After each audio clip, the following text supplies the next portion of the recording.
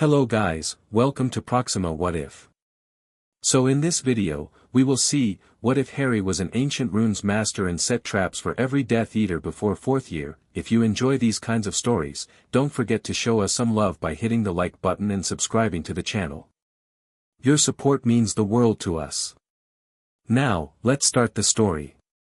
Chapter 1, The Language of Scars. The Death Eaters came at midnight, and Harry Potter watched them burn the world. He stood at the edge of the campground with his wand loose in his hand, counting masks. 11 so far. No, 12.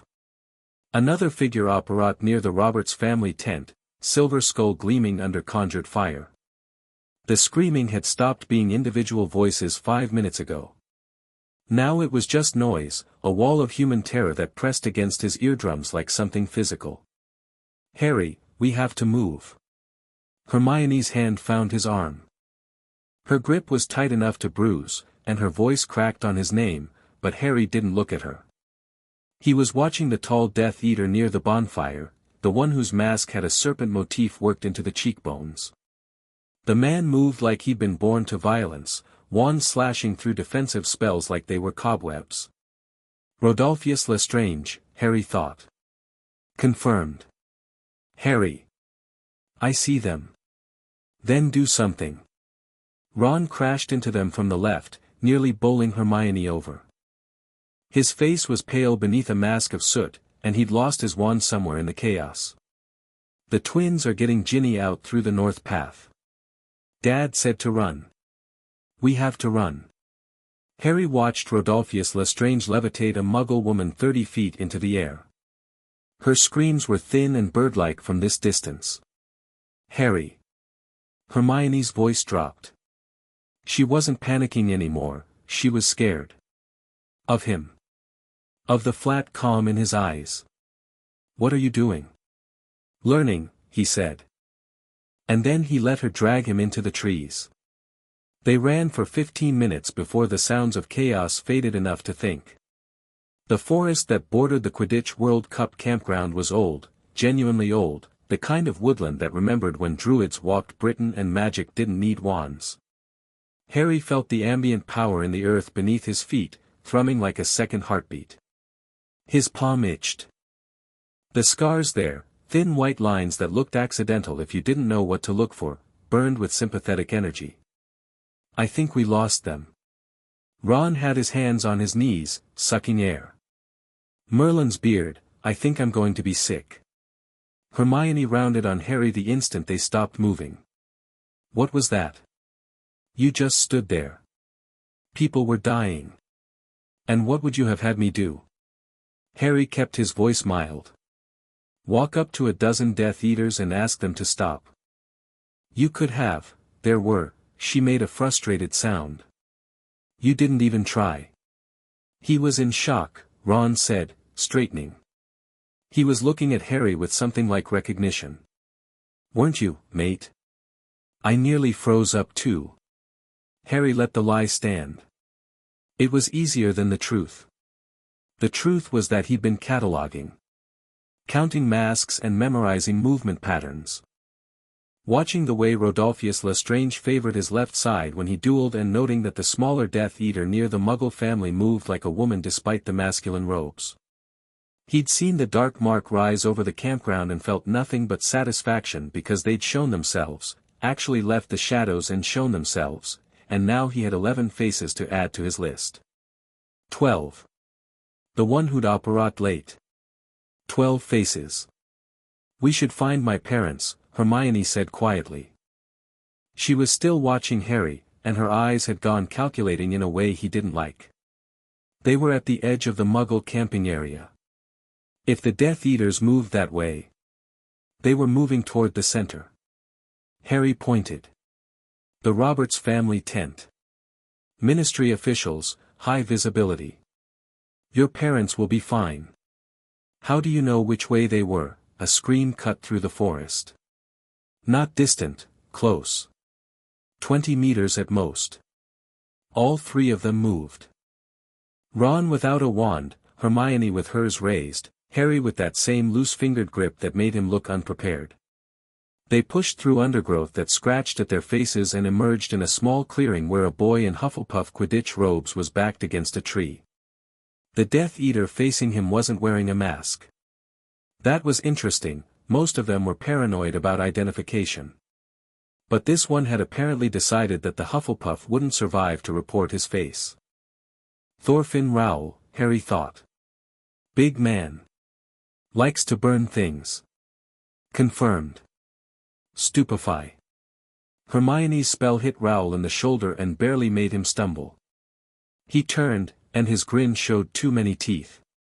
Little lions out to play? Shouldn't you be running with the rest of the herd? Ron picked up a rock. It wasn't a wand, but he threw it with surprisingly good aim, cracking Rowell across the temple. The Death Eater snarled and raised his wand. Harry moved.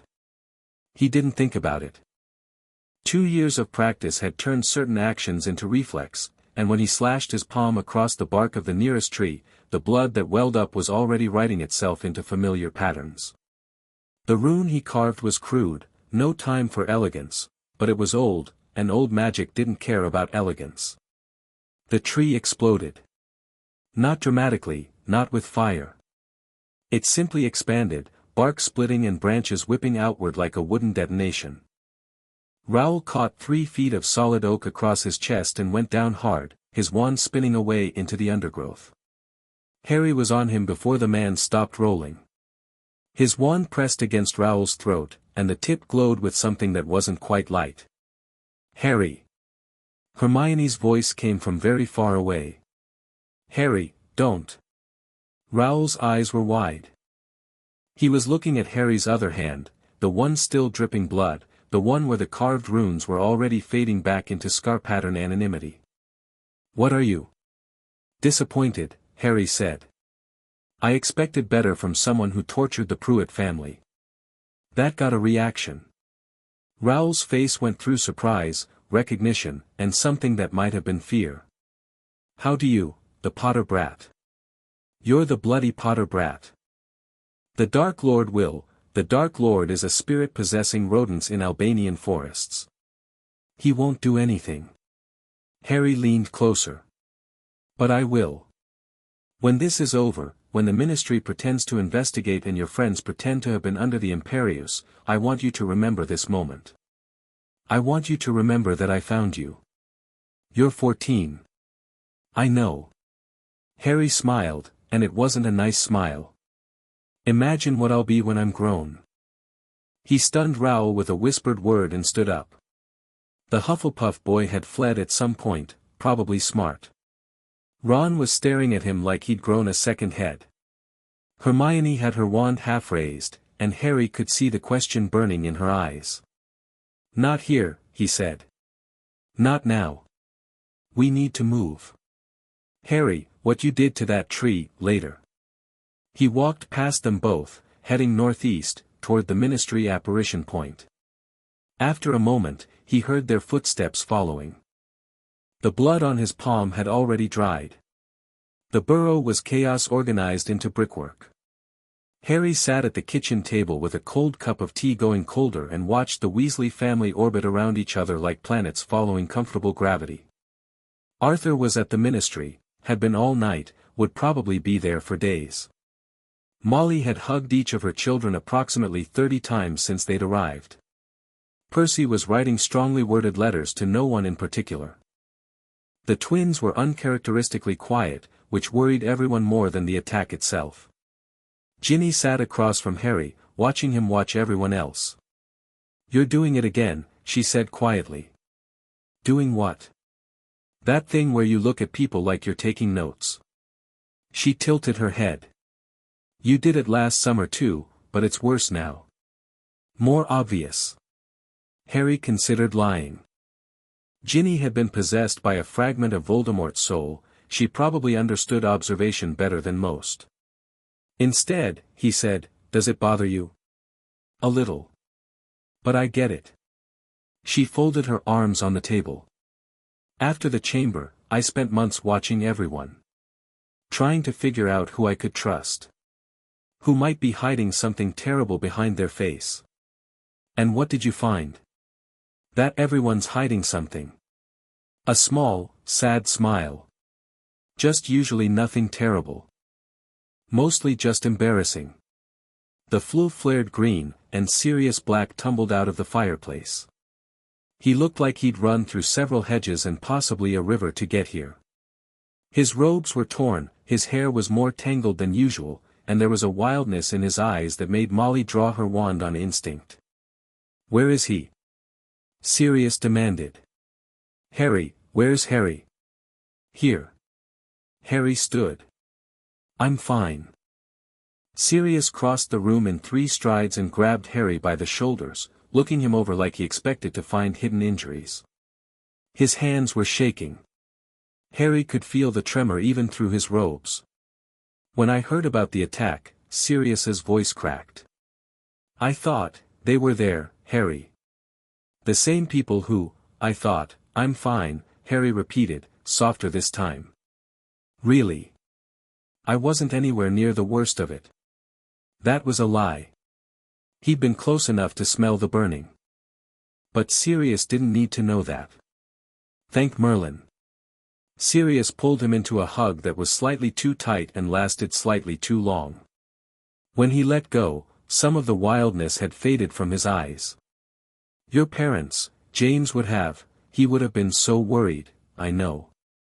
They stood there in the Weasley kitchen, godfather and godson, and something passed between them that Harry couldn't quite name. Sirius was looking at him differently now, not the eager, hopeful look he usually wore around Harry, the one that was always searching for James. This was more, cautious. Like he was seeing something he hadn't expected. "You've changed," Sirius said quietly. "Since last year." "People change." "No, this is," Sirius frowned. "You're not scared. You were at an attack and you're sitting here drinking tea like nothing happened. That's not normal, Harry. That's not healthy. Would you prefer I have a breakdown?" "I'd prefer you act like a teenager who just survived something traumatic." Sirius's voice rose, then dropped as he remembered the crowded kitchen. "What happened to you? When did you become so cold?" Harry thought about the answer for a long moment. He thought about telling Sirius the truth, all of it, from the beginning, from the moment he'd looked at the scar on his forehead and really looked for the first time. But Sirius wasn't ready. Sirius wanted James Potter's son, the prankster, the Quidditch prodigy, the boy who faced danger with reckless courage and a laugh. Harry wasn't that person anymore. Maybe he never had been. "I learned how to cope," Harry said finally. "That's all." Sirius stared at him for a long time. Then he nodded slowly, and Harry could see him filing this conversation away for later. "We'll talk more at Hogwarts. I'm coming as Dumbledore's arranged something. Security consultant, he's calling it. After tonight, the Ministry won't argue. I'll look forward to it." Another lie.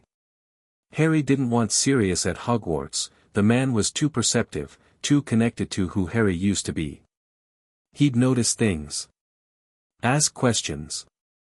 Get in the way. But that was a problem for later. Right now, Harry had more immediate concerns. "Excuse me," he said. "I need some air." He walked out of the kitchen before anyone could object. The Weasley orchard was silver under starlight. Harry found his way to a familiar apple tree and leaned against its trunk, breathing in the clean country air until his lungs stopped feeling full of smoke.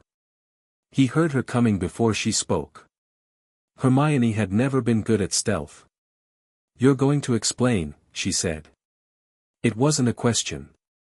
"What you did in the forest. The tree. The blood magic, Harry. That was blood magic, wasn't it? It was runic invocation." Harry didn't turn around. "Blood's just a medium. The runes are what matter." "That's not better. Runes are, they're supposed to be words and translations and," she made a frustrated noise. "Where did you even learn something like that?" "We don't start ancient runes until 3rd year, and I know for a fact we haven't covered anything that explodes trees." "No. You haven't. Then where? Harry finally turned. Hermione stood in the moonlight with her arms crossed and her bushy hair escaping its braid. She looked tired and scared and determined all at once, and Harry remembered suddenly why he'd liked her from the beginning. Hermione Granger didn't let things go. "Sit down," he said. "This is going to take a while." She sat against the neighboring tree, knees drawn up, watching him. Harry considered where to begin. The whole truth was too much, too dangerous, too complicated. But she deserved something. She'd seen the blood on his hands. "Do you remember first year?" he asked.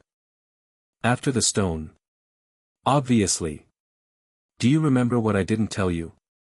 What Dumbledore didn't tell anyone?" Hermione's brow furrowed. "You said the mirror showed you your family. That you saw your parents." "I did. But that's not what happened with Quirrell."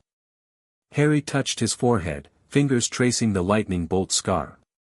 "When I touched him, he burned. But when he touched me, I felt something else. Something looking back through his eyes that wasn't Quirrell.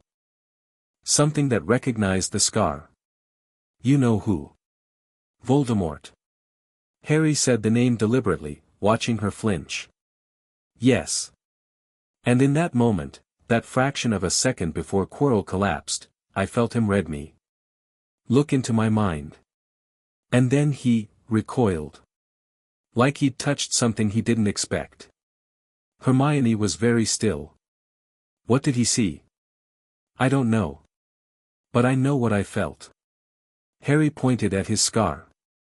"This isn't a curse scar. It's not just a mark. It's a rune, Hermione. The oldest killing rune, from a tradition that predates Hogwarts by millennia. And it's been part of me since I was 15 months old. That's impossible. No one could carve a rune that young. The magical channels wouldn't. My mother did something. The protection, it wasn't just love, wasn't just sacrifice. It was technique. She used the killing curse's own runic structure against itself, inverted the pattern, and carved it into me as a ward." Harry's voice was flat, clinical. This wasn't emotional for him anymore. He'd spent 2 years processing it until it became just another fact. "I'm a living rune. That's what Voldemort saw when he looked into my head. That's why he recoiled." Hermione opened her mouth. Closed it. Opened it again. "You're saying Lily Potter knew runic magic?" "I'm saying Lily Potter was brilliant, and desperate, and she had about 30 seconds to save her son. And she did something no one's done before or since." Harry turned his hand over, showing his palm. The scars caught the moonlight, thin lines that formed patterns just irregular enough to look accidental. "I've spent 2 years figuring out what she did. Teaching myself to read the language she wrote in my skin. That's what those are." Hermione's voice was barely a whisper. "The scars on your hands. I assumed, you assumed wrong." Harry closed his fist. "I practice, Hermione. I carve the runes into my own flesh because that's the only way to really understand them. The pain helps with focus." "That's insane." "Probably." She stared at him, and Harry watched understanding dawn behind her eyes. Hermione was brilliant. Give her enough pieces and she'd assemble the puzzle faster than anyone. "The Death Eaters," she said slowly. "In the forest. You weren't in shock. You were, studying them. Cataloging. For what?" Harry didn't answer immediately. The orchard was quiet, the Burrow's lights dim in the distance. This was the moment, he knew. The point of no return. He could lie, could soften the truth into something palatable. "I'm just keeping track. I'm just being careful. But Hermione deserved better than lies. And he was tired of carrying this alone. "Do you know what happened to the Longbottoms?" he asked. "Frank and Alice. They were tortured. By Bellatrix Lestrange and," her breath caught. And others. Into insanity. 4 people. It took 4 people to break 2 oars. Bellatrix Lestrange. Rodolphus Lestrange. Rabaston Lestrange. And Bartemius Crouch Jr. Harry recited the names like a prayer. 4 people who used the Cruciatus curse until 2 good people became vegetables. They're in St. Mungo's right now, Hermione. Neville visits them sometimes. They don't recognize him. I know. It's horrible, but, now multiply that by hundreds. Thousands. Every victim of the First War, every Muggle tortured for sport, every family torn apart. And then the Death Eaters walked free. Bought their freedom with gold and excuses and the Imperious defense. Harry's voice had gone cold. Not angry, anger was too hot for what he felt. This was something older. They're still out there. Living in manors, sitting on the Wisengamot, raising children. And the Ministry does nothing because the war is over. The war is over, Hermione. She understood. He could see it in her eyes, the dawning horror of comprehension. But it's not over for you, she said. No. Harry showed his palm again, the scarred runes that had faded back into innocence. It's never been over for me. I'm the boy who lived, remember? The symbol of their defeat. And they haven't forgotten, they just went quiet. Biding their time.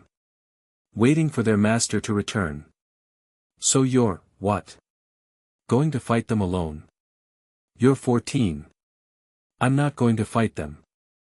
Harry smiled, and it was the same smile he'd shown Thorfinn Rowell in the forest. I'm going to trap them. Every Death Eater I can identify, every sympathizer, every coward who tortured and murdered and walked free. I'm going to map their lives and plant runic triggers in their homes and their businesses and their escape routes. And when Voldemort returns, and he will return, Hermione, it's not a question of if, I'm going to activate every trap at once. The silence stretched. An owl hooted somewhere in the darkness.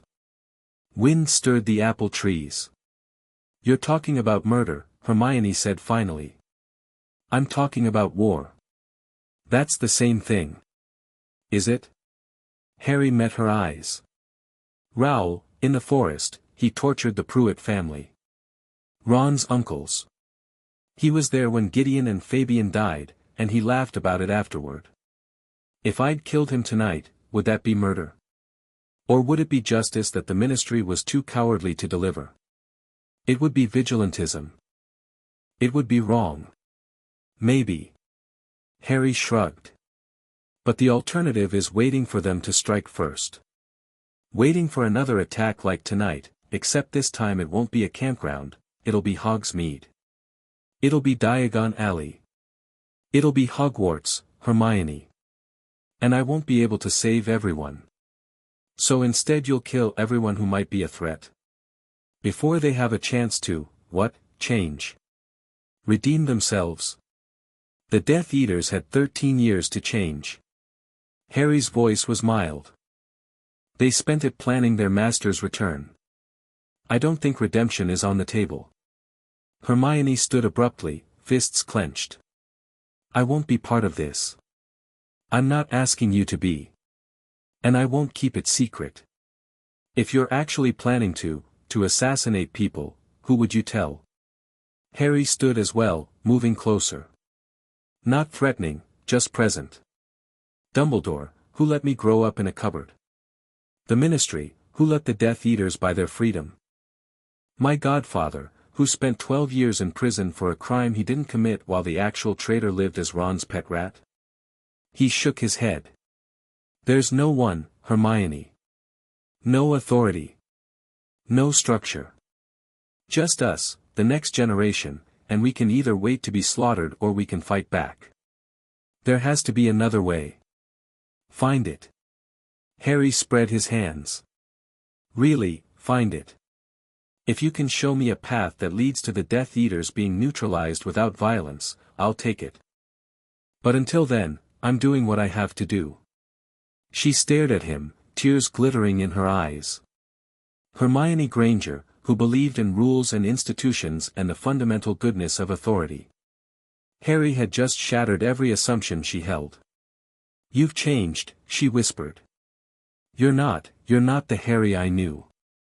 "No," he agreed. "I'm not." She walked away. Her footsteps faded into the darkness, and Harry was left alone under the apple trees. He stood there for a long time, breathing, thinking. He'd told her more than he'd planned, emotions getting the better of tactics. Stupid. But also maybe necessary. Hermione was smart enough to put the pieces together eventually anyway. Better she hear it from him. Whether she'd help or hinder remained to be seen. Harry looked down at his scarred palm, tracing the runes with his finger. So many patterns. So many possibilities. 2 years of practice and research and blood, and he was only beginning to understand what his mother had given him. A weapon, he thought. She made me a weapon. The question was whether he'd be strong enough to point himself at the right targets. 3 days later, Harry returned to the World Cup site. The ministry had already come and gone, their investigation as thorough as bureaucracy allowed. Which meant they documented the obvious damage, interviewed the obvious witnesses, and declared the obvious conclusion: a group of former Death Eaters, acting on old impulses, causing chaos and fleeing before capture. Case closed. Nothing to see here. Please resume your normal activities. Harry walked through the ruins of the campground as dawn painted the sky orange. Most of the tents had been removed, either by their owners or by ministry cleanup crews. The Roberts family's property was just a scorched circle now, marked with investigation runes that were already fading. He moved past the public areas toward the private section where the wealthy families had camped. Pure-blood families, mostly. The kind who paid extra for privacy wards and preferred views. The kind who might have had guests the night of the attack. The Malfoy tent was technically gone, collapsed and transported away within hours of the dark mark rising. But the ground remembered. Harry knelt in the grass where the entrance had been, pressing his scarred palm against the earth, and listened. Magic left traces. Everything did, really. Muggles called it Lockhart's principle, the idea that every contact left a transfer. Wizards understood this instinctively but rarely exploited it. Runes were different. Runes were the language of magical truth, and if you knew how to ask. Harry's palm burned. Information flooded through him in fragments: the Malfoy tent's ward signature, keyed to Lucius's wand, the number of people who'd passed through, 18, over 3 days, the ambient emotional resonance, arrogance, anticipation, fear. And there, a secondary signature. Someone had apparat to this location during the attack. Not a Malfoy.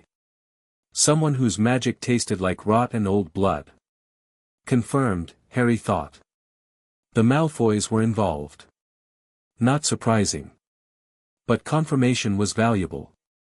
He carved a quick rune into the dirt, a tracker, dormant until activated, and buried it under 3 inches of soil. If anyone with the Rotanblood signature returned to this spot, he'd know. Then he moved to the next tent site. And the next. And the next. By noon, Harry had catalogued 7 potential Death Eater locations, 3 confirmed sympathizers, and 1 very interesting anomaly, a tent site where the magical signature didn't match any family he knew, but which had been visited by 14 different Death Eaters over the course of the World Cup. A meeting point. Possibly a command post. He filed the information away for later investigation and began the long walk back to the apparition point. Hogwarts felt different this year. Harry noticed at the moment the train crossed the boundary wards, a subtle shift in the castle's ambient magic, like a dog recognizing a returning owner. The ancient stones seemed to hum when he disembarked at Hogsmeade Station, and the path to the Thestral-drawn carriages felt shorter than usual. "You're doing it again," Ron said, nudging his shoulder. "The staring thing."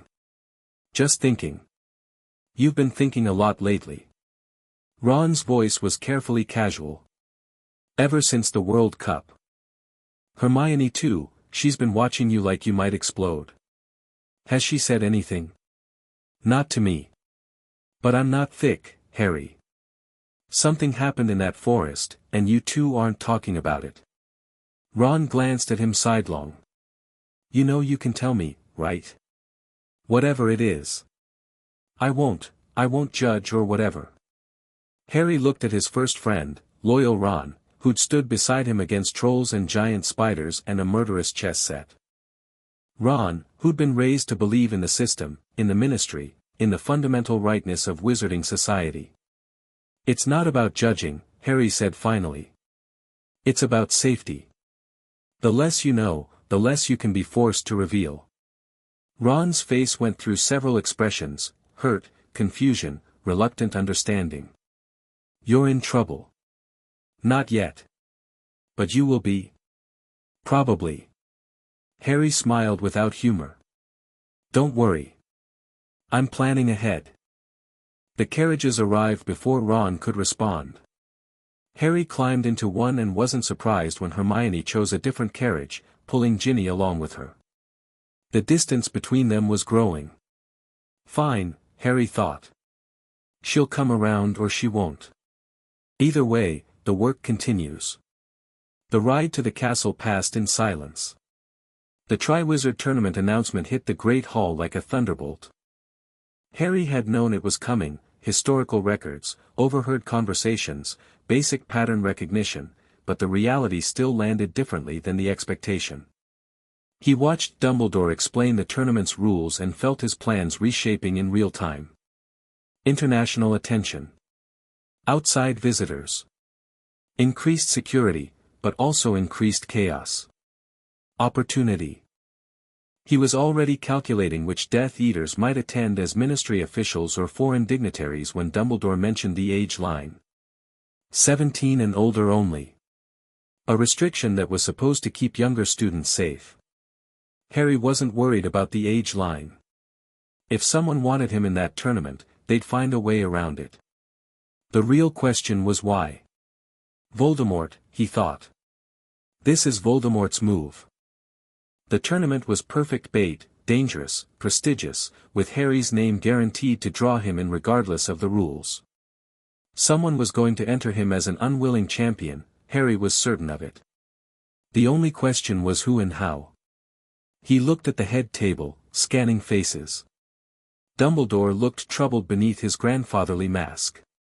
McGonagall was frowning at the age line specification. Snape was watching Harry. Not with his usual contempt, but with something closer to calculation.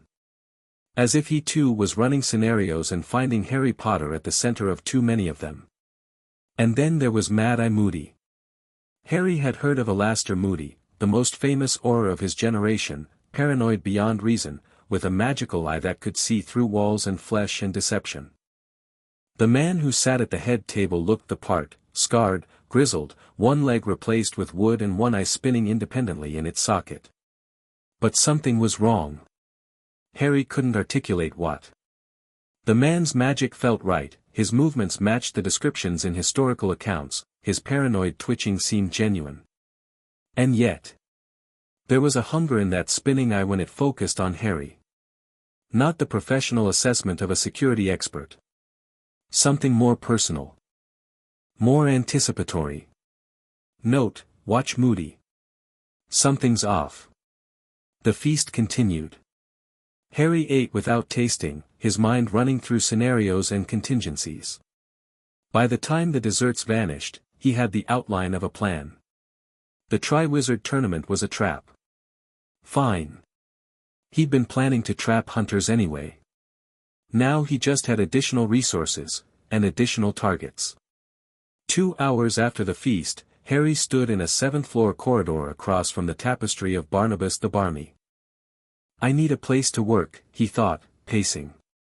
A place where I can practice without interference. A place that understands what I'm doing.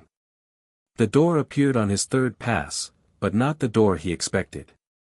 Instead of the standard room of requirement entrance, this door was old. Ancient. The wood was black with age, and runes were carved into its surface in patterns Harry recognized from only the oldest texts. He touched the door, and the castle spoke. Not in words, in something deeper. A sensation of recognition, of welcome. The ancient magic that made up Hogwarts' foundation hummed in resonance with the runes scarred into Harry's palms, and for a moment he felt something vast and patient regarding him with approval. Ah, the castle seemed to say. One of ours. The door opened. The room beyond was nothing like the standard room of requirement. The ceiling soared upward into darkness, and the walls were covered, floor to ceiling, every inch, with runic sequences. Some Harry recognized. Most he didn't. But all of them pulsed with dormant power, waiting to be activated. In the center of the room stood a table. A work table, Harry realized, with tools laid out in precise arrangement, carving knives, ritual chalices, containers of powdered silver and gold, and a basin of water that reflected no ceiling. A runic workshop, Harry thought. The Founder's runic workshop. It's been here the whole time. He walked to the table and picked up one of the carving knives. The handle fit his palm perfectly, and the blade gleamed with an edge that looked sharp enough to cut thoughts. There was a note beneath the tools. Parchment so old it crumbled at the edges, but the ink was still black, for the next speaker of the old tongue. May your words be sharp and your traps be patient. R.R. Rowena Ravenclaw. The only Founder who'd specialized in runic magic. She'd left this room for him. Not him specifically, for whoever came next. For whoever inherited the language she'd spoken. Harry set down the note and looked at the walls. So many runes. So many patterns he hadn't learned yet. 2 years of study, and he'd barely scratched the surface. But he had time. A whole year at Hogwarts, with this room, with these tools, with a 1,000-year-old curriculum waiting to be absorbed. The Death Eaters have no idea what's coming, Harry thought. By the time they figure it out, it'll be far too late. He picked up the carving knife and got to work. The first trap activated 2 weeks into September. Harry wasn't there when it happened, that was the point of traps. You set them and moved on, trusting the work to do its job. But he felt it trigger through the runic network he'd built, a distant pulse of completed that reached him during history of magic. Walden McNair. The Ministry's executioner. The man who'd been so eager to kill Buckbeak last year, who'd laughed at the idea of a teenager trying to stop him. McNair had been working a dangerous creatures case that morning. A Nundu had escaped Ministry containment, genuinely escaped, no intervention from Harry, and McNair had been called in to deal with it. Standard procedure. Except the containment wards McNair relied on weren't quite standard anymore. Harry had visited the Ministry during summer, ostensibly for his trial preparation regarding Marge Desley. While there, he'd managed 10 minutes alone in the Dangerous Creatures department. Time enough to add a few modifications to the emergency ward array. Modifications that, under very specific circumstances, would fail. The Nundu killed McNair before anyone could intervene. A tragedy. An accident. The kind of thing that happened when you worked with dangerous beasts. 1 down, Harry thought. 43 to go. He turned a page in his History of Magic textbook and didn't smile. Something's wrong with Moody. The Gryffindor common room was mostly empty, late evening, most students in bed or the library. Harry sat near the fire with Ron and Hermione, the first time all 3 of them had been together since the train. Hermione had been the one to speak. She looked troubled, dark circles under her eyes from too little sleep. What do you mean? Ron asked. The way he teaches. The way he looks at people. Hermione glanced at Harry. You noticed too, didn't you? Yes. Noticed what? Ron looked between them, frustrated. He's brilliant. The unforgivable lesson was wrong, Harry said flatly. No Auror, even a retired one, would demonstrate all 3 unforgivables on the first day of class. It's not just illegal, it's tactically stupid. You never show your full hand that quickly. But Dumbledore must have. Dumbledore wasn't there. Hermione's voice was quiet. I asked McGonagall about the lesson afterward, just casually. She didn't know what I was talking about. Moody didn't tell anyone what he planned to teach. Ron was silent for a moment. You think he's, what? A Death Eater in disguise? Maybe. Harry stood, moving to the window. The grounds were dark, the lake a black mirror. Polyjuice potion lasts an hour. If someone were replacing Moody, they'd need to drink it constantly. Every hour, without fail. Moody drinks from that hip flask all the time, Hermione said slowly. He does. Harry turned back. And his magical eye, it should be able to see through deception, but it can't see through polyjuice. I checked. The transformation is too complete. So someone could have captured the real Moody, stolen his appearance, and walked into Hogwarts under Dumbledore's nose? Ron sounded skeptical. That's mad. It's exactly what a clever Death Eater would do. Harry met Hermione's eyes. We need to be sure before we act. If I'm wrong, accusing an Auror of being an impostor will destroy any credibility I have. And if you're right? Then I'll add him to my list. Hermione flinched at that, but she didn't argue. Something had shifted in her over the past weeks, not acceptance, exactly, but a grudging acknowledgement that Harry's worldview might not be entirely wrong. What do we do? She asked instead. Watch him. Document inconsistencies.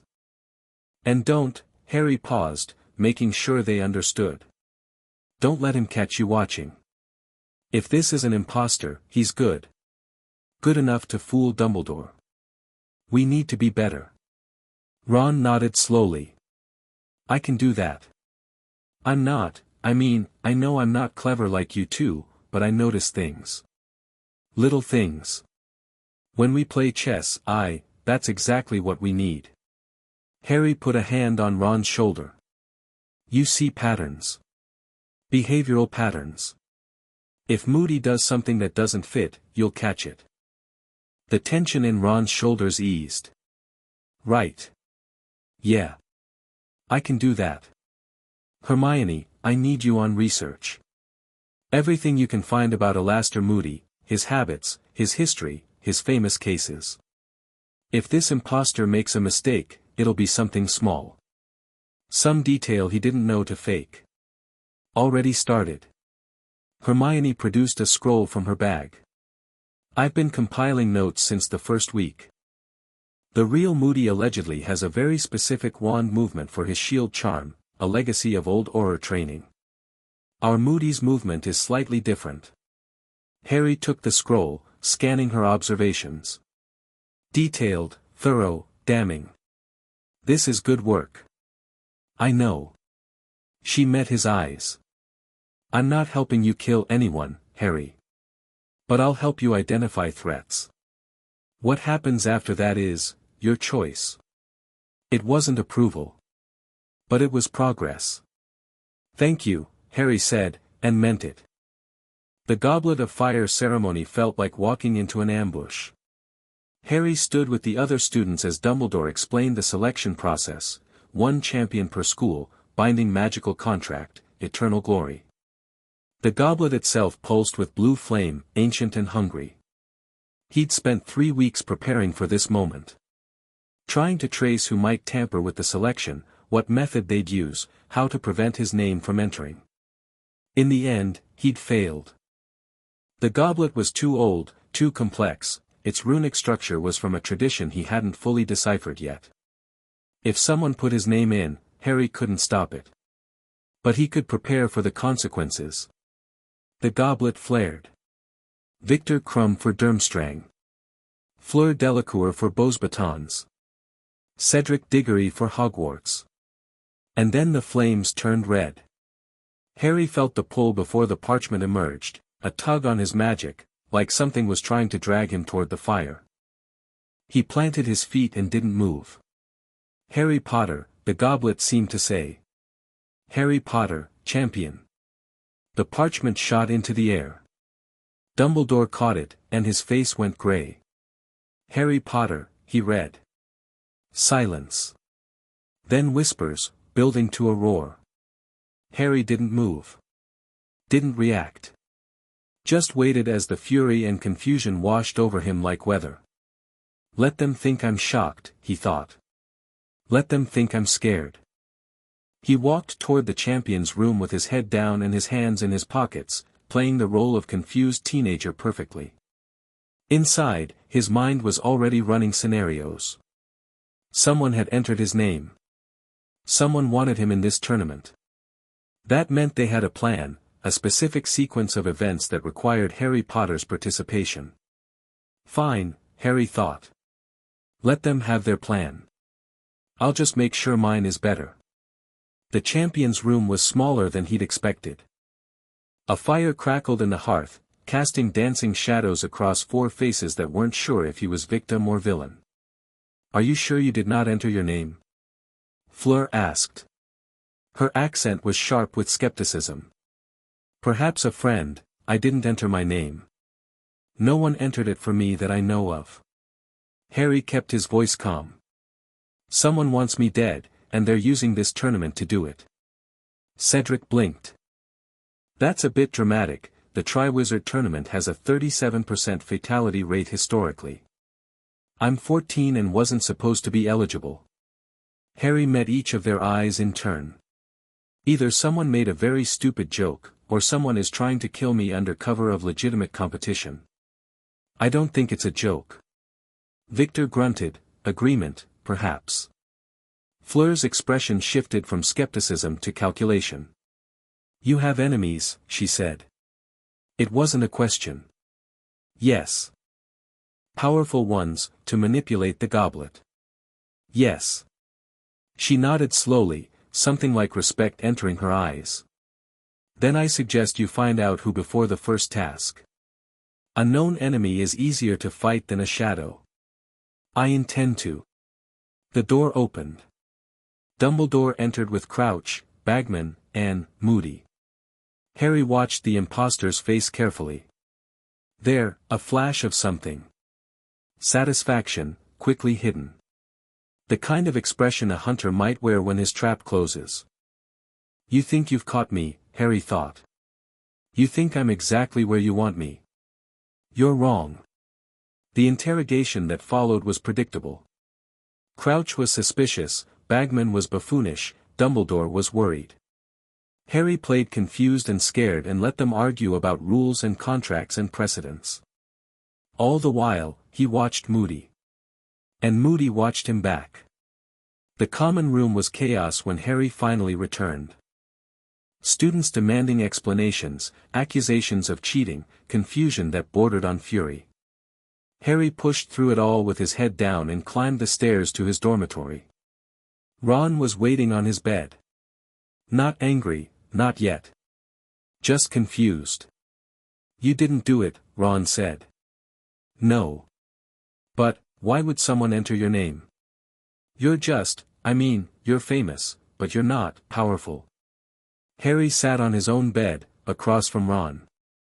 You're right. I'm not. Not yet. But I'm famous enough that my death would mean something. My murder would shake the wizarding world. Murder? What would you call it? Harry met Ron's eyes. Someone forcing a 14-year-old into a competition designed for adults. A competition that regularly kills competitors. That's not a prank, Ron. That's assassination with extra steps. Ron was quiet for a long moment. His face worked through several expressions: denial, fear, reluctant acceptance. You're not just a student anymore, are you? He asked finally. You haven't been for a while. No. The thing in the forest. With Raoul. That wasn't normal magic. No. Ron nodded slowly. Okay. I don't understand everything. But I know you're my mate. And if someone's trying to kill you, then I want to help. Harry felt something loosen in his chest. He'd been prepared to lose Ron. The boy was too decent for this kind of work, too good. But Ron was surprising him. It's dangerous, Harry said. The things I'm doing, if we're caught, Azkaban would be mercy. Yeah, well. Ron managed a shaky grin. Facing a troll with you wasn't exactly safe either. At least this time I know what I'm getting into. Harry reached out and clasped Ron's shoulder. Thank you. Don't mention it. Ron's grin faded into seriousness. Now tell me what you need. And don't hold back, all right? I'm not Hermione. I don't need to understand why you're doing something to help you do it. All right. Harry took a breath. I need you to watch Moody. Not obviously, just keep track of his movements. Where he goes, when he goes there, who he talks to. You think he's involved? I think he's not who he claims to be. Harry's eyes went hard. And I think he's very interested in making sure I die in this tournament. Ron nodded. I can do that. What else? Keep an eye on the Slytherins. Malfoy specifically. If his father was at the World Cup, and he was, then Draco might know something about what's being planned. And you? What will you be doing? Harry smiled, and it was a sharp thing, all edges and shadows. Preparing, he said. This tournament is supposed to kill me. I'm going to make sure it kills the people who set it up instead. The days blurred together. Harry attended classes. Ate meals. Appeared at official functions with the look of a confused, overwhelmed teenager who'd been thrust into a competition beyond his abilities. At night, he worked. The room of requirement, his room now, responding to his touch with eager efficiency, became his sanctuary. Rowena Ravenclaw's ancient texts revealed secrets that had been lost since the fall of Rome. Runic patterns that could trap spirits, bind magic, rewrite reality at the foundational level. Harry practiced until his hands bled. Then he practiced more. During the day, he planted traps. The Hogwarts wards were older than most people realized, layer upon layer of protection accumulated over a millennium. Harry couldn't control them, exactly, but he could influence them. Adding small modifications here and there. A surveillance rune embedded in the stone near Moody's office. A trigger sequence woven into the tapestry outside the Slytherin common room. A dozen tiny traps that looked like part of the castle's natural defenses. The impostor wouldn't know until it was too late. Meanwhile, his external network continued growing. He'd sent coded messages to contacts in the ministry, minor officials who'd been hurt by Death Eaters and remembered their grievances. Information trickled in. Lucius Malfoy had been meeting with foreign dignitaries. Augustus Rookwood's old department had noticed some accounting irregularities. The Lestrange vault had shown recent activity despite its owners being in Azkaban. They're planning something, Harry thought. Something big. The tournament is just a piece of it. He needed more information. More allies. More time. But time was running out. The Morning Prophet brought news of Augustus Rookwood's death. Harry read the article in the Great Hall, his face carefully neutral. The official story was suicide. Rookwood had been under investigation for his Death Eater past, and the shame had driven him to take his own life. The Aurors found him in his study, wand in hand, no sign of foul play. My work, Harry thought. Not with pride, pride was dangerous, but with satisfaction. Number 2. Across the hall, Draco Malfoy had gone very pale. His hands shook as he read his own copy of the Prophet, and Harry could see something cracking behind his eyes. Rookwood had been a family friend. One of the inner circle. And now he was dead, in a manner that couldn't quite be explained by the official story. He's starting to suspect, Harry realized.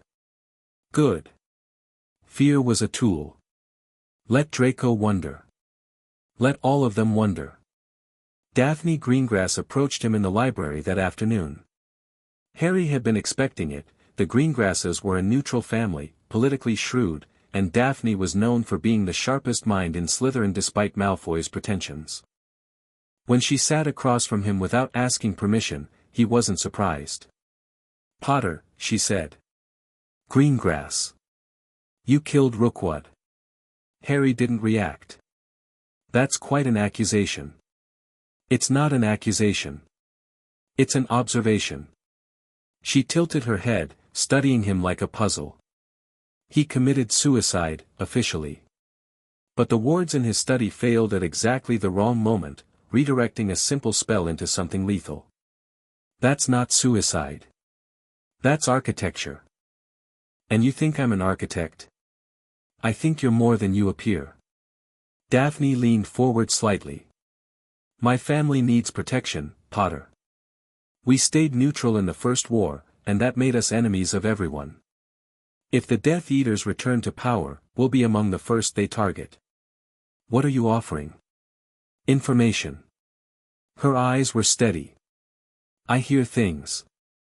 Slytherin conversations, family gatherings, things that proper purebloods think are private. I can tell you who's planning what, who's meeting whom, which families are shifting their allegiances." Harry considered. This could be a trap, Daphne sent by someone to gather intelligence on him. But her magic felt clean, no traces of compulsion or deception. And her logic was sound. The Greengrasses were vulnerable. "What do you want in return?" he asked. "Protection. For my family, my sister specifically. Astoria is fragile. If the Death Eaters come for us, I want to know we have an ally. An ally who kills Death Eaters." "Yes." Daphne didn't flinch. "Is that a problem?" Harry looked at her for a long moment. A Slytherin who understood what he was and still wanted to work with him. Either she was very desperate or very clever. Possibly both. "We have a deal," he said. Tentatively. "Prove yourself useful, and I'll ensure your family's safety." How generous. "No. Just practical." Harry stood, gathering his books. "Welcome to the war, Greengrass. Try not to die." He walked away before she could respond.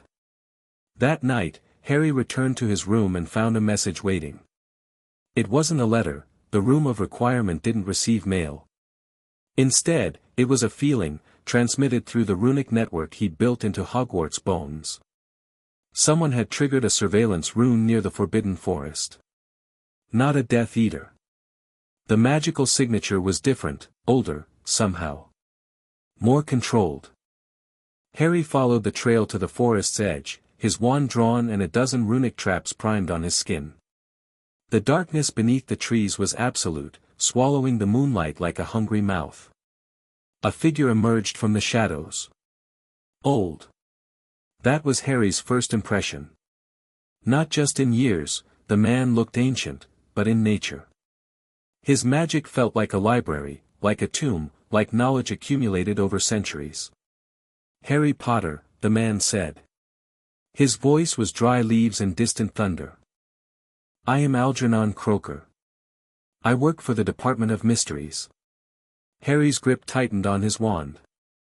"You've been watching me. We've been watching the anomalies. You merely sit at the center of them." Croker smiled, and it was a skull's smile, all teeth and no warmth. "McNair's death. Rookwood's suicide. Runic signatures that shouldn't exist in this age. I don't know what you're talking about." "Of course you do." Croker took a step closer, and Harry felt the man's magic press against his own, not hostile, but curious. "Testing. You've rediscovered the old languages, boy. The tongue of the First Scribes. Don't insult me by pretending otherwise." Harry said nothing. His mind raced through options: fight, flee, negotiate, but none of them felt right. "Relax." Croker raised his empty hands. "I haven't come to arrest you. The department doesn't answer to the ministry, and frankly, we don't care about a few dead Death Eaters. What we care about is knowledge. What knowledge? How you did it. Croker's eyes gleamed in the darkness. How a 14-year-old boy learned magic that's been lost since Rome fell. Where you found your texts, who taught you, how deep your understanding goes. He paused. And what you've awoken in the process. Harry went very still. What do you mean, awoken? The old languages were created by something, boy. Something that exists outside normal magical structures. Something that has been sleeping for a very long time. Croker's skull smile widened. But when someone speaks their language loudly enough, they wake up. And you've been shouting. Cold crept down Harry's spine. He thought of the presence he'd felt during his work, that vast, patient attention that sometimes seemed to regard him through the runes. What are they? He asked. We don't know. Not entirely. We call them the First Scribes for lack of a better term, the entities that created runic magic before humans existed. Croker shrugged. They might be gods. They might be concepts given form. They might be something we don't have words for. What we do know is that they've noticed you. What do they want? That's the question, isn't it? Croker reached into his robes and produced a small crystal vial. Inside, something glowed faintly, a light that wasn't quite light, a color that hurt to look at. This is a message, of sorts. From the department to you. We're not your enemies, Potter. We could be allies, if you're clever enough. He set the vial on a nearby tree stump. Come find us when you're ready to learn what you've really become, Croker said. And be careful. The tournament isn't the only trap you've walked into. He stepped back into the shadows and was gone. Harry stood alone in the darkness for a long time. The vial glowed on the stump, pulsing with that impossible light. The First Scribes, he thought. Something older than gods, and I've caught their attention. He should have been afraid. Part of him was. But a larger part, the part that had spent 2 years preparing for war, felt something else. Opportunity. The Death Eaters were pawns. Voldemort was a piece on someone else's board. But this was real power. This was leverage. Harry picked up the vial and slipped it into his pocket. Then he walked back to the castle, already planning his next move. Dawn found Harry on the astronomy tower, watching the sun rise over a world that had become very complicated. Below him, Hogwarts stirred to life. Students heading to breakfast. Professors beginning their rounds. Somewhere, an impostor wearing Mad-Eye Moody's face was drinking polyjuice and planning Harry's murder. Let him plan, Harry thought. Let them all plan.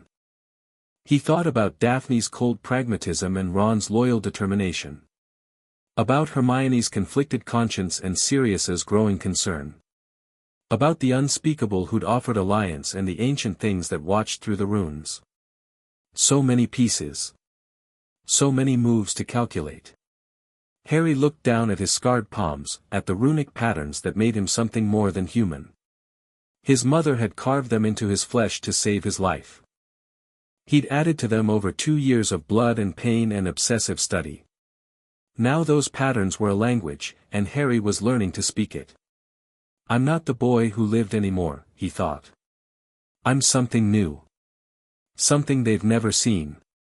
The sun crested the mountains, painting the castle gold, and Harry Potter descended from the tower.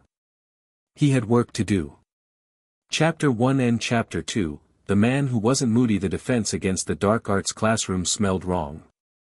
Harry noticed it the moment he crossed the threshold, a faint undertone beneath the standard dungeon mustiness. Not decay, exactly. Something chemical. Something that reminded him of potions class, of carefully measured ingredients and precise timing. Polyjuice, he thought. The brewing process leaves traces. He filed the observation away and took his usual seat, watching the other students filter in. Ron dropped into the chair beside him, still bleary-eyed from breakfast. Hermione sat 2 rows ahead, pointedly not looking back. The classroom filled. The clock ticked toward 9. Mad-Eye Moody entered through the back door. Harry had been observing the man for weeks now, cataloging every inconsistency. The way he walked, slightly off from historical descriptions of Moody's distinctive gait. The phrases he used, contemporary slang that a man who'd been out of circulation for years shouldn't know. The hunger in that spinning magical eye whenever it focused on Harry. Today, that hunger was barely concealed. "Wands away," Moody growled, stumping to the front of the classroom. "You won't need them for what I'm about to show you." Hermione's hand shot up. "Professor, what exactly?" Questions later, Granger. Eyes front. Moody pulled a glass jar from his desk drawer. Something scuttled inside, a spider, large and hairy. "Last week we covered theory. This week, we practice." Practice what? Harry wondered. But he already knew. The sick anticipation on Moody's face told him everything. "The Imperious Curse," Moody said, and the word fell like a stone. "Anyone care to tell me why that's relevant to our current situation?" No hands raised. The classroom had gone very still. "No. Allow me to enlighten you." Moody pointed his wand at the spider. "Imperio." The effect was immediate. The spider's frantic movements stopped. It stood perfectly still, then began to dance, a grotesque little jig that made several students laugh nervously. "Funny, is it?" Moody's voice cracked like a whip. "You think it's funny when someone controls your every movement? Makes you dance, makes you kill, makes you do things that would sicken your soul." The laughter died. During the war, the Imperious Curse was a favorite tool of the Death Eaters. They used it on ministry officials, aurors, ordinary citizens. Made them into puppets.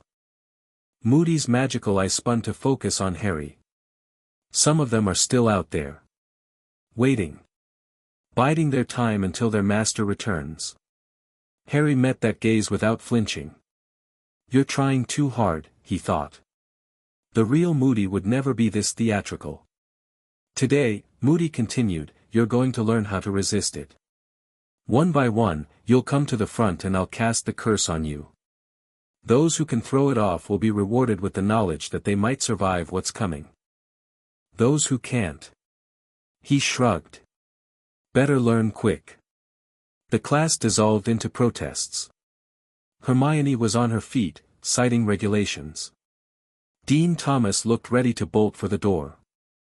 Even Malfoy, usually so composed, had gone pale. Harry stayed silent. Watching. "He wants to curse me," Harry realized. "Wants to get inside my head, see what I know, maybe plant suggestions. Let him try." The students went up one by one. Lavender Brown pirouetted uncontrollably for 30 seconds before collapsing. Seamus Finnegan hopped on one foot, tried to stop, failed, and crashed into a desk. Dean Thomas fared slightly better, managing to resist for nearly a minute before the curse overwhelmed him. Hermione fought. Harry could see the struggle in her eyes, her formidable will battling against magical compulsion.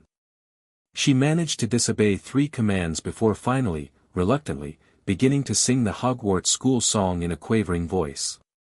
"Better," Moody grunted. "Much better. You've got a strong mind, Granger. Work on it." She returned to her seat, trembling and furious. "Potter." Harry stood. The classroom seemed to shrink as he walked to the front, every eye following him. Moody's magical eye had stopped spinning, both eyes focused on Harry now with predatory intensity. "The boy who lived," Moody said quietly. "Let's see what you're made of." Harry positioned himself in the center of the clear space. He breathed once, slow and steady, and let his mind settle into the state he'd cultivated over 2 years of runic practice. "Not empty," ordered. Every thought in its place, every memory catalogued, every corner of his consciousness mapped and defended. Imperio. The curse hit like warm water, seeping through his defenses and wrapping around his thoughts. For a moment, Harry felt the seductive pull of it, the promise of peace, of surrender, of letting someone else make the decisions. "Jump on the desk," a voice whispered. "Jump on the desk." The runic pattern scarred into Harry's palms burned. Not painfully, not quite. But the sensation was enough to anchor him, to remind him of who he was and what he'd become. The warm water of the Imperius turned cold. The whispered command became a distant irritation. Harry looked at Moody and smiled. "No," he said. "Jump on the desk now." "I said no." The curse shattered. Harry felt it break against his will like glass against stone, and the backlash made Moody stagger. Silence. Harry watched the impostor's face cycle through expressions: shock, calculation, something that might have been fear. The magical eye spun wildly, as if searching for an explanation in the air around him. "Well," Moody said finally. His voice was rough. "That's impressive, Potter. Most adults can't do that." "Thank you, Professor." "How did you do it?" "I'm a living rune," Harry thought. "I've been resisting external influence since before I could walk." What he said was, "I really didn't want to jump on the desk." A few nervous laughs. Moody didn't join them. "Sit down, Potter. We'll discuss this after class." Harry returned to his seat. Ron was staring at him with something between awe and concern. Hermione had turned around, her earlier distance forgotten, questions burning in her eyes. Harry ignored them both. He was too busy watching Moody, cataloging the micro-expressions that crossed the man's face as he continued with the other students. "He's scared," Harry realized. "Whatever he expected to find in my head, that wasn't it." "Good. That was mental," Ron said as they left the classroom. "Completely mental. You looked at him and, later." Harry kept walking, pace quick, forcing Ron to hurry to keep up. He wanted to meet after class. "I said I'd come back at 7. "You're actually going?" "Harry, that's necessary." Harry ducked into an alcove, pulling Ron with him. "Listen. I need you to do something tonight. While I'm meeting Moody, I need you to watch his office." "Watch it for what?" "Anything unusual. Anyone entering or leaving. Sounds that don't make sense." Harry met Ron's eyes. "That man in there isn't Alastor Moody. I don't know who he is yet, but by tonight, I intend to find out." Ron's face went through several expressions before settling on determined. "Okay. I can do that. But Harry, what if he tries to hurt you? Then I'll hurt him first." Harry's voice was flat. "I've been preparing for this kind of thing for 2 years. One imposter in a borrowed body isn't going to catch me off guard." 2 years. Ron blinked. "What does that mean? What have you been, later?" Harry clapped him on the shoulder. "Find Hermione. Tell her what's happening. I know she's still angry, but she'll want to know." He walked away before Ron could ask more questions. The hours until 7 felt endless. Harry attended his remaining classes in a fog of calculation, running scenarios and contingencies. The imposter knew something was wrong now. Harry's resistance to the Imperius had revealed more than he'd intended. A smart enemy would accelerate their timeline, try to eliminate the threat before it grew. But he can't act openly, Harry reasoned. Too many witnesses. Too much scrutiny already around the tournament. He'll try something subtle first. The question was what? Harry spent his free period in the room of requirement, checking his internal preparations.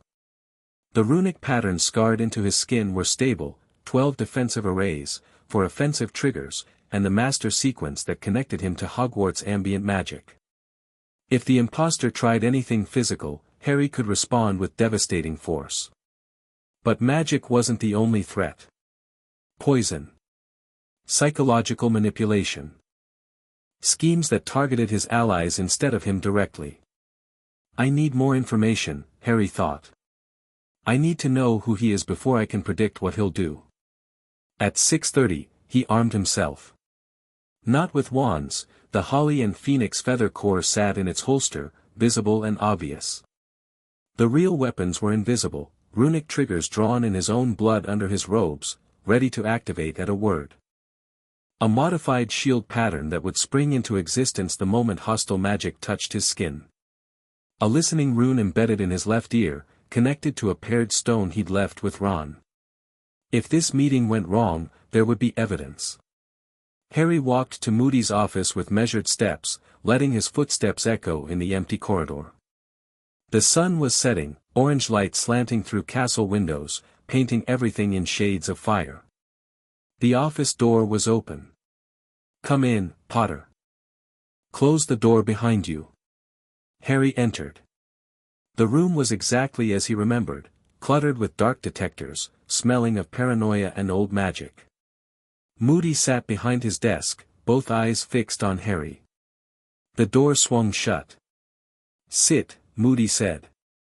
Harry remained standing. "I'd rather not." "Not a request." Still declining. Harry folded his arms. "What did you want to discuss, Professor?" Silence stretched between them. The dark detectors on the shelves hummed and spun, reacting to ambient tension. Moody's magical eye began its customary rotation, then stopped, fixed on Harry's chest. "He can see the runes," Harry realized. "Through my clothes. That eye penetrates more than walls." "Interesting modifications you've made to yourself," Moody said slowly. "Where did you learn that kind of work?" "Private study." "Don't be coy, boy. Those patterns are old. Older than Hogwarts." "Who taught you?" "No one alive." Harry let that hang in the air. "Why do you care?" Moody's face twisted, frustration bleeding through the disguise. "Because you're dangerous, Potter. More dangerous than anyone realizes. And in my experience, dangerous 14-year-olds get themselves killed. Or get other people killed," Harry thought. "Is that what you're worried about? That I'll disrupt your plans?" "I appreciate the concern," Harry said. "Was there anything else?" "Your resistance to the Imperius."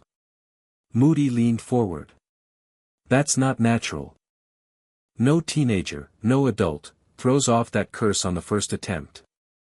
Either someone trained you, or you're not what you appear. Maybe I'm just stubborn. Maybe you're a dark wizard in the making." Harry laughed. It wasn't a pleasant sound. "That's rich, coming from you. What's that supposed to mean?" "It means I know a performance when I see one." Harry took a step forward, watching Moody's hands. The real Alastair Moody has a distinctive wand movement for his shield charm, a legacy of old Auror training. Your movements are different. The real Moody never demonstrates unforgivables in front of students without ministry authorization. You did it on the first day. The real Moody has a 7-second interval between drinks from his flask, based on polyjuice timing. Your interval is 6 seconds, because you're being careful. Too careful. The room went very still. "You're not Alastair Moody," Harry said quietly. "And we both know it." For a long moment, nothing happened. Then the impostor smiled, a real smile, not the grimace he'd been wearing as Moody. "Clever," he said. His voice had changed, losing some of the Moody gruffness. "Cleverer than anyone warned me. I suppose I shouldn't be surprised. You did survive the Dark Lord as an infant." "Who are you?" "Does it matter?" The impostor stood, and his movements were smoother now, less theatrical. "You figured out the what. The who and why are just details. Details I intend to learn." "And then what?" "Run to Dumbledore. Tell him his trusted Auror is an impostor." The man shook his head. "Even if he believed you, it would be too late. Events are already in motion. Your name in the goblet was just the beginning." Harry's hands moved in subtle patterns, activating runes, preparing triggers. "Tell me about these events." Why would I do that? Because if you don't, I'll take the information by force. The impostor laughed. You're 14, Potter. I don't care what tricks you've learned, I've been practicing dark magic since before your parents were born. That's nice. Harry smiled. He moved his hand in a casual gesture, and the walls began to glow. Not obviously, just a faint luminescence in the stone, barely visible in the evening light. But the impostor noticed. His magical eyes spun wildly, tracking the patterns that emerged from seeming nothingness. What is this? His voice had lost its confidence. A conversation, Harry said. You see, I've been modifying Hogwarts wards for weeks. Small changes, difficult to detect. But collectively, they give me certain advantages. The glow intensified. Runic patterns emerged from the stone, crawling across the walls like luminous vines. The dark detectors screamed, then went silent. This room is now shielded from external magic, Harry continued. No one can hear us. No one can enter. And those patterns on the walls? They're designed to trap dark magic and feed it back to its source. If you try to curse me, you'll curse yourself. The impostor's face had gone pale beneath Moody's scars. How? This shouldn't be possible, lots of things shouldn't be possible. I've found that limits are mostly suggestions. Harry stepped closer. Now. Let's try this again. Who are you, and what's your plan? For a moment, Harry thought the impostor would attack anyway. The man's hand twitched toward his wand, his body coiling for action. But then he looked at the walls, at the runic patterns that pulsed with patient malevolence, and reconsidered. You're not going to like the answers, he said. I rarely do. Talk anyway. A long pause. The impostor seemed to be calculating odds, weighing options. Finally, he sighed. My name is Bartemius Crouch Jr. And I'm here to deliver you to the Dark Lord. The name hit Harry like a physical blow. Bartemius Crouch Jr. The Death Eater who'd tortured the Longbottoms alongside the Lestranges. The man who'd been sentenced to Azkaban for crimes that made hardened Aurors weep. Officially dead for over a decade. Standing in front of Harry wearing a hero's face. You're supposed to be dead, Harry said. So are you. Crouch's smile was thin. Life is full of surprises. Your father is complicit. Though he doesn't know about Moody, specifically. He just knows I'm alive and serving our Lord's interests. Crouch tilted his head. You seem disturbed, Potter. Did you expect a lesser enemy? Harry forced himself to think clearly. Crouch Jr. was a fanatic, completely devoted to Voldemort, willing to do anything to restore his master. But he was also intelligent, cautious enough to maintain his disguise for months. I can use that, Harry thought. His fanaticism makes him predictable. Tell me about the plan, Harry said. All of it. Or what? You'll torture me? Crouch laughed. I survived Azkaban. I've been held under the Imperious Curse by my own father for 12 years. There's nothing you can do that would break me. I'm not interested in breaking you. Harry's voice was mild. I'm interested in making you obsolete. What? You're here to deliver me to Voldemort. But what if I delivered myself? Harry watched the confusion flicker across Crouch's face. What if I made your mission unnecessary? What do you think your master would do to someone who failed to understand the changing situation? Crouch's eyes narrowed. You're lying. You'd never go willingly to the Dark Lord. Wouldn't I? Harry spread his hands. Think about what you've seen. I resist the Imperious like it's nothing. I modify Hogwarts wards in ways that shouldn't be possible. I've been killing Death Eaters for months. Yes, I noticed your reaction to Rookwood's death, and no one suspects. You're a child playing at, I'm a living weapon, Harry interrupted, and I'm offering to meet your master face to face. Tell me that doesn't interest you. Silence stretched between them. Crouch's magical eye, Moody's magical eye, spun in its socket, scanning Harry for deception. "You want to kill him," Crouch said finally. "You think you can get close and, I don't think anything. I know what I'm capable of, and I know I need more information about Voldemort's plans before I can act effectively." Harry held Crouch's gaze. "You can give me that information. In exchange, I'll guarantee something you want even more than my death. Nothing is more important than Voldemort's resurrection." The words landed like stones in still water. "You know about the ritual," Crouch breathed.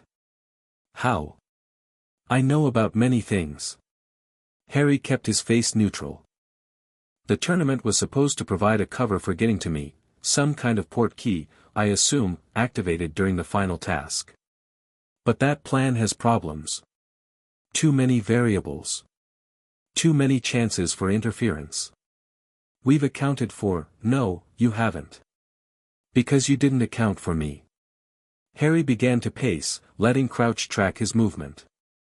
"I could expose you tomorrow. Walk into Dumbledore's office and show him exactly what you are. Even if he didn't believe me immediately, the investigation would disrupt your timeline. Push the resurrection back months, maybe years. You won't do that." "Why not?" "Because you want the confrontation." Crouch's voice was almost admiring. "You want to face the Dark Lord. I can see it in you, that hunger. You've been preparing for this, haven't you? The runes, the traps, all of it. You're not trying to survive the war. You're trying to win it." Harry stopped pacing. "And if I am? Then we want the same thing. Just from different sides." Crouch leaned forward. "The Dark Lord must return. Once he does, the war begins properly. You'll have your chance to face him, and he'll have his chance to destroy you. Unless I destroy him first. That's not possible. The Dark Lord is immortal." Harry smiled. "So everyone keeps telling me." They talked for an hour. It wasn't negotiation, exactly, more like two predators circling each other, testing boundaries. Crouch revealed pieces of the plan. The Triwizard Tournament's final task would include a port key disguised as the trophy, transporting whoever touched it to a graveyard where Voldemort waited in protoform. The resurrection ritual required bone, flesh, and blood, specifically Harry's blood, to overcome Lily's protection. "That's why you need me alive," Harry said. "Any other blood would work for the ritual, but mine is special. Your mother's sacrifice created a protection linked to your very essence. The Dark Lord can't touch you without that protection destroying his physical form. But if he's reborn using your blood..." Crouch's eyes gleamed. "The protection becomes part of him. He can touch you, hurt you, kill you." Useful information, Harry thought. "He needs my blood specifically. That's leverage." "What happens after the resurrection?" Harry asked. "The Dark Lord returns to full power. His servants rally to him. The Second War begins in earnest." Crouch's voice had taken on a dreamy quality. "And this time, there will be no infant to stop him. No freak accident of protection. Just pure magical might crushing everything in its path." "You sound eager." 13 years I've waited. 13 years under my father's thumb, pretending to be dead, forbidden from serving my true master. Of course I'm eager." Crouch stood, pacing now. "You can't understand devotion like that. You're too young, too untouched by the Dark Lord's vision. His vision of pure blood supremacy. Of torture and murder as political tools. His vision of order." Crouch's voice was fierce. "The old ways, restored. Magic freed from Muggle-born corruption. A hierarchy based on blood and power, not sentiment and weakness." Harry let him rant. Every word was useful, insight into the Death Eater mindset, the specific delusions that drove Voldemort's followers. Understanding your enemy was the first step to defeating them. When Crouch finally wound down, Harry spoke, I have a counter-proposal. I'm listening. The tournament continues as planned.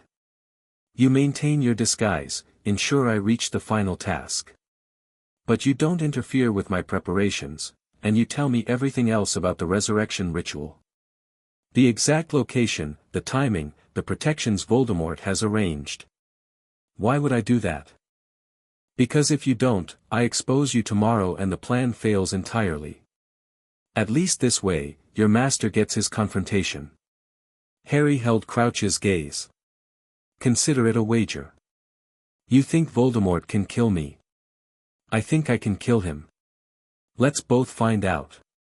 Crouch was silent for a long moment. His magical eye spun, and Harry could almost see the calculations running behind it. The Dark Lord will know about this conversation, Crouch said finally. I'll have to tell him. I'm counting on it.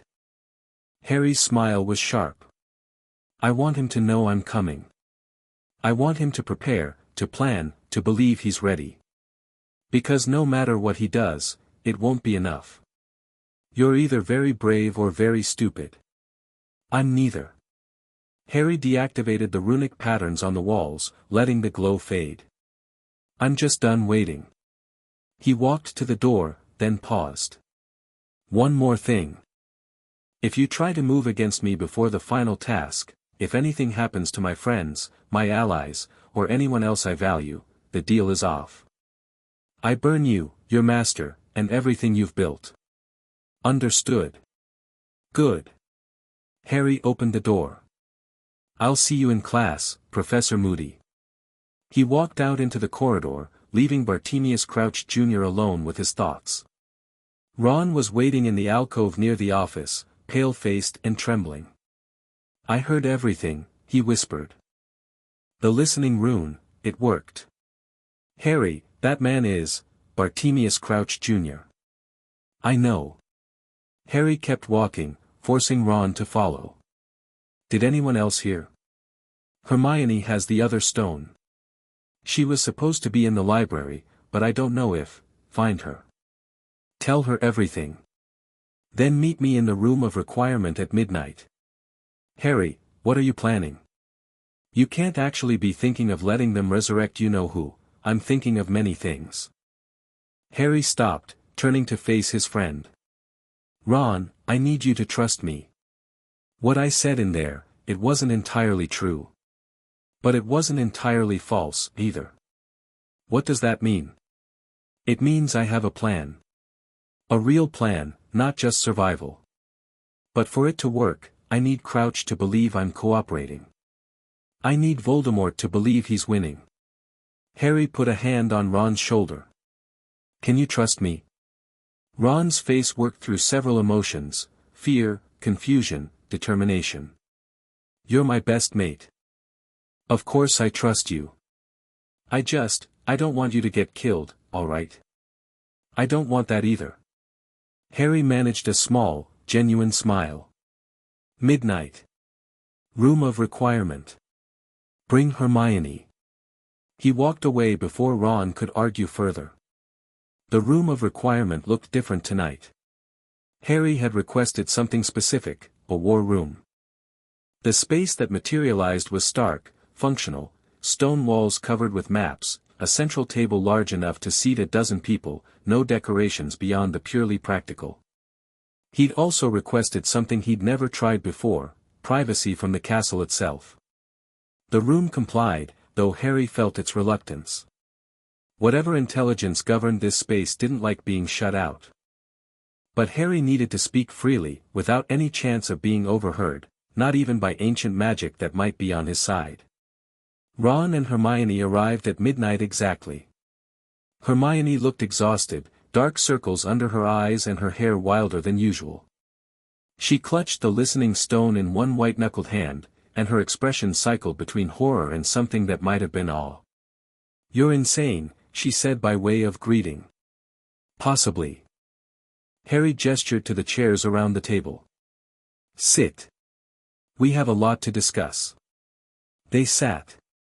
Ron kept glancing at the walls, as if expecting Death Eaters to burst through at any moment. Hermione just stared at Harry with that unreadable expression. "You made a deal with a Death Eater," she said. "I bought time. You told him you'd let them resurrect Voldemort. I told him what he needed to hear." Harry leaned forward. "Crouch's plan required my ignorance. Now I know everything, the ritual, the location, the timeline. That information is worth more than any moral high ground. But if you're planning to actually let them, I'm not." Harry's voice was flat. "The resurrection will not happen the way they intend. I've been preparing for months, Hermione. Every trap, every modification to the wards, every rune I've carved into my own flesh, it's all been building toward this moment." Ron shifted in his seat. "You've got a plan. A real one." "Several, actually. Contingencies depending on how events unfold."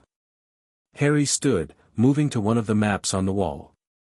It showed Britain, with glowing points marking locations he'd identified. "These are known Death Eater residences. I've planted dormant traps in most of them, runic sequences that can be activated remotely. When the signal goes out for Voldemort's resurrection, his followers will gather. And when they gather, you'll kill them all," Hermione whispered. "Some of them. The ones who actively participated in the First War. The ones with blood on their hands." Harry traced a line between 2 points. "Others will be incapacitated, restrained, delivered to the Aurors with evidence of their crimes. The war ends before it begins, not because we killed every Death Eater, but because we removed their ability to organize. And you know who himself?" Harry turned to face them. His eyes were hard. "The resurrection ritual requires my blood. Crouch explained why. Voldemort needs to incorporate my mother's protection to touch me without dying. But he doesn't understand what my blood actually contains." Hermione's brow furrowed. "The runic modifications are part of me now. My blood carries them. If Voldemort uses my blood in the ritual..." Harry smiled without humor. "He'll be incorporating runic sequences directly into his new body. Sequences I designed. Sequences that I control." The silence stretched. "You're going to booby-trap the Dark Lord," Ron said slowly. "Turn him into a weapon against himself. Something like that." "That's..." Ron shook his head, seemingly at a loss for words. "That's brilliant. Horrible, but brilliant."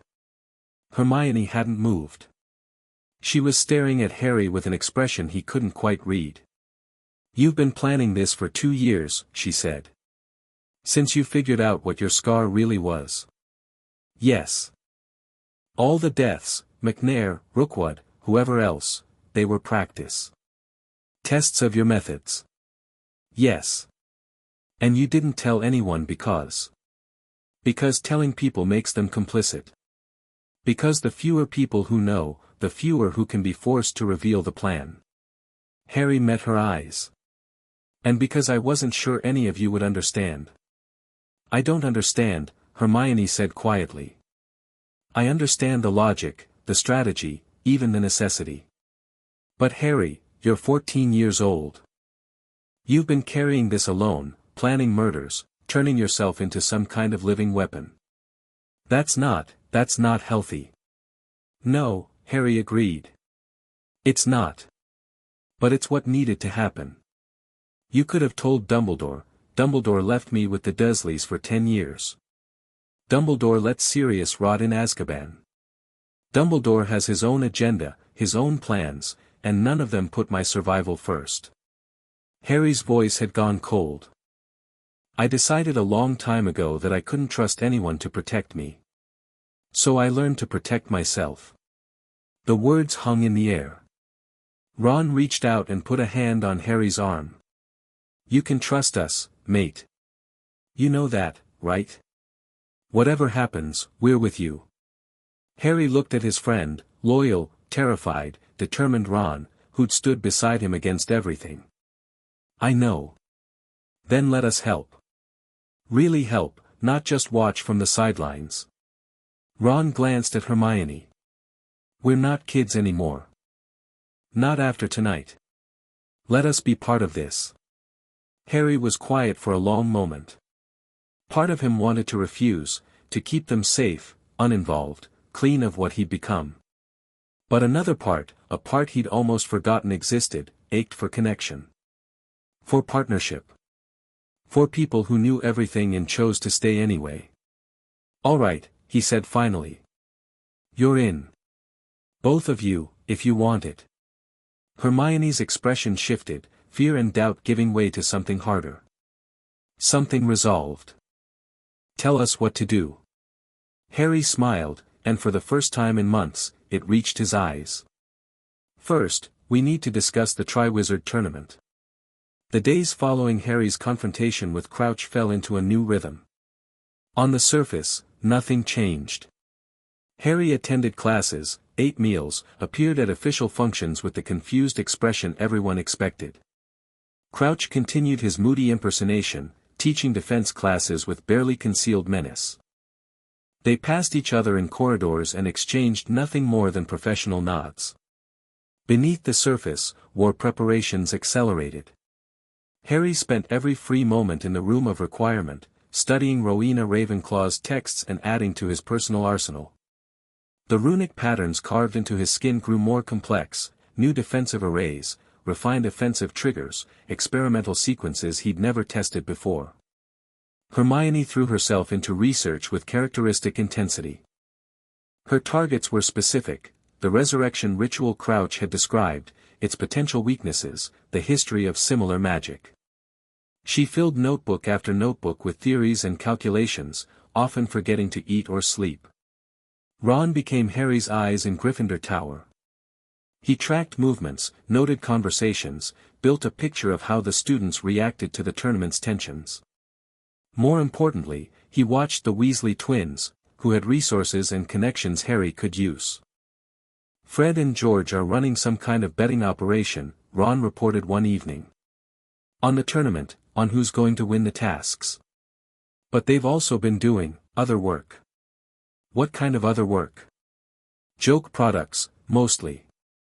But some of it," Ron hesitated. "Some of it is actually clever. Trick wands that backfire. Sweets that knock you out. They're not serious about it, but with a little push. Could be weaponized." Harry nodded thoughtfully. "Bring them in. Carefully, don't tell them everything, but see if they'd be interested in helping develop some specialized items. They'd probably love it. They've been looking for seed money to start their own shop. Then we'll provide it. In exchange for exclusive access to their more dangerous creations." Ron grinned, and Harry remembered why he'd valued this friendship from the beginning. Ron wasn't brilliant like Hermione, but he understood people. He knew how to make things happen. The third Death Eater died on Halloween. Evan Rosier had supposedly been killed in 1981, during the chaos following Voldemort's fall. But Harry's research had revealed the truth: Rosier had faked his death, assumed a new identity, and spent the intervening years running a quiet importing business in Edinburgh. Harry's trap was elegant. A runic sequence embedded in a shipping crate, one of hundreds Rosier handled daily, activated when exposed to dark mark residue. The crate had detonated during a routine inspection, killing Rosier instantly and destroying most of the evidence. The official story blamed magical explosive instability. No one connected it to Harry Potter. 3 down, Harry noted. Still too many to go. He didn't celebrate. Celebration implied that this was something to be proud of, rather than simply necessary. Harry filed the death away as data and moved on to the next target. Daphne Greengrass proved more useful than Harry had expected. Her information network reached deeper into Slytherin politics than he'd realized, not just student gossip, but family communications, overheard conversations between parents and children. Through her, Harry learned about Death Eater gatherings, about who was positioning for power, about the growing anxiety among Voldemort's followers. "They're scared," Daphne reported during one of their clandestine meetings in an unused classroom. "Not publicly, they'd never admit it, but the deaths have them rattled. McNair, Rookwood, now Rosier, people are starting to think someone's hunting them. Good. Fear makes people careless. It also makes them dangerous. Daphne's eyes were sharp. My father received a letter last week. A warning to choose the right side while choices remain. He burned it immediately, but it spooked him. He's considering relocating. Taking the family to the continent until things settle down. Harry frowned. The Greengrasses fleeing would complicate things, he needed Daphne's access, and her father's neutrality was valuable leverage. Can you convince him to stay? I can try. But Potter, there's only so much I can. Tell him I'll extend protection to your entire family. Active protection, not just passive wards. Anyone who moves against the Greengrasses will regret it. Daphne studied him for a moment. You're not just a student, are you? You're something else entirely. Does that matter? It matters that I chose the right side. She stood, gathering her books. I'll talk to my father. But Harry, she used his first name deliberately, whatever you're planning, be careful. The people you're hunting have survived for decades. They won't go quietly. I'm counting on it, Harry said. A quiet victory wouldn't send the right message. The first task loomed. November arrived with cold winds and bare trees, and the Hogwarts grounds transformed into an obstacle course of preparation. Foreign students practiced spells in courtyards, champions strategized with their allies, and rumors about what the task might involve spread like wildfire. Harry ignored the rumors. He'd already done his research. Dragons. The first task involved dragons, specifically, for nesting mothers chosen for maximum difficulty. The champions would have to retrieve a golden egg from each dragon's clutch without dying. For most people, this would be terrifying. Harry saw it as an opportunity. The tournament security will be focused on the task itself, he explained to Hermione and Ron during a planning session. Ministry officials, foreign dignitaries, journalists, everyone who matters will be watching the arena. That's when I'll plant the next round of traps. Where? Hermione asked. The VIP section. Several Death Eaters will be attending as ministry guests or school representatives. I can't kill them there, too visible, but I can mark them. Runic tracers embedded in their seats, triggered when they sit down. And the task itself? The dragon? Harry smiled thinly. I have something special planned for that. The morning of the first task dawned gray and cold. Harry dressed with care, selecting robes that wouldn't restrict his movement and hiding his usual array of runic triggers beneath them. He ate breakfast in the Great Hall, one last performance of nervous teenager, and then walked to the champion's tent with the weight of destiny on his shoulders. Cedric was already there, pale but determined. Victor Crumb stood in one corner, stoic as always. Fleur paced near the entrance, her Vila heritage making her glow faintly with suppressed energy. And then there was Harry. 14 years old. Supposedly outclassed. The crowd is large, Fleur said, breaking the silence. Many important people in attendance. Perfect witnesses, Victor grunted. If we die, at least it will be memorable. Cheerful thought, Cedric muttered. Harry said nothing. He was running mental checks on his preparations, the runic arrays hidden in his palms, the emergency port key sewn into his collar, the dozen contingencies he'd built for various scenarios. Bagman entered the tent, his booming voice announcing the rules. Each champion would draw a miniature dragon from a silk bag, determining their opponent. They would enter the arena in order, attempting to retrieve the golden egg. Harry drew the Hungarian horntail. Of course he did. The most dangerous dragon, saved for the boy who lived. Someone, probably Crouch, had arranged for maximum drama. Fine, Harry thought. I'll give them drama. Victor went first, using a conjunctivitis curse to blind his dragon. Fleur employed some kind of enchantment that put her dragon to sleep, partially, enough to sneak past. Cedric transfigured a rock into a dog, using the distraction to grab his egg. All of them took damage. All of them barely survived. Then it was Harry's turn. He walked into the arena to a wall of sound, cheers, jeers, the roar of a crowd that didn't know what to expect from the youngest champion. The Hungarian Horntail crouched over her eggs at the far end, 60 feet of scales and fury and fire. Harry didn't reach for his wand. Instead, he knelt on the rocky ground and pressed his palms flat against the earth. The runic scars on his skin flared, invisible to the distant spectators but burning hot against his flesh. He closed his eyes and spoke. Not in English. Not in any human language. He spoke in the tongue of the First Scribes, the language that predated words, the patterns that underlay magic itself. The ground answered. Runic patterns erupted from the earth around him, glowing gold against the grey stone.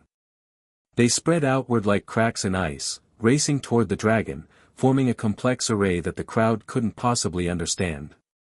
The Horntail screamed. Not in pain, in confusion.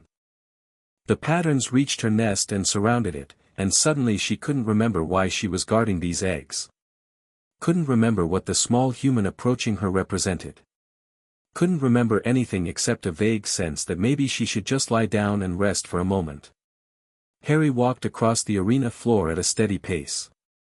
The crowd had gone silent, watching something they'd never seen before.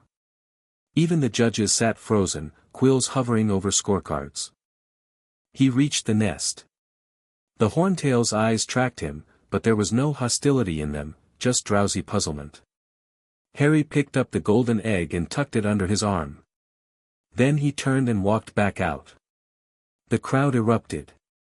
Afterward, in the champion's tent, Harry endured congratulations and questions he had no intention of answering. The judges had given him top marks, though several looked disturbed by what they'd witnessed. Karkaroff had barely concealed his fear behind a sneer. What was that magic? Fleur demanded, cornering Harry near the medical station. Those patterns, I have never seen anything like them. Old magic, Harry said simply. Older than wands. The Vila know old magic. That was not Vila. Her eyes narrowed. Who are you, really? Someone who intends to survive this tournament. She stared at him for a long moment, then nodded slowly. Perhaps we should talk more. I think we have interests in common. Perhaps we should. Harry offered his hand. After the second task. She shook it. Her grip was surprisingly strong.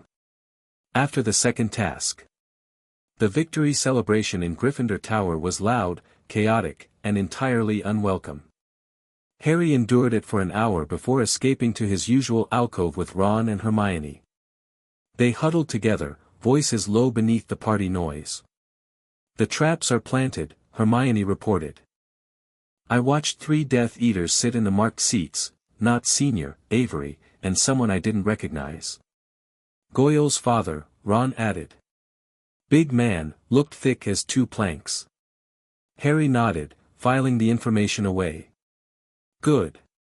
The tracers will let me follow them home, map their movements.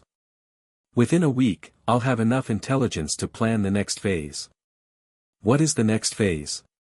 Hermione asked. Escalation. Harry's voice was quiet. The first task was a statement. Now we follow up. More deaths. Strategic eliminations. But also recruitment. I've identified several potential allies who need convincing. And intelligence gathering about the resurrection ritual. Crouch gave me the basics, but I need details. Ron shifted uncomfortably. You're talking about this like it's a military campaign. It is a military campaign. The Death Eaters have been fighting one for decades, we're just late to the party. Harry looked at both of them, his expression serious. I know this is hard. I know it's not what either of you imagined when we became friends. But this is the reality we're living in. The war never ended, it just went underground. And if we don't fight it properly, it'll destroy everything we care about. Hermione was quiet for a long moment. Then she said, the resurrection ritual has a weakness. Harry's attention sharpened. Tell me. It's not in the ritual itself, that's too well designed. But the preparation requires specific ingredients: bone of the father, flesh of the servant, blood of the enemy. She pulled a notebook from her bag, flipping to a marked page. The blood of the enemy component has to be taken unwillingly. That's not negotiable, the magic requires genuine resistance from the source. I know. Crouch mentioned that. But here's what he probably didn't mention: the ritual creates a sympathetic link between Voldemort's new body and the blood source. It's designed to help him bypass your mother's protection, but it works both ways. Hermione met his eyes. If you're present during the ritual, and if you're conscious when your blood is taken, you could potentially use that link. Harry went very still. Use it how? I'm not sure yet. The theory is complex, it depends on your runic modifications and how they interact with the ritual structure. But in theory. She hesitated. You might be able to reach into his new body. Affect it at the moment of creation. Change what he becomes. The implications hung in the air. You're saying I could corrupt the ritual, Harry said slowly. Turn the resurrection into something other than what they intended. Maybe. The math is uncertain, I need more data about your specific modifications. But it's possible. Harry leaned back, his mind racing through scenarios. A corrupted Voldemort. A Dark Lord rebuilt on foundations he didn't control. The possibilities were intriguing, Harry thought. Very intriguing indeed. Keep researching, he said. Find me options. And Hermione, yes. Thank you. For this. For all of it. She almost smiled. Someone has to keep you from destroying the world while you're trying to save it. December arrived with snow and secrets. The Yule Ball was announced, sending Hogwarts into a frenzy of romantic anxiety. Harry watched his classmates obsess over dates and dress robes and felt nothing but mild irritation. There were more important things to worry about than dancing. But the balls served a purpose. Large gatherings meant security relaxations. And security relaxations meant opportunities. Harry approached Daphne during a break between classes. I need a date for the ball, he said without preamble. She raised an eyebrow. Is that your idea of asking? It's my idea of proposing a joint operation. I need eyes on the Slytherins during the event. You need cover for watching them. We attend together, and both our objectives are served. Romantic. Practical. Harry held her gaze. Will you do it? Daphne was quiet for a moment, her expression unreadable. Then she said, what color are your dress robes? I don't have any. Then get ones that don't clash with green. I refuse to look stupid in photographs. She walked away before he could respond. That night, Harry found a note slipped under his pillow. Meet me at the edge of the Forbidden Forest. Midnight. Come alone. A friend. Harry stared at the note, considering his options. Trap. Almost certainly. But whose trap? Crouch had no reason to move against him yet, their deal was still in effect. Dumbledore's people wouldn't use this kind of subterfuge. The Death Eaters might, but attacking him on school grounds was too risky. Someone else, Harry thought. Someone new. He went anyway. The forest edge was dark, shadows pooling beneath ancient trees. Harry walked through the snow with wand in hand and runes primed, every sense alert. A figure stepped from the darkness. Not Crouch. Not any Death Eater Harry recognized. This was a young man, early 20s, perhaps, with aristocratic features and dark hair that fell to his shoulders. His robes were expensive, his posture confident. His eyes were red. Harry Potter, the stranger said. His voice was cultured, amused. You're even more interesting in person. Harry's blood went cold. He knew that voice. He'd heard it in the Chamber of Secrets, 2 years ago. Tom Riddle, Harry said. The stranger smiled. In a manner of speaking. Though these days, I prefer Lord Voldemort. Harry's wand came up. You're supposed to be a wraith. How am I standing before you in a physical form? An excellent question. Riddle spread his hands. I'm not, technically. This is a projection, an echo of my former self, sustained by certain contingencies I put in place long ago. But I can speak. I can observe. And I can offer you something you desperately need. What could you possibly offer me? Information. Riddle's smile widened. About what's coming. About what you're really dealing with. About the powers you've been playing with so carelessly. Harry's finger tightened on his wand. I don't need information from you. No. Then why haven't you told anyone about your little arrangement with Barty Crouch Jr.? Why are you walking into a ritual that you can't possibly control? Riddle shook his head. You're clever, Potter. Cleverer than anyone expected. But you're also arrogant. You think you understand what you've awakened, but you don't. The First Scribes. Riddle's smile faltered. Just for a moment, but Harry caught it. You do know something. Riddle's voice had lost some of its amusement. More than I expected. How interesting. You're scared of them, Harry realized. Whatever you've become, whatever you're planning, you're scared of the things I've been talking to. I'm not scared of anything. The words came too quickly. But I respect power. And the entities you've attracted, they are power beyond anything mortal wizards understand. Is that why you're here? To warn me away? I'm here because I'm curious. Riddle began to pace, his projection flickering slightly as he moved. You've killed 3 of my servants. You've corrupted my spies' plans. You're turning yourself into something that shouldn't exist. And you're doing it all at 14 years old, with resources that shouldn't be available to anyone. Maybe I'm just talented. You're more than talented. You're touched. Riddle's red eyes burned.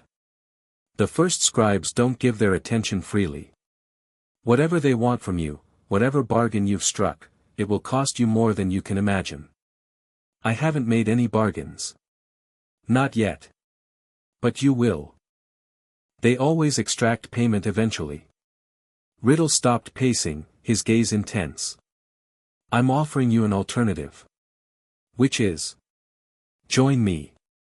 Harry blinked. What? Join me, Riddle repeated. I know you despise what I represent, the ideology, the methods, the history. But ideologies are tools. Methods can change. What I offer is something simpler, power. Real power, trained and developed under the greatest wizard of the age. You're insane. I'm practical. You're already a killer, you've proven that. You're already outside the law, no point pretending otherwise. The only question is whether you'll waste your potential fighting a war you can't win, or whether you'll be smart enough to recognize the winning side. Harry stared at the projection of the man who'd murdered his parents. The monster who'd terrorized the wizarding world for decades. The Dark Lord who'd just offered him an alliance. No, Harry said. No.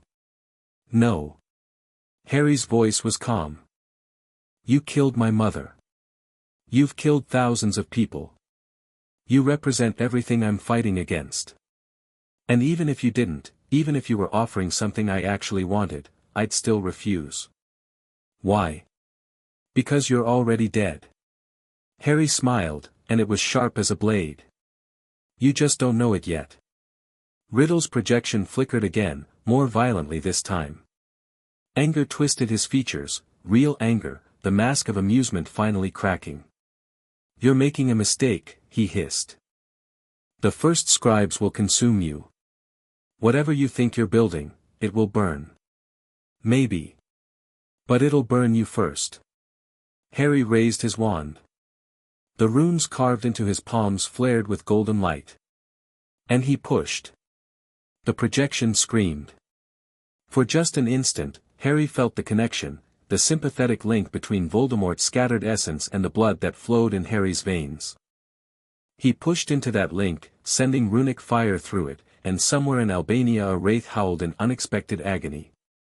Then the projection vanished, and Harry was alone in the forest. He stood there for a long time, breathing hard, processing what had just happened. Voldemort had approached him.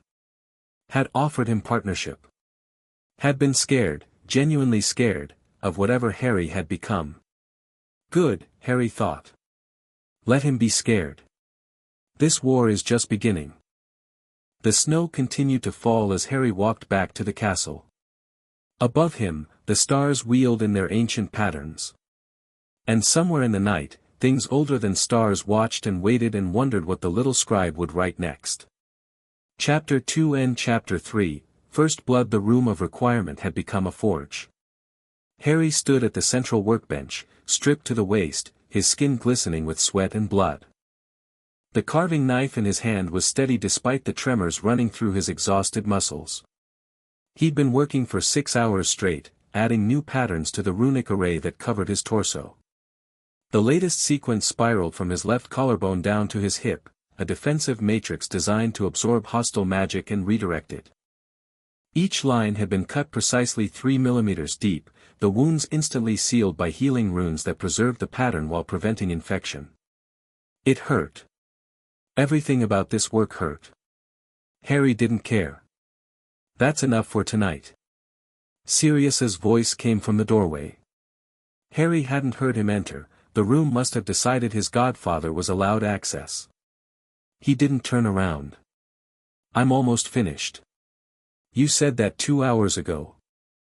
Footsteps approached, and then Sirius was beside him, looking at Harry's carved flesh with an expression that mixed horror and something like grief.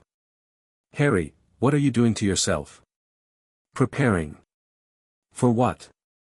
The tournament? You already dominated the first task. Everyone's talking about what you did to that dragon. The tournament isn't what I'm preparing for. Harry set down the knife and reached for a cloth, wiping blood from his hands. You know that. Sirius was quiet for a moment. When he spoke again, his voice was rough. Dumbledore told me about Moody. About who he really is. Harry went still. When? This morning. He's known for weeks, apparently, figured it out from the wards, the same way you did. He's been watching Crouch, waiting to see what the plan is. Sirius's hands clenched at his sides. He didn't tell anyone because he wanted to use Crouch as a source. Let the plan unfold so he could catch everyone involved. That's Dumbledore. Harry's voice was flat. Always playing the long game. He didn't know you'd figured it out too. Didn't know you'd. Sirius gestured at Harry's scarred torso. Done all this. When I told him what you've been planning, you told him. Harry turned, finally meeting Sirius's eyes. Everything? No. Not everything. I told him you'd identified Crouch and were preparing for a confrontation. Sirius's jaw tightened. I didn't mention the traps. The deaths. Whatever else you've been doing that I don't know about. Why not? Because you're my godson. And because. Sirius ran a hand through his hair, looking suddenly older. Because I spent 12 years in Azkaban for a crime I didn't commit. I know what it's like when the system fails you. I'm not going to hand you over to another system that might fail you too. Harry studied his godfather, the guilt in his eyes, the desperate need to protect, the fear of what Harry had become. Sirius wasn't ready to accept the full truth. Might never be ready. But this qualified loyalty, was more than Harry had expected. Thank you, Harry said. For not telling him everything. Don't thank me yet. Dumbledore wants to meet with you.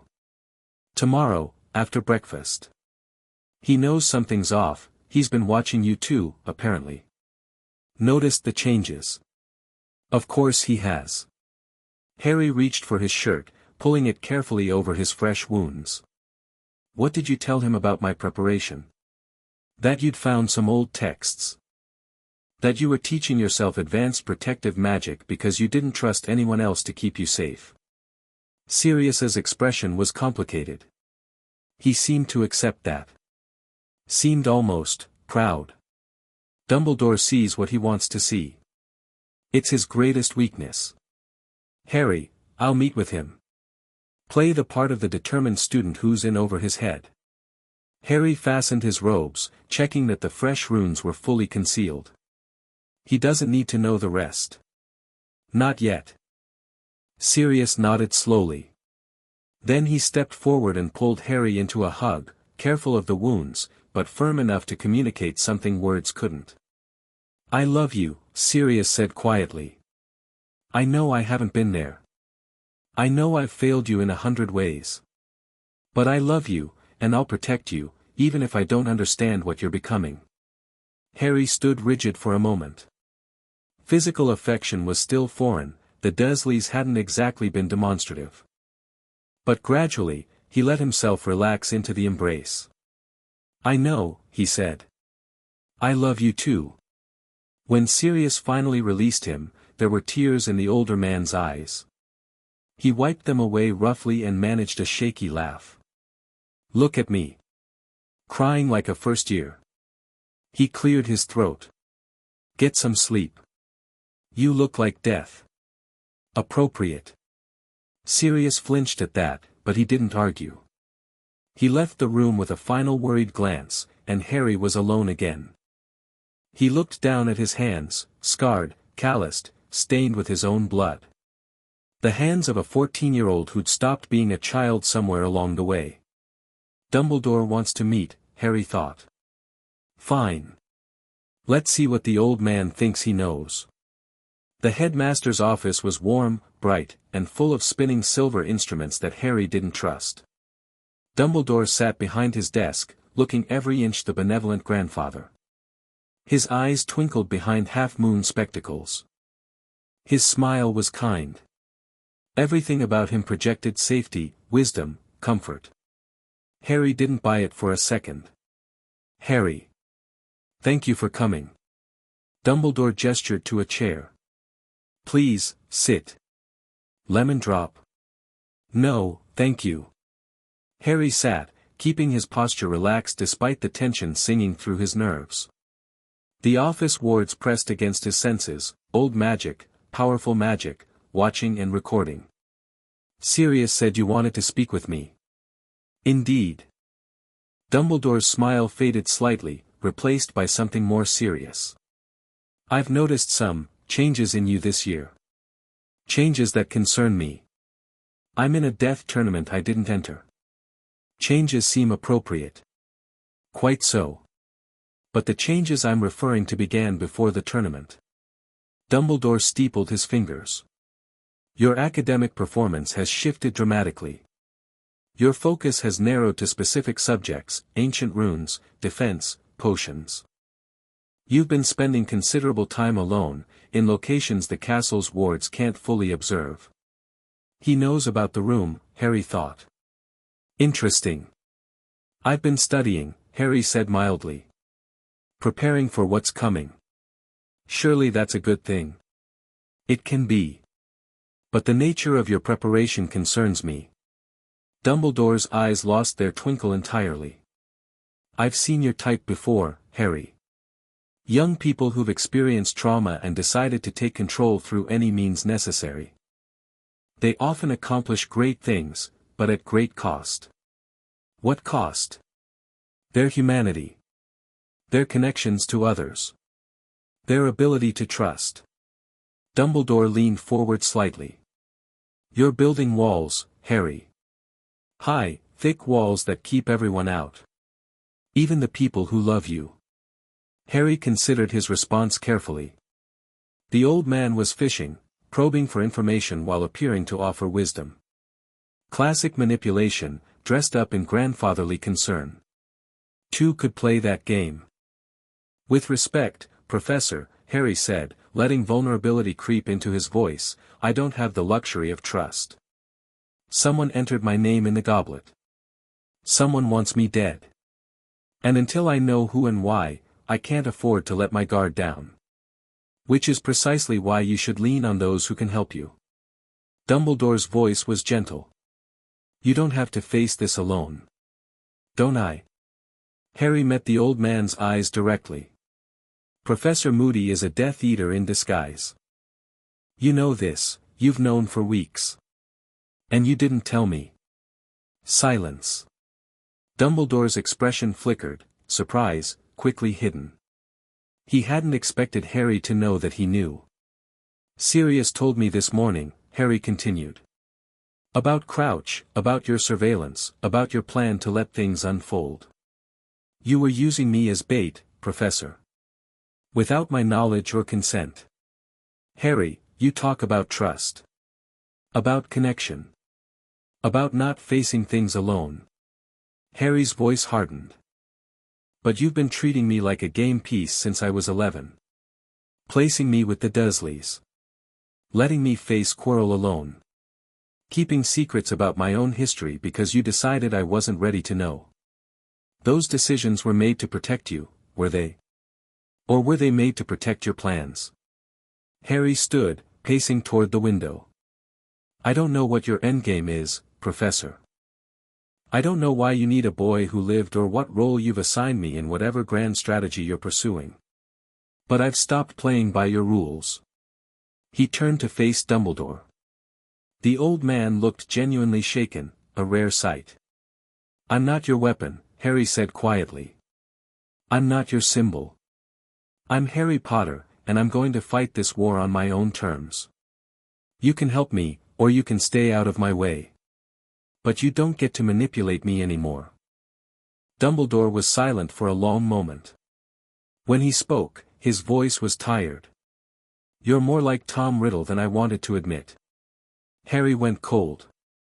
I'm nothing like him. Not in goals. Not in ethics. But in approach? Dumbledore shook his head. The isolation. The self-reliance taken to extremes. The conviction that you alone can solve the problem, that trust is weakness, that connections are liabilities. He looked at Harry with something like sadness. Tom believed those things too. They made him powerful. They also made him a monster. The difference is that Tom Riddle hurt people because he enjoyed it. I hurt people because it's necessary. Harry walked back toward the desk. There's a war coming, Professor. Maybe it's already here. And when it arrives in full, I intend to be ready. If that requires methods you find distasteful, he shrugged, then I suppose you'll have to disapprove. And if I try to stop you? You won't. Harry's voice was certain. Because deep down, you know I'm right. The Death Eaters aren't going to be defeated by stunners and hope. They need to be destroyed, root and branch, or they'll keep coming back. You're too invested in your ideals to do what's necessary. But I'm not. Dumbledore stared at him. Harry stared back. Finally, the old man sighed. I underestimated you, Dumbledore said. I saw a child in danger and failed to see the soldier being forged. That was my mistake. Yes. It was. What do you need from me? Harry blinked. He hadn't expected capitulation, not this quickly. What? You're right that I've been keeping secrets. Keeping you in the dark. That ends now. Dumbledore spread his hands. Ask me what you need to know. I'll answer honestly. Why does Voldemort keep coming back? I've killed him twice now, once as a baby, once in the chamber. He should be dead. But he isn't. Dumbledore was quiet for a long moment. His face aged visibly as Harry watched. Horcruxes, he said finally. Tom created multiple anchors for his soul. As long as even one survives, he cannot truly die. The word hit Harry like a physical blow. He'd read about Horcruxes in his darkest studies, references only, the actual magic too obscene to be described in detail. Soul anchors. Immortality through murder and mutilation of the self. How many? Harry asked. I believe 7. Though I could be wrong. Dumbledore's voice was heavy. I've spent years searching for them. I've found hints, traces. But Tom was clever, he hid them well. The diary. In the chamber. Yes. That was one. You destroyed it without knowing what it was. And there are 6 more. Perhaps. Perhaps fewer if Tom's ambition outstripped his success. Perhaps more if he found ways I haven't anticipated. Harry's mind raced through implications. Immortality required multiple destructions. The resurrection ritual was pointless if the Horcruxes survived, Voldemort would just make another body. The entire war was different than he'd assumed. I need to know everything you know about them, Harry said. Locations, possibilities, how to destroy them. I'll share what I have. Dumbledore stood, moving to a cabinet filled with glittering vials. Memories. Evidence. Theories. Take them, study them, add them to your preparations. Harry watched the old man gather materials, processing this new dynamic. Dumbledore was giving him what he asked for, but why? What game was this? Why are you cooperating? Harry asked. You've spent 4 years keeping me in the dark. Why change now? Dumbledore paused, holding a crystal vial that swirled with silver memory. Because you're right, he said quietly. About the war. About what's necessary. About my failure to prepare you properly. He turned to face Harry. I had plans for you, it's true. Plans that required you to remain innocent, idealistic, ignorant of the darker truths. I believed that was the path to victory. And now? Now I see that the boy I planned for never existed. Or rather, he exists, but he's buried beneath someone else entirely. Dumbledore's smile was sad. You've become what I feared to make you. And I cannot undo it. So I must work with what exists. Harry accepted the vials Dumbledore offered, tucking them into an expanded pocket. This doesn't make us allies. No. But perhaps it makes us less adversarial. Dumbledore returned to his desk, looking exhausted. Be careful, Harry. The path you're walking has destroyed better wizards than either of us. Don't let it destroy you. I won't. Harry left the office without looking back. The 4th Death Eater died 3 days later. Antonin Dalahav had been living under an assumed name in Cardiff, running a small magical artifacts shop. He'd been one of the worst during the First War, famous for a curse that had killed the Pruitt brothers' parents and left scars that never healed. Harry's trap was elegant, a runic sequence embedded in a fake artifact sold to Dalahav's shop by an intermediary. When Dalahav examined the item with diagnostic magic, the sequence activated, rewriting the diagnostics into a containment ward that locked him inside his own workroom. Harry had visited that night. You know who I am, Harry had said, watching Dalahav struggle against invisible bonds. The Death Eater had spat at his feet. Potter brat. The Dark Lord will do nothing. He's a spirit in Albania, powerless until his servants complete a ritual that I intend to corrupt. Harry had walked closer, his voice conversational. Do you know what I've been doing this year, Dalahav? While everyone thinks I'm just a scared teenager in over his head. Dalahav's eyes had darted around the room, searching for escape. Finding none. I've been hunting. Quietly, carefully, one at a time. Harry had crouched to meet the man's eyes. McNair. Rookwood. Rosier. And now you. Fear had finally broken through Dalahav's facade. Real fear, the kind that came from understanding exactly how trapped he was. What do you want? Information? Money? I'll give you anything, I want you to know why you're dying. Harry's voice had been gentle, almost kind. Not revenge, though that would be fair. Not justice, though you certainly deserve it. I'm killing you because alive, you're a soldier for the other side. Dead, you're a message. A message to who? Everyone. Harry had stood. Every Death Eater who escaped punishment. Every coward who bought their way out of Azkaban. Every monster who sleeps peacefully while their victims still wake screaming. He'd raised his wand. They should know that someone is coming for them. That the night is no longer safe. Dalahav had died quickly. Harry wasn't cruel, not yet, anyway. The body had been arranged to show the runic bindings, the methodical execution. When the Aurors found it, they would understand that this wasn't random violence. This was war. The fallout was immediate and explosive. Harry read about Dalahav's death in the Prophet over breakfast, watching reactions around the Great Hall. The Slytherin table was unusually subdued, Malfoy had gone pale, and several older students were whispering urgently. That's 4 now, Hermione said quietly, sitting beside him. 4 former Death Eaters, all dead under mysterious circumstances. The Aurors are calling it the Judgment Killings. Catchy. Harry. Her voice was tight. People are starting to make connections. The Prophet article mentions that all 4 victims had ties to the First War, that someone with advanced magical knowledge is responsible. Let them speculate.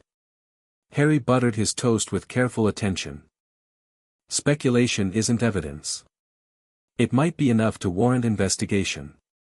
If the Aurors start looking seriously, they won't find anything.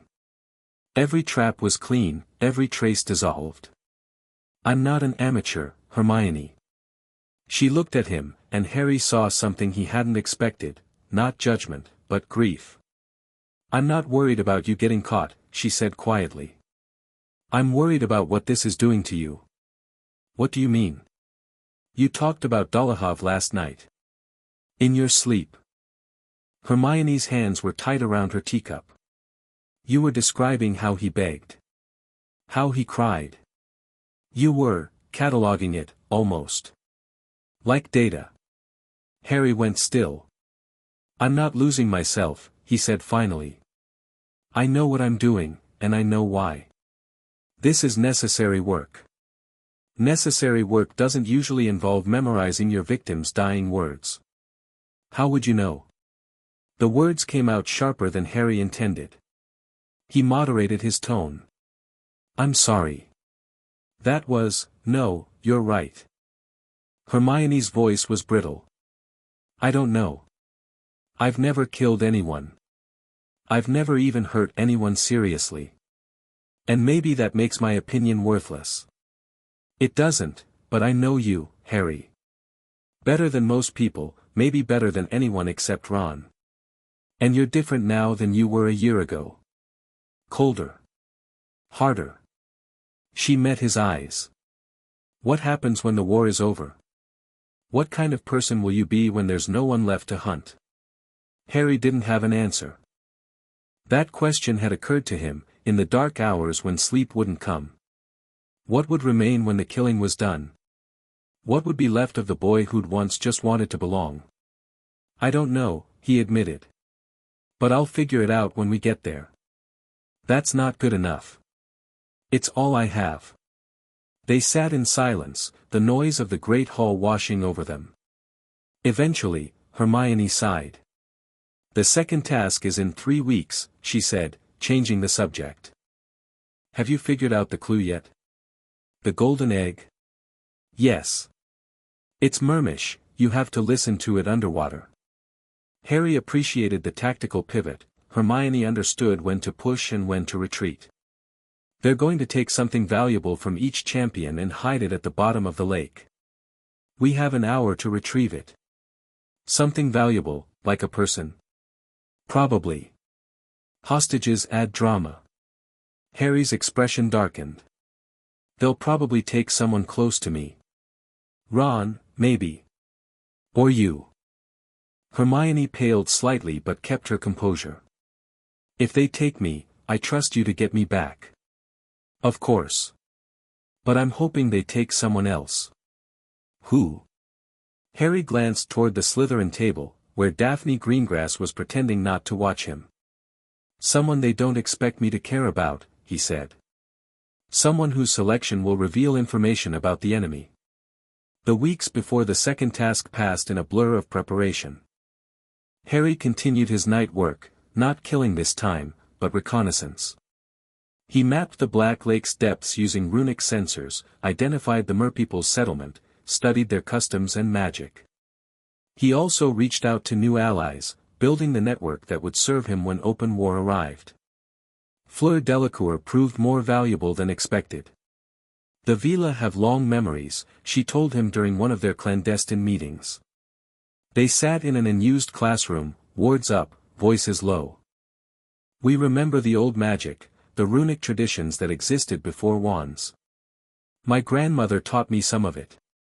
How much? Enough to recognize what you're doing. Her silver eyes studied him without fear. You've modified yourself. Turned your body into a focus for runic work. It's impressive. But dangerous. The old magic demands payment. The more you use it, the more it changes you. She held up her hand, and Harry saw fine silver lines tracing her palm, scars similar to his own, though much fainter. I learned that lesson young. Harry examined her hand with professional interest. You're a practitioner. A minor one. Basic protections, some enhancement work. Nothing like your scope. Fleur lowered her hand. My grandmother could have done more, but she chose not to. She said the price wasn't worth paying. What price? Connection to humanity. Fleur's voice was soft. The old magic comes from things that aren't human. When you speak their language too fluently, you start to think like them. Feel like them. Eventually, you become something else entirely. Harry thought about the First Scribes, the vast, patient presence he sometimes sensed watching through his runes. The thing Voldemort had warned him about. The power Croker had said he'd awakened. I appreciate the warning, Harry said. But I don't have a choice. The enemies I'm facing require extreme measures. There's always a choice. Fleur's expression was complicated. But I understand why you've made this one. The war you're fighting, it's not just yours anymore, is it? It's become something larger. What do you mean? I mean you've attracted attention. Not just from Voldemort's followers, from others. Older powers. She glanced at the window, though nothing was visible in the darkness beyond. My grandmother felt something last week. A ripple in the old magic. Something waking up. The First Scribes. You know of them? I've been communicating. In a limited way. Harry chose his words carefully. They've noticed what I'm doing. They haven't interfered yet. Yet. Fleur's voice carried warning. They will. Whatever they want from you, it won't be free. Nothing is free. I've accepted that. She studied him for a long moment, then nodded slowly. Then I'll help you. Not because I agree with your methods, some of them frighten me, honestly, but because the alternative is worse. A world where Voldemort wins. Thank you. Don't thank me yet. She stood, gathering her robes. Help me with the second task, I need to know about the lake's defenses, and I'll share what Vila knowledge I have. But Harry, yes. Be careful of the thing you're becoming. The old powers don't grant strength without taking something in return. She left him alone with his thoughts. The morning of the second task, Harry woke to find his target had changed. The hostages were assembled before dawn. Harry learned this from monitoring runes he'd placed near the lake. 4 people had been taken, Hermione for Victor Crumb, a young girl for Fleur, her sister, he assumed, Cho Chang for Cedric. And for Harry, Daphne Greengrass. He stared at the monitoring display in the room of requirement, processing implications.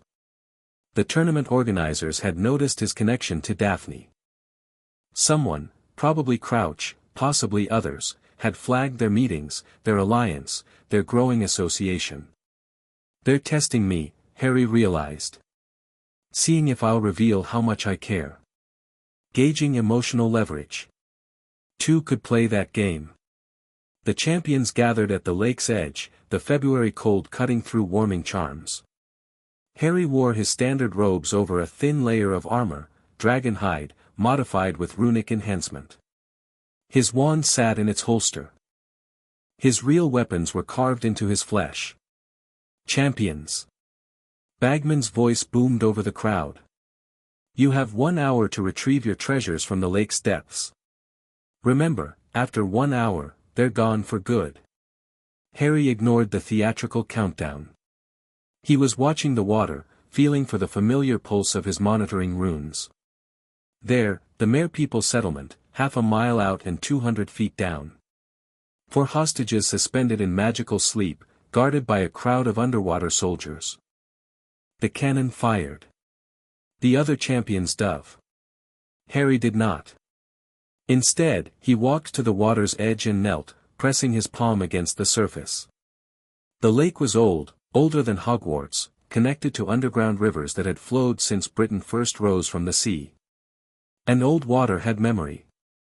Harry spoke to it. Not in English, not even in Parseltongue. In the language of the First Scribes, patterns of meaning that existed before words, before thought, before life itself. The lake shuddered. Ripples spread outward, unnatural and precise. The crowd went silent. The water parted. Not dramatically, not like Moses at the Red Sea. But a corridor appeared, a tunnel of displaced liquid leading down toward the depths. The walls shimmered with contained force, and at the bottom, faintly visible, the Mere-People settlement glowed with bioluminescent light. Harry stood and walked into the lake. The Mere-People were waiting for him. A dozen warriors, armed with tridents and nets, blocked the path to the hostages. Their leader, a massive merman with green-gray scales and intelligent eyes, raised a webbed hand. You disturb old agreements, surface dweller. His voice was bubbling, strange to human ears, but Harry understood. This is not how the game is played. The game has changed. Harry kept walking, the water corridor holding steady around him. I'm here for what's mine. The hostages are protected by tournament magic. You cannot take them by force. I don't intend to use force. Harry stopped 10 feet from the warriors, meeting the leader's eyes. I intend to negotiate. The merman's gills flared, surprise, perhaps, or skepticism. What can you offer us, human? Restoration. Harry gestured at the settlement behind the guards. Your structures are old, ancient, actually, from a time before Hogwarts was built. But they've deteriorated. The wards that protected your people are failing, and the ministry does nothing to help. You know of our wards. I've studied them.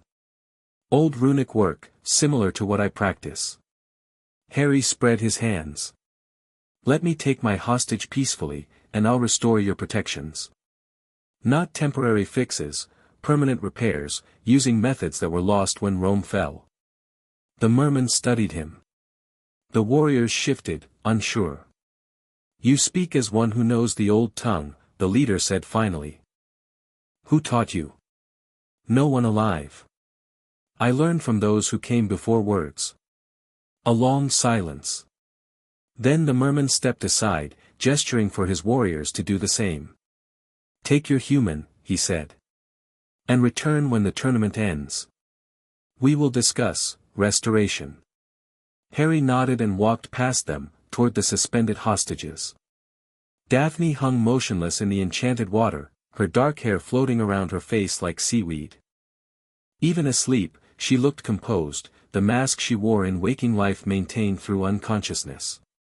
Harry touched her arm, and her eyes opened. She didn't panic. didn't gasp or thrash. She simply looked at him, took in the impossible corridor of air surrounding them, and raised one eyebrow. "Show off," she said. "You're welcome." He cut the binding spell with a quick runic gesture and caught her as she drifted free. Together, they walked back toward the surface, past the mere people, up the sloping corridor, into the gray February daylight. The crowd erupted. Victor surfaced 20 minutes later, Hermione clinging to his back. Cedric arrived next, gasping and shivering, with Cho floating beside him. Fleur didn't appear until the final minutes. Grindylows had swarmed her, and she barely escaped with her sister. Harry watched from the shore, a warming blanket wrapped around his shoulders. Daphne sat beside him, conspicuously close. "They're going to talk about this," she said quietly. "The whole school saw you choose me. Let them talk. The Slytherins will assume we're together. Politically. Aren't we?" She looked at him sideways. "I thought we were allies. Partners in an arrangement. This feels like something more." Harry considered his answer carefully. The truth was complicated, his feelings for Daphne were complicated. She was useful, yes. Intelligent, informed, valuable to his network. But there was more than that now. A comfort in her presence. A trust that went beyond transaction. Would something more be unwelcome, he asked. Daphne was quiet for a moment. Then, surprising them both, she took his hand. "No," she said. "It wouldn't." The judges awarded Harry full marks for finishing first and demonstrating extraordinary magical ability. Dumbledore's face was unreadable as he announced the scores. Crouch, the real one, Harry knew, the father who'd imprisoned his Death Eater son, looked uncomfortable. After the ceremony, Hermione caught Harry alone. "You parted the lake," she said. Her voice was strange. Like Moses. Like a biblical prophet. "It's just magic, Hermione." "No, it isn't." She stepped closer, studying his face.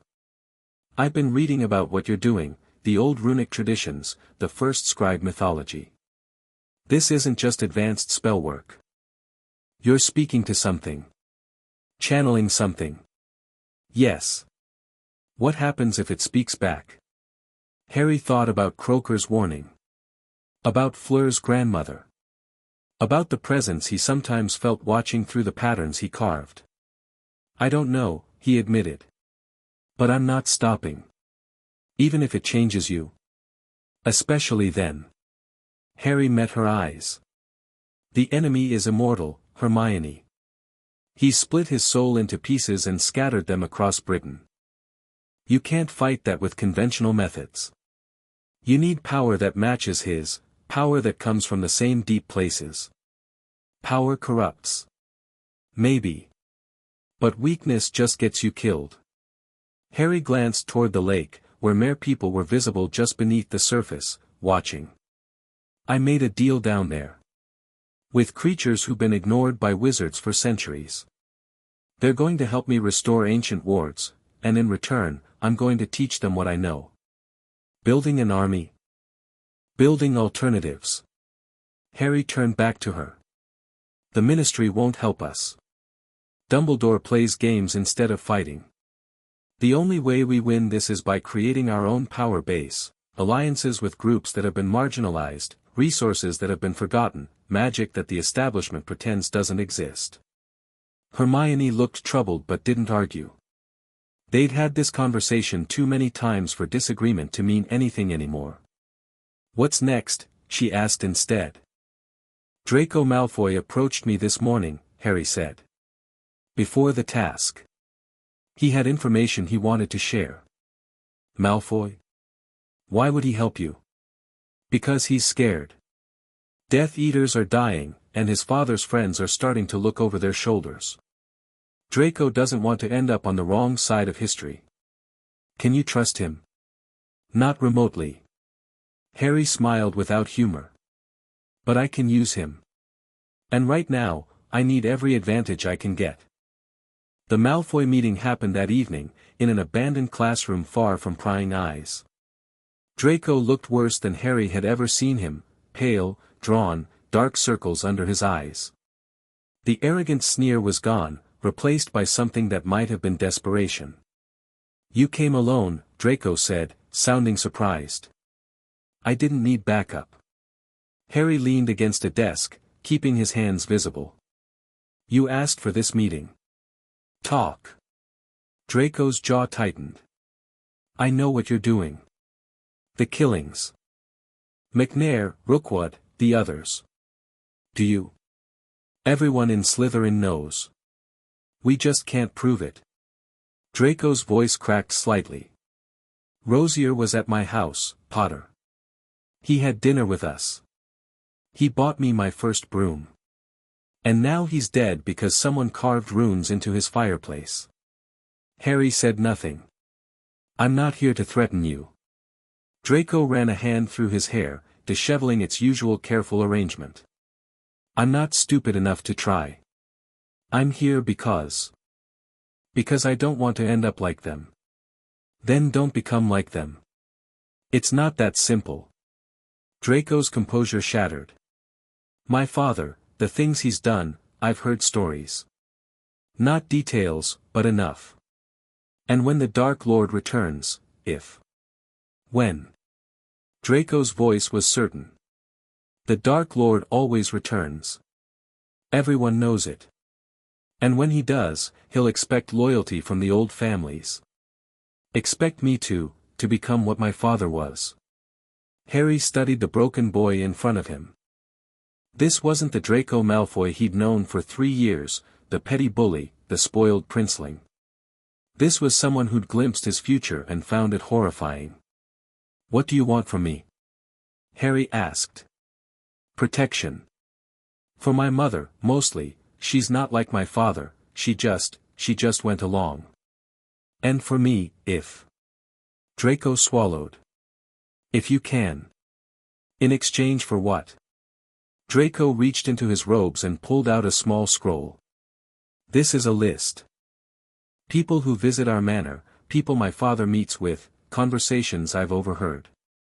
It's not complete, they're careful around me, but it's something." Harry took the scroll, unrolling it. Names, dates, fragments of conversation. Intelligence, genuine intelligence, about Voldemort's remaining network. "This is dangerous for you," Harry said. "If your father finds out." "I know." Draco's laugh was bitter. "But I've decided I'd rather be dangerous than dead." "Is that how you feel, Potter? When you're doing what you do?" Harry considered the question seriously. "No," he said finally. "When I'm hunting Death Eaters, I don't feel dangerous. I feel necessary. Like I'm doing what needs to be done because no one else will. That's terrifying. Maybe. But it's honest." Harry rolled the scroll and tucked it into his robes. "I'll look into protection for your mother. No promises about you, that depends on how useful you prove to be." "Fair enough." Draco's expression was complicated, relief and fear and something that might have been respect. "What happens now?" "Now you go back to your common room and pretend this meeting never happened. Keep your ears open, keep collecting information, and don't do anything stupid." Harry moved toward the door. "I'll contact you when I need something." "How?" Harry paused, looking back. "You'll know." He left Draco standing alone in the abandoned classroom, another piece added to the board. That night, Harry stood in the room of requirement, processing everything that had happened. The second task was won. Daphne was safe, and something new was growing between them. The Mare people were potential allies. Draco Malfoy had defected, or at least begun to. The war was shifting, alliances forming and reforming. But the real battle was still coming. Harry looked at the wall covered in his target list. 43 names had become 39. Progress, but not enough. And underneath those names, larger threats loomed: the resurrection ritual, the Horcruxes, the First Scribes growing attention. Too many variables, Harry thought. Too many pieces I can't control. He needed more power. More knowledge. More allies. And he needed them fast. The third task was approaching, and with it, Voldemort's return. A sound made him turn. Not physical, something deeper, something that resonated in the runic patterns covering his skin. Speaker, something said. You call and we hear. You write and we read. The time of testing approaches. Harry went very still. The presence he'd sensed before, distant, patient, observing, was closer now. More focused. What do you want? He asked, not speaking aloud but shaping the thought into runic patterns. The old enemy stirs. The splitter of souls. He speaks our language without understanding it, crude, corrupt, a mockery of the true tongue. The presence shifted, and Harry felt vast intelligence focusing on him. You are different. You were written before you could walk. You speak as one taught from birth. Lily, Harry realized. My mother. She wrote something into me, she borrowed our voice to save her child. A small transgression, but it created opportunity. Something that might have been amusement rippled through the connection. You have been shaped for this, Speaker. Shaped to face the splitter, to correct his errors. Errors? Souls are not meant to be divided. Reality is not meant to be torn. He has damaged something fundamental, and you are the remedy we have cultivated. Harry felt the weight of that statement. The First Scribes hadn't just noticed him. They'd been shaping him, or at least, they'd seized the opportunity Lily created and guided his development. What you were already doing? Hunt. Destroy. Correct. The presence began to recede. But know this, when the splitter is unmade, we will have other requests. You have borrowed our voice freely. Eventually, payment will be required. What payment? No answer. The connection faded, leaving Harry alone in the room with the taste of ancient power on his tongue. He stood there for a long time, processing what he'd learned. The First Scribes weren't allies, not exactly.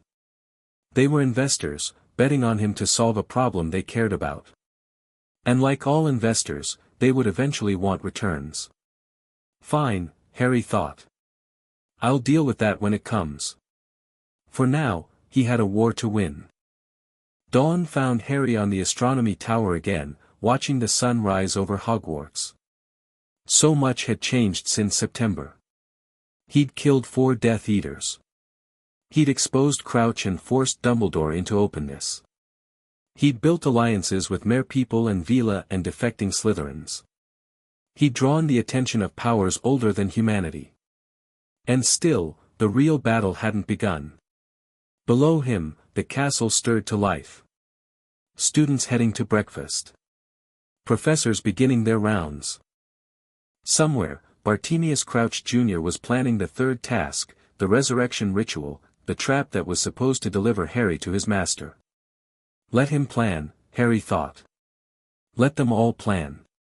He looked down at his scarred hands, at the patterns that connected him to something vast and patient and not quite comprehensible. The First Scribes wanted him to destroy Voldemort. Fine. He'd been planning to do that anyway. But he'd do it on his own terms. For his own reasons. And when it was done. When it's done, I'll decide what I've become. Harry descended from the tower, walking toward his future with steady steps. The third task was coming.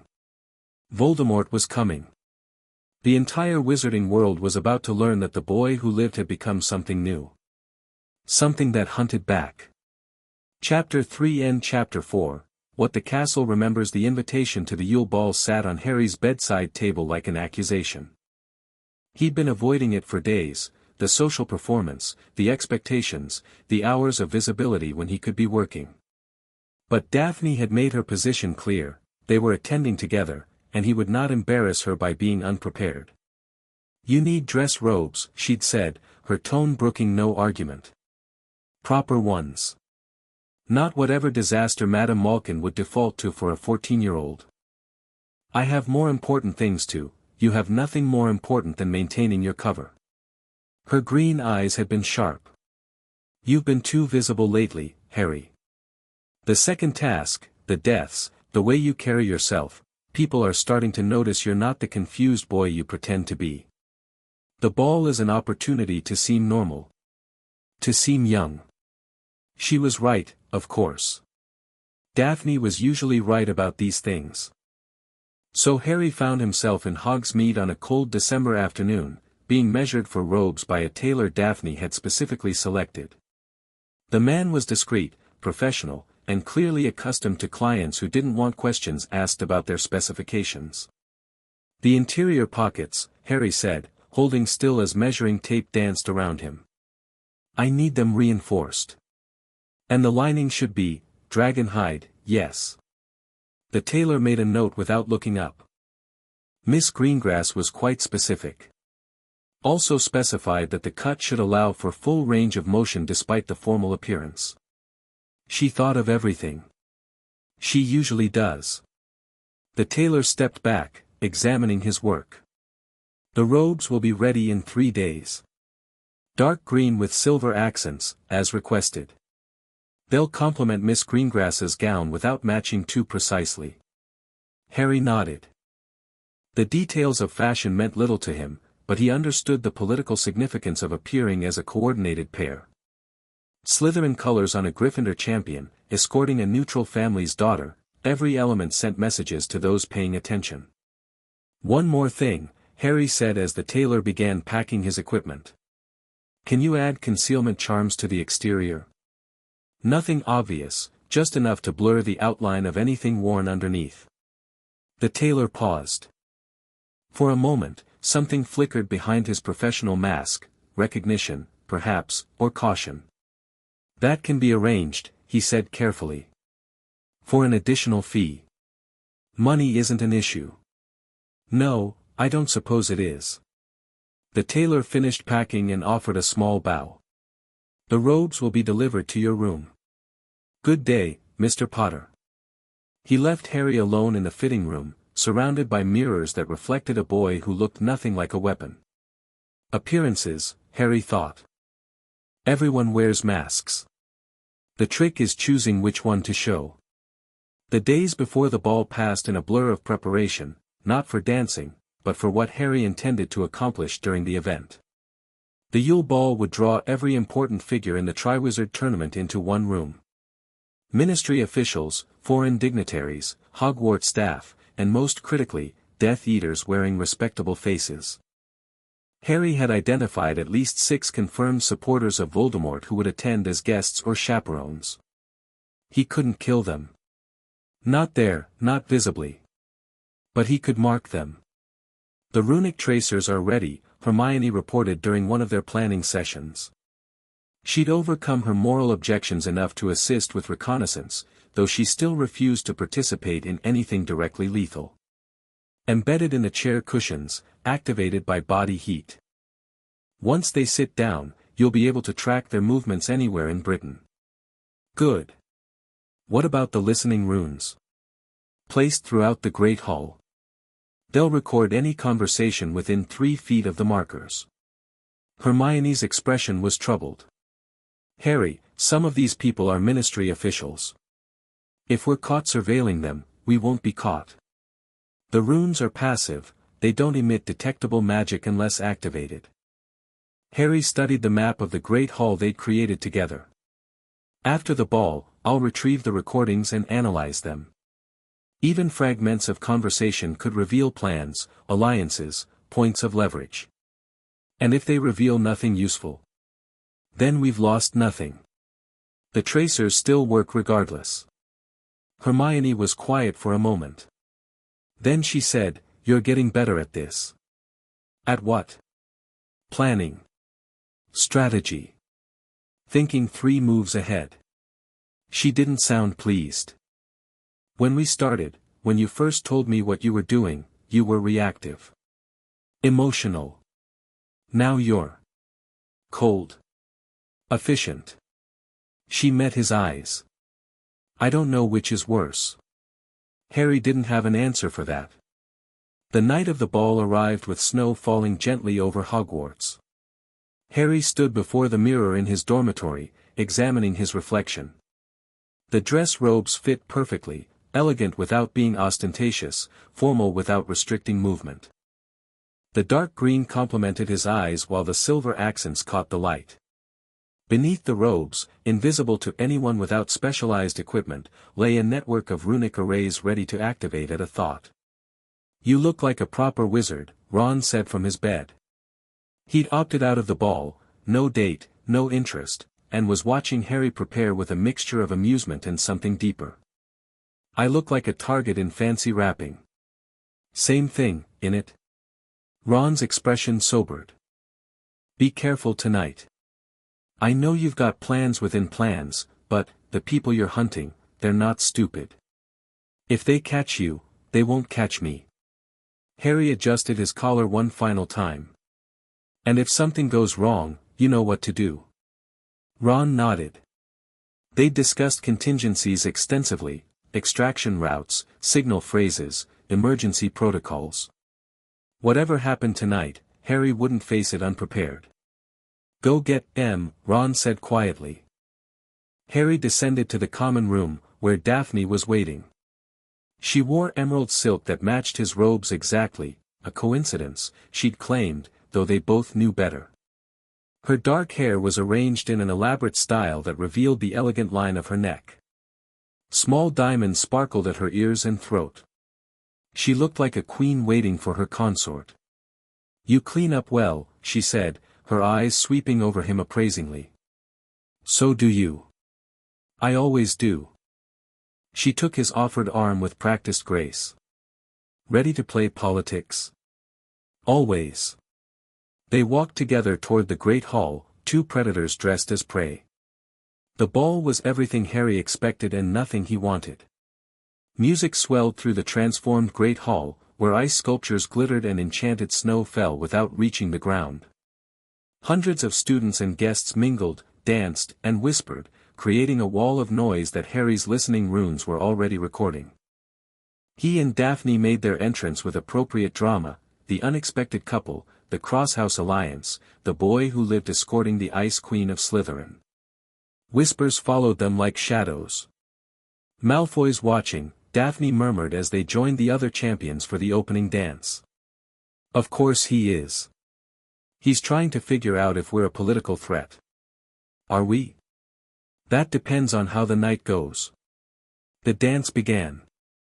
Harry moved through the steps automatically, he'd practiced enough that muscle memory carried him, while his attention tracked other movements throughout the hall. There, Lucius Malfoy in conversation with Cornelius Fudge, their heads bent together in ways that suggested confidences being shared. Harry's tracer runes pulsed faintly as Malfoy settled into a chair near the minister.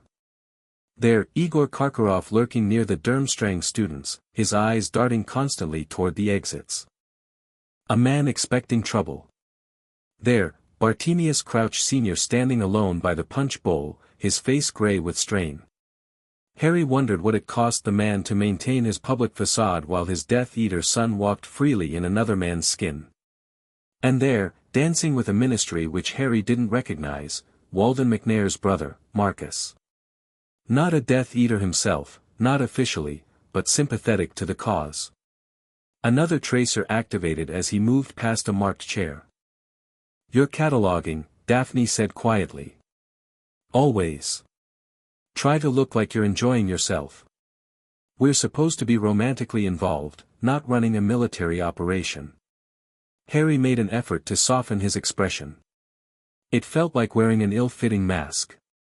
Better? Marginally. She guided them through a turn, her movement flawless. The Delacour girl has been watching you all evening. Fleur. We have an arrangement. Do you? Daphne's voice carried no jealousy, only calculation. What kind of arrangement? Information exchange. She has access to Vila magic traditions. I have knowledge she wants. And is that all? Harry met Daphne's eyes. In them he saw something unexpected, not insecurity, but genuine curiosity about where she stood. Fleur is an ally, Harry said. You're something more. Am I? You tell me. The music shifted. The dance demanded they separate, circle, return. When Daphne's hand found his again, her grip was firmer than before. After the ball, she said. We should talk. Properly. Agreed. They danced in silence after that, but something had changed between them. Something that felt less like alliance and more like understanding. Fleur cut in during the third song. You don't mind? She asked Daphne, her French accent making the words musical. I don't own him. Daphne stepped back with grace. But I'll want him returned. She vanished into the crowd, leaving Harry in Fleur's arms. Your girlfriend is territorial, Fleur observed. We're still defining terms. Ah. Fleur guided them smoothly across the floor. She danced like she'd been born to it. I have information for you. Something my grandmother shared. Here. Where better? 100 conversations happening at once, no one will notice ours. She pulled him closer, creating the illusion of intimacy. The Vila elders have been watching events in Britain. The deaths you've been arranging haven't gone unnoticed. I assumed not. They're impressed. Fleur's silver eyes met his. Impressed and concerned. You're using old magic, older than they realized humans still remembered. They want to know where you learned it. What did you tell them? That you discovered it on your own. That you're self-taught, working from fragments and intuition. She paused. Was I wrong? Not entirely. My mother left me something, a foundation. But most of it I had to figure out myself. Fleur nodded. That's what I suspected. The elders have an offer for you. What kind of offer? Training. The Vila preserve ancient knowledge that was old when Rome was young. Combat magic, ritual work, things that have been deliberately hidden from ministry oversight. She lowered her voice further. They believe you could become something significant. A bridge between the old ways and the new. Harry considered the offer.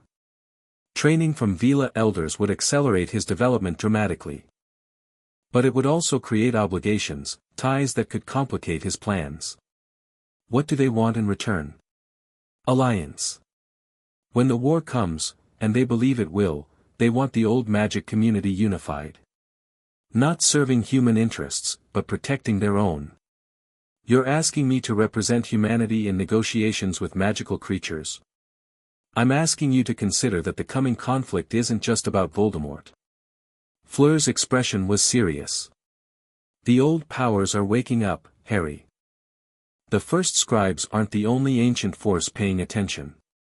If you survive what's coming, you'll need allies that the Ministry can't provide. The music wound toward its conclusion. Harry had seconds to respond. Tell your grandmother I'm interested, he said. But no commitments until after the tournament. I need to see what I'm dealing with before I make promises I might not keep. Fair enough. Fleur released him as the song ended. Be careful tonight. I've seen some faces that worry me. Such as? Karkaroff keeps looking at the door like he expects attack. And there's a woman near the ministry delegation, I don't know her name, but her magic tastes wrong. Like rot wrapped in flowers. Harry filed the information away. Thank you. Don't thank me. Just survive. Fleur walked away, rejoining her delegation with practiced grace. Harry stood alone for a moment, processing. Then he went to find the woman with magic that tasted like rot. Her name was Dolores Umbridge, and she was exactly as unpleasant as Fleur's description suggested. Harry observed her from across the hall, watching how she interacted with the other ministry officials. She smiled constantly, a wide, empty expression that never reached her eyes. Her pink robes clashed violently with the evening's elegant atmosphere. And beneath her simpering facade, Harry could feel something deeply wrong. Not a Death Eater, he thought. Something else. Something that serves her own twisted agenda. He filed her away as a future problem and moved on. The ball continued around him. Champions danced. Dignitaries schemed. Students pretended adulthood while adult problems loomed over them all. Harry circulated through it, smiling and speaking and playing his role, while his runes recorded everything. At 11 o'clock, he found an excuse to slip away. The corridor outside the Great Hall was quiet, a few couples seeking privacy, a handful of students catching their breath. Harry moved past them all, heading for the Malfoy tent's location from the World Cup. Not the tent itself, that was long gone. But Lucius Malfoy had attended the ball, which meant he'd left his manor unattended except for house elves. And house elves could be persuaded. Harry ducked into an unused classroom and activated his emergency portkey. Malfoy Manor materialized around him in a swirl of cold displacement. The entrance hall was dark, silent. Wards pressed against Harry's senses, old magic, layered and complex.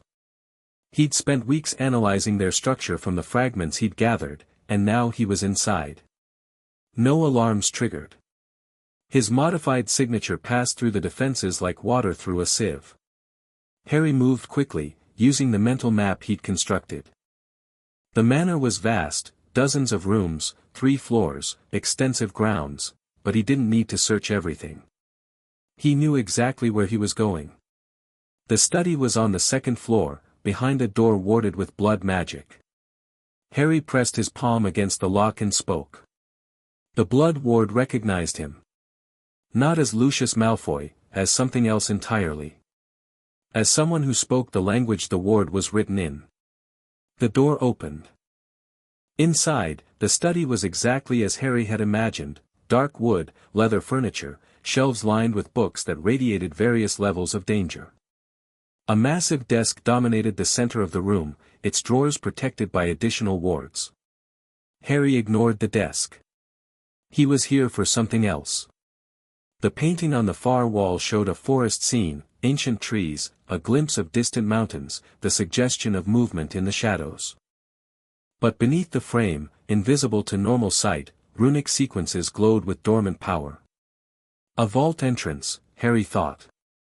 Hidden in plain sight. He traced the activation sequence, feeding power into the appropriate nodes. The painting swung outward, revealing a passage that descended into darkness. Harry followed it down.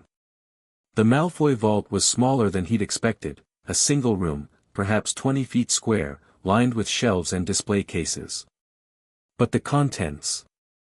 Harry stood in the doorway, cataloging treasures that would have made Gringotts envious. Dark artifacts. Ancient texts. Jewelry that pulsed with stored curses. And there, in a case against the far wall, something that made Harry's breath catch. A locket. Silver, serpentine, emblazoned with an ornate S.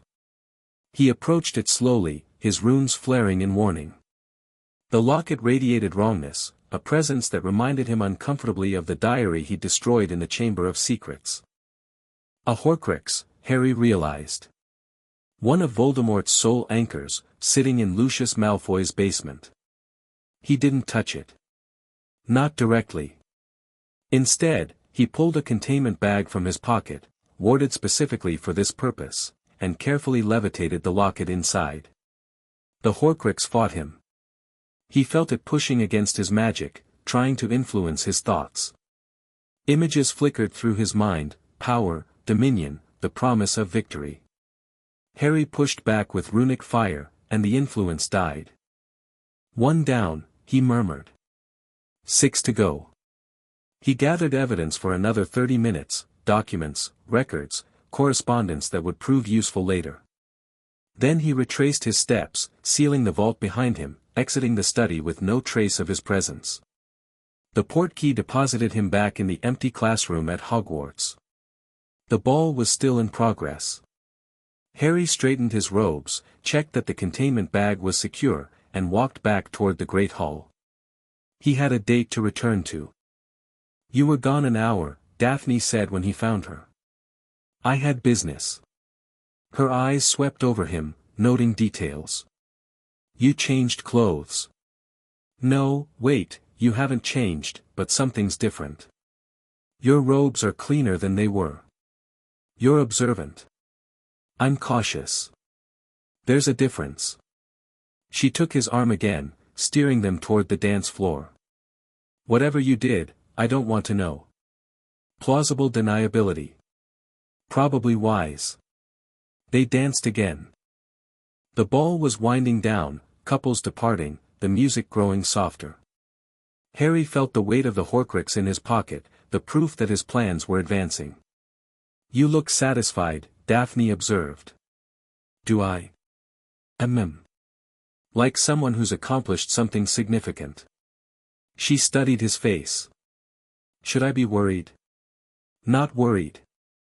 But we should talk, tomorrow, properly, about what happens next. More secrets. Necessary ones.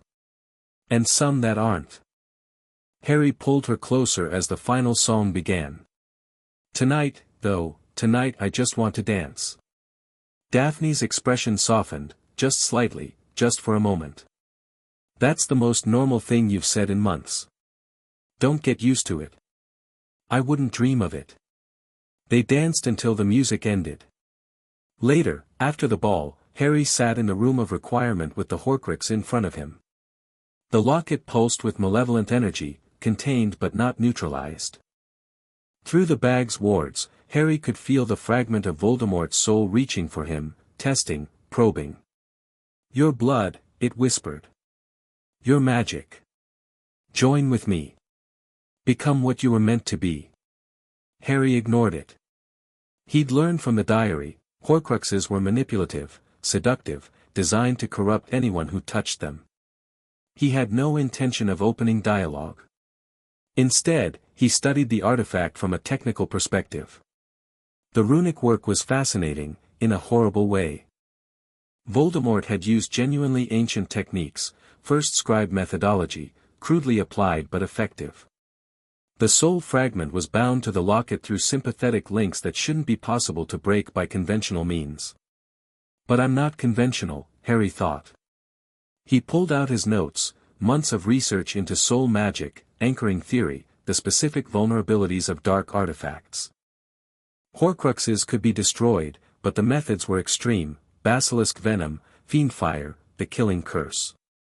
All of them destroyed the container along with the soul fragment. Harry wanted something more elegant.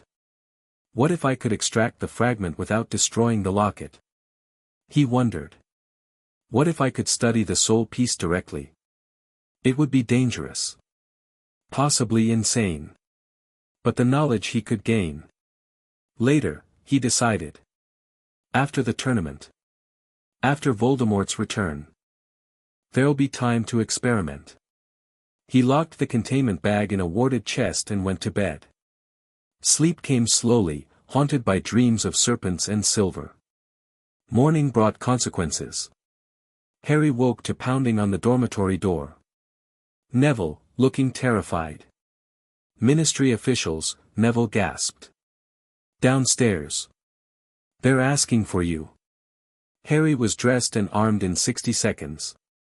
The common room was crowded with students watching two figures in aura robes. One of them Harry recognized, Kingsley Shacklebolt, a competent wizard who'd occasionally crossed paths with the Order of the Phoenix. The other was unfamiliar, a woman with sharp features and sharper eyes. Mr. Potter, Shacklebolt said. His voice was calm, professional. We need you to come with us. Am I under arrest? Not yet. The woman stepped forward. I'm Auror Clearwater. There's been a break-in at Malfoy Manor. You're wanted for questioning. Harry let his expression show confusion. Malfoy Manor? Why would you think I was involved? We're not accusing you of anything, Shacklebolt said carefully. But the wards logged an unusual magical signature during the intrusion. One that matches certain anomalies we've detected around you this year. The runic work, Harry realized. They've been tracking my signature. I was at the ball all evening, Harry said. Hundreds of witnesses can confirm that. We're aware. Clearwater's expression didn't change. Which is why we're only asking questions, not making arrests. But the minister has requested a formal interview, and Professor Dumbledore has agreed to facilitate. Harry calculated quickly. Refusing would look guilty. Cooperating might reveal information he couldn't afford to share. But if he handled this carefully. Fine, he said. Lead the way. The interview took place in a ministry chamber Harry had never seen, small, windowless, lined with detection wards that pressed against his senses. Shacklebolt and Clearwater sat across from him, while Dumbledore observed from the corner. For the record, Clearwater began, please state your name and age. Harry James Potter. 14 years old. And can you account for your whereabouts between 10 p.m. and 2 a.m. last night? I was at the Yule Ball. I danced with my date, Daphne Greengrass. I spoke with several other students and guests. Around 11, I stepped outside for fresh air, the hall was crowded, and returned approximately 45 minutes later. 45 minutes is a long time for fresh air. I was thinking about the tournament. The third task is approaching. Clearwater made a note. Shacklebolt leaned forward. Mr. Potter, are you familiar with ancient runic magic? Techniques that predate the founding of Hogwarts. Harry met his eyes steadily. I've been studying ancient runes as an elective. Professor Babbling can confirm my enrollment. That's not what I asked. I'm aware of older traditions, yes. Academic awareness. I find the history interesting. And have you practiced any of these older techniques? Harry hesitated, deliberately, to appear conflicted. I've experimented. Minor things, nothing dangerous.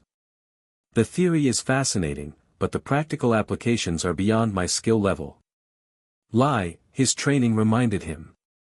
But a plausible one. Clearwater and Shacklebolt exchanged glances. Dumbledore shifted in his corner, his expression unreadable. The intrusion at Malfoy Manor used runic methodology that our experts have never seen before, Shacklebolt said slowly.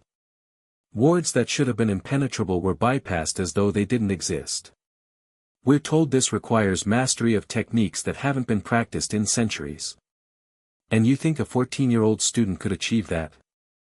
We think something unusual is happening around you. Clearwater's voice was sharp. The deaths of several former Death Eaters. Anomalous magical readings at multiple locations. And now a break-in at the home of a prominent pureblood family using impossible methods. Coincidence? We don't believe in coincidence. Harry allowed himself a small smile. Neither do I. But correlation isn't causation, or Clearwater. Yes, strange things happen around me. They've been happening since I was a baby. I'm the boy who lived, strangeness is part of the package. The interview continued for another hour. Harry admitted nothing, revealed nothing, played the role of confused teenager caught up in events beyond his control.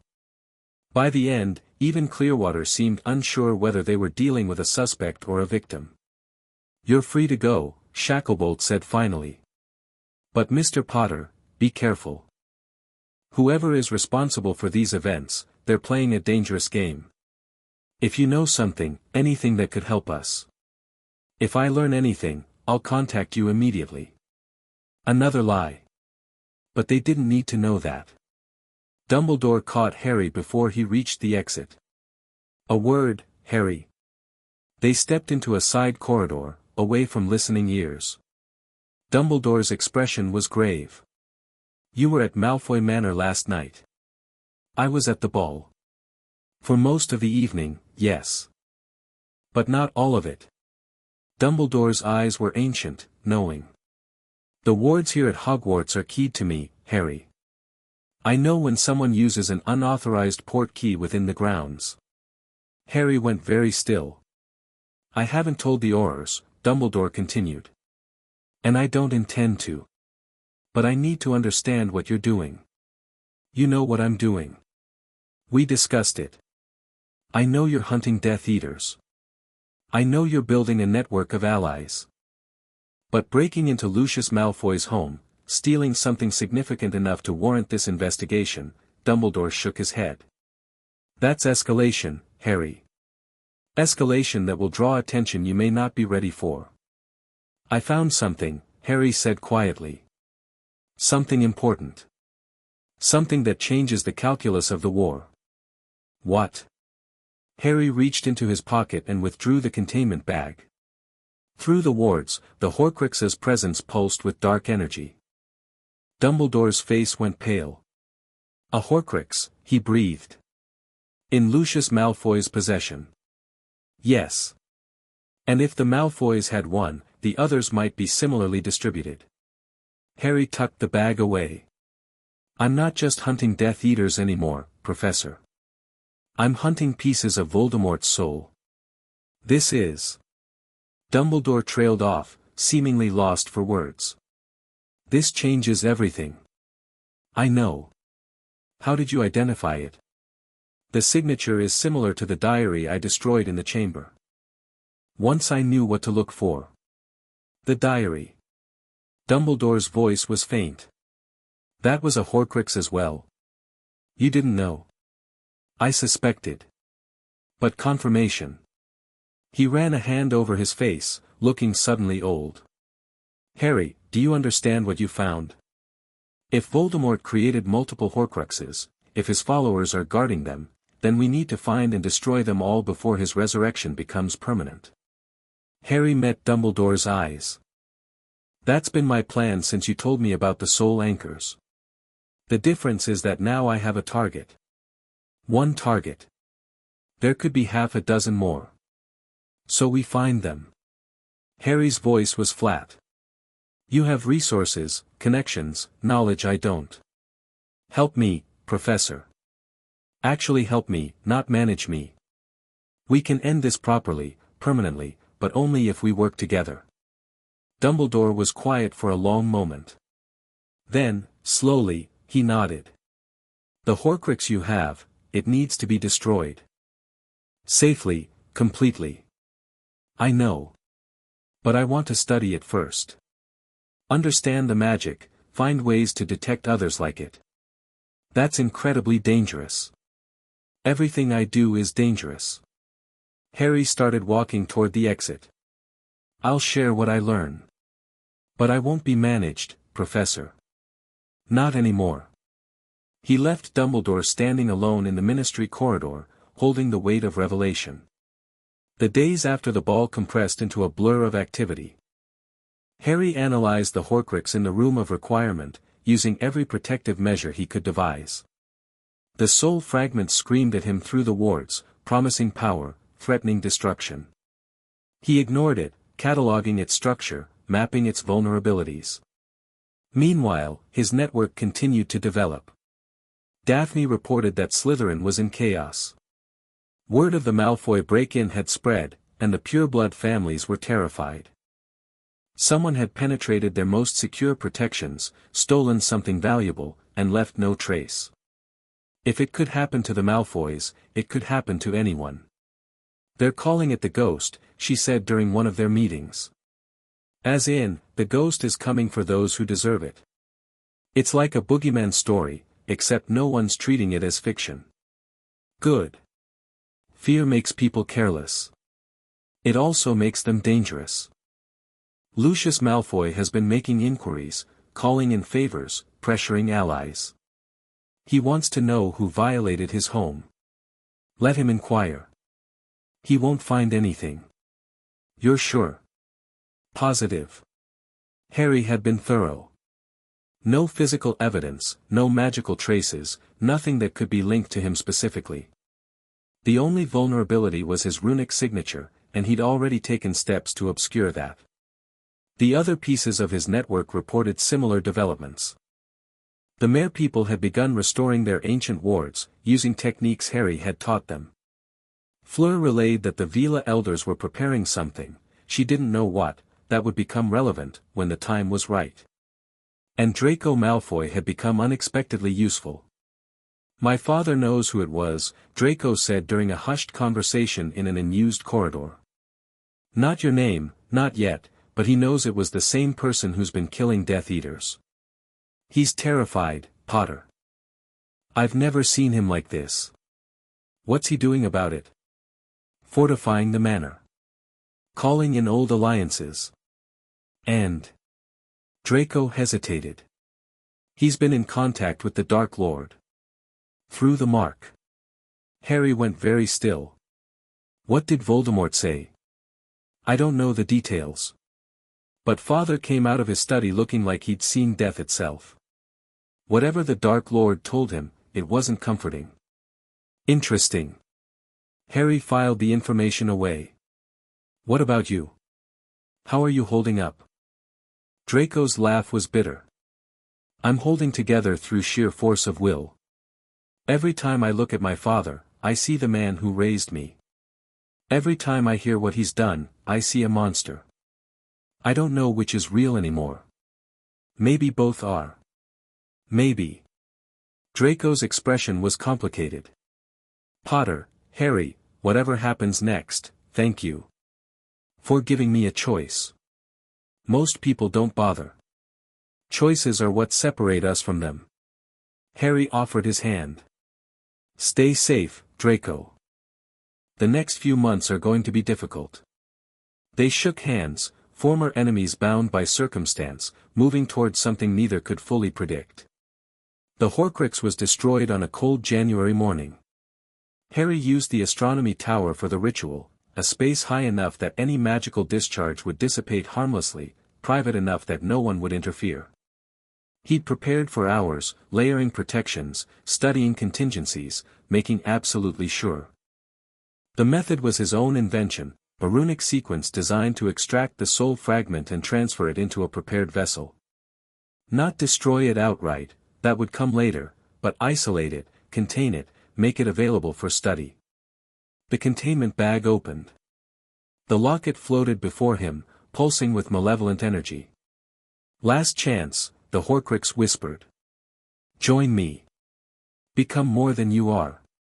Harry ignored it and began to speak. The words weren't English, weren't any human language. They were patterns of meaning, shapes of power, the tongue of the First Scribes given voice. The locket screamed as the runic sequence took hold, black smoke pouring from its seams. "No. You cannot, I am eternal, I am," the soul fragment tore free. Harry caught it in the prepared vessel, a crystal orb warded specifically for this purpose. The fragment thrashed against its new prison, but the wards held. Voldemort's soul, or a piece of it, was now under Harry's control. The locket fell to the floor, empty. Still valuable, still magical, but no longer an anchor for darkness. Harry picked it up, examining the craftsmanship. Salazar Slytherin's personal locket, if his research was correct. A priceless historical artifact, now freed from its contamination. He tucked it into his pocket and turned to the crystal orb. The soul fragment watched him through the crystal. Even diminished, even contained, it radiated hatred and hunger. "I have questions," Harry thought at it. "And you're going to answer them." The fragment screamed again, but it had no choice. Harry had a lot of questions. The interrogation of Voldemort's soul took 3 days. Harry worked in the room of requirement, using carefully designed runic sequences to extract information from the fragment. It fought him at every turn, lying when it could, misdirecting when it couldn't, but Harry was patient. He had leverage the fragment couldn't counter: pain, isolation, the threat of final destruction. "Tell me about the other Horcruxes." "Never. I am the Dark Lord. I will not." Pain.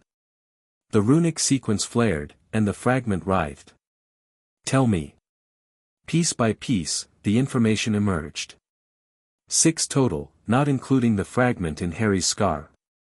The diary and the locket were accounted for. That left 4, a cup belonging to Helga Hufflepuff, hidden in Bellatrix Lestrange's vault. A diadem belonging to Rowena Ravenclaw, concealed somewhere in Hogwarts. The ring of Marvolo Gaunt, buried in the ruins of the Gaunt family home.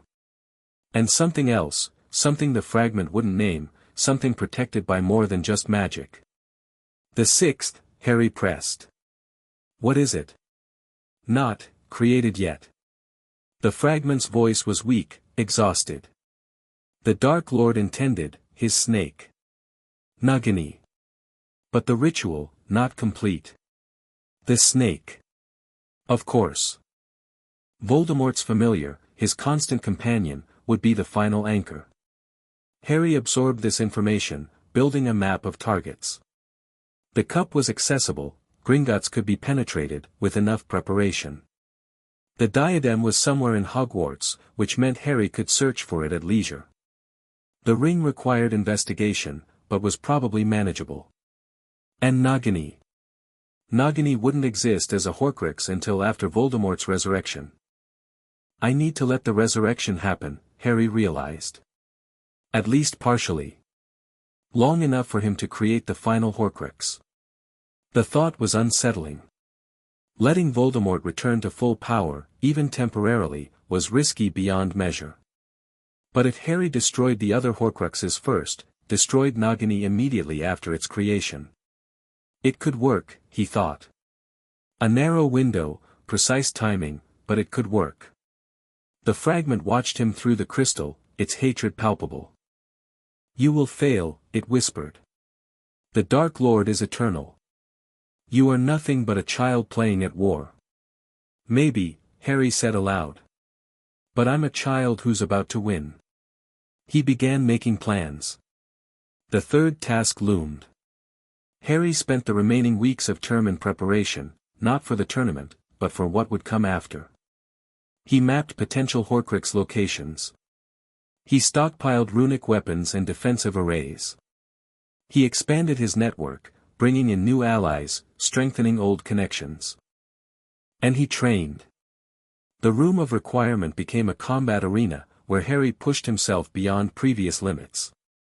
Speed drills, accuracy tests, magical endurance exercises. He practiced until his hands bled, healed them with runic work, and practiced more. One evening, Sirius found him there. Merlin's beard. His godfather stood in the doorway, watching Harry demolish practice dummies with combinations of wand work and runic projection. What have you become? Harry lowered his wand, breathing hard. What I needed to become. A soldier. A weapon. Sirius walked into the room, picking his way between the debris of Harry's training. His expression was haunted. I remember thinking, during the First War, that nothing could be worse than what we'd seen. The fear, the death, losing friends. I thought that was the worst it could get. He stopped in front of Harry. I was wrong. What could be worse? Watching it happen to someone you love. Sirius's voice cracked. Watching a 14-year-old boy turn himself into a killing machine because the adults who should have protected him failed at every turn. Someone had to, yes. Someone had to. But it shouldn't have been you. Sirius's hands clenched at his sides. You were supposed to have a childhood, Harry. Friends and Quidditch and getting in trouble for sneaking out after curfew. Not this. Harry looked at his scarred hands, at the runic patterns that had become as familiar as his own face. I don't know how to be normal anymore, he admitted quietly. Even if I wanted to, even if this all ended tomorrow, I don't know how to go back to being just a student. Then don't go back. Go forward. Sirius stepped closer. When this is over, when Voldemort is truly destroyed, we'll figure it out together. You don't have to carry everything alone. I've been alone since I was 1 year old. You're not alone now. Sirius put his hands on Harry's shoulders. I know I've failed you. I know I wasn't there when you needed me. But I'm here now, and I'm not leaving. Whatever you need, whatever you're facing, we face it together. Harry looked into his godfather's eyes, saw the guilt, the determination, the love that had never died despite everything. Okay, he said finally. Together. Sirius pulled him into a hug, and Harry let himself be held. The night before the third task, Harry stood on the astronomy tower and watched the stars. So much had happened since September. So much had changed, in the world, in his allies, in himself. He'd killed people, saved people, manipulated and planned and prepared. He'd turned himself into something that no one could predict. And tomorrow, it would all come to a head. The third task, he thought. The graveyard. The resurrection. The final battle. He was as ready as he'd ever be. The Horcrux fragment had been destroyed after yielding its secrets.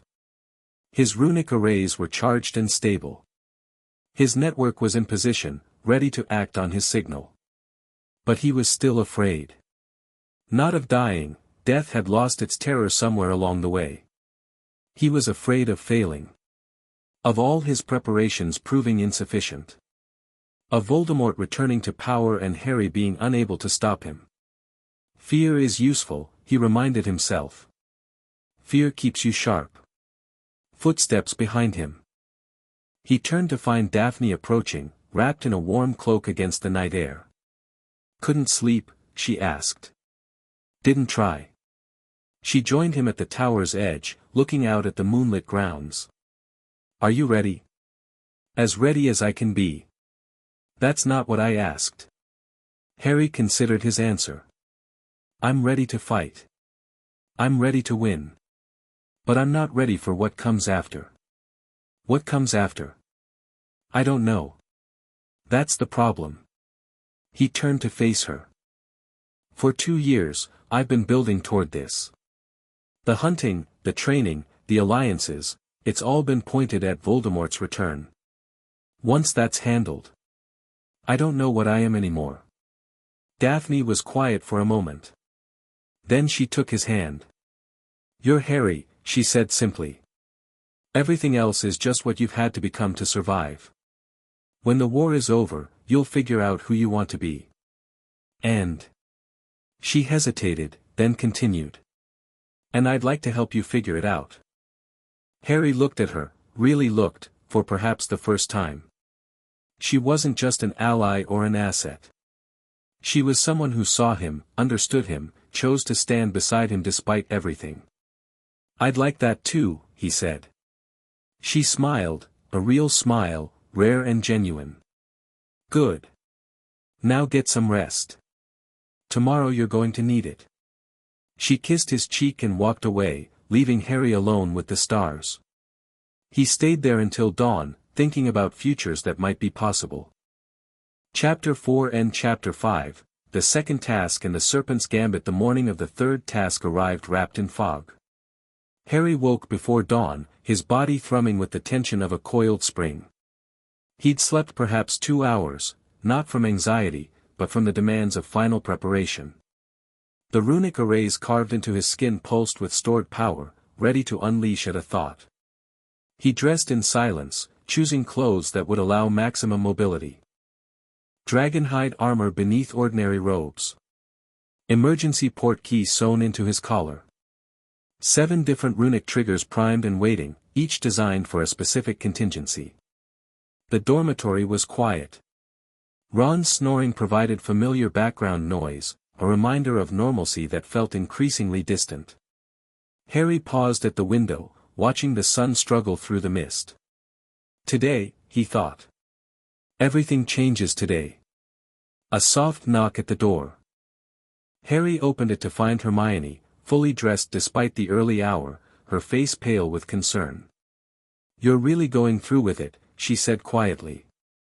I don't have a choice. There's always a choice. Not this time. Harry stepped into the corridor, closing the door behind him. The port key is real, Crouch confirmed it. The resurrection ritual is real. If I don't go to that graveyard, Voldemort returns anyway. At least this way, I control the circumstances. You control some circumstances. The rest. Hermione's voice caught. Harry, if something goes wrong, then you execute the contingency plan. Rally the network, release the evidence, make sure Crouch Jr. doesn't escape. Harry met her eyes. You have all the documentation. Everything I've gathered, everyone who needs to face justice. If I don't come back, you finish what I started. I don't want to finish it. I want you to come back. So do I. Harry allowed himself a small smile. But wanting doesn't change probability. We prepare for the worst while working toward the best. That's all we can do. Hermione hugged him, sudden and fierce, her arms tight around his shoulders. Harry stood rigid for a moment, then relaxed into it. Be careful, she whispered. I'll try. She released him and walked away, not looking back. Harry watched her go, then descended to the common room. Ron was waiting by the fire, dressed and alert despite the hour. Couldn't sleep either, Ron said by way of explanation. Figured I'd see you off. Appreciated. They walked together toward the great hall, silence comfortable between them. The castle was waking slowly, early risers beginning their routines, house elves preparing breakfast. Everything achingly normal on a day that would be anything but. I've been thinking, Ron said eventually. About everything you've told me. The plan, the Horcruxes, what you're going to do. Having second thoughts? No. Just. Ron shrugged. It's mad, isn't it? A year ago, we were worried about Quidditch matches and exam scores. Now you're planning to let you know who resurrect himself so you can kill him properly. The universe has a sense of humor. If this is humor, I'd hate to see tragedy. Ron stopped at the entrance to the great hall, turning to face Harry. Whatever happens today, I want you to know that I don't regret any of it. Being your friend, getting involved in your plans, any of it. You're the best mate I've ever had, and if we're going to war, there's no one I'd rather stand beside. Harry felt something shift in his chest, an emotion he'd trained himself to suppress. Ron, don't go soft on me. Ron grinned, though his eyes were suspiciously bright. Go eat breakfast, do the task, kill the Dark Lord. In that order. That's simple. Has anything ever been simple with us? Harry laughed, actually laughed, for the first time in days. Not once. Then why start now?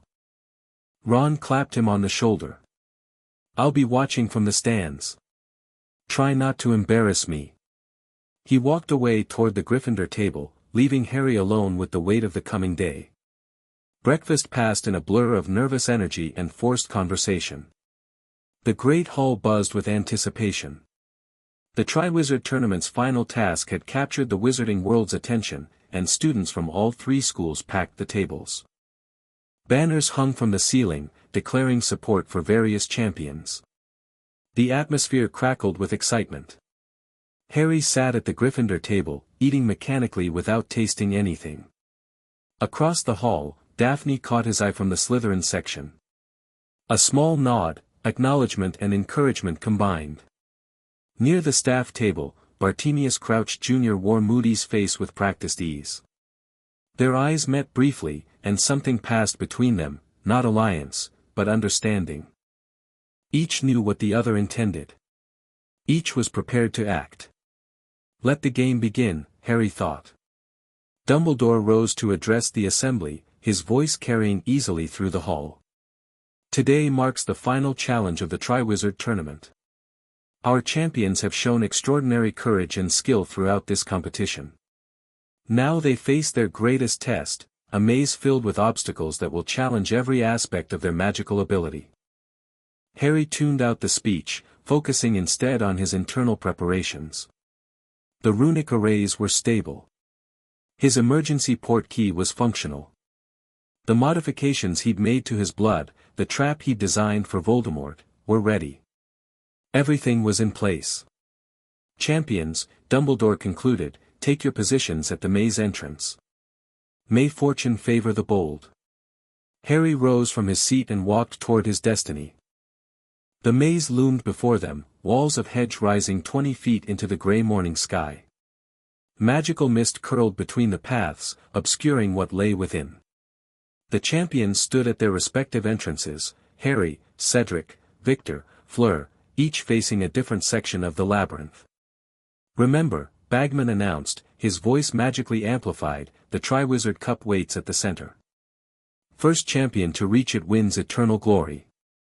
Should you encounter difficulties beyond your ability to handle, send up red sparks and help will find you. Good luck to you all." The cannon fired.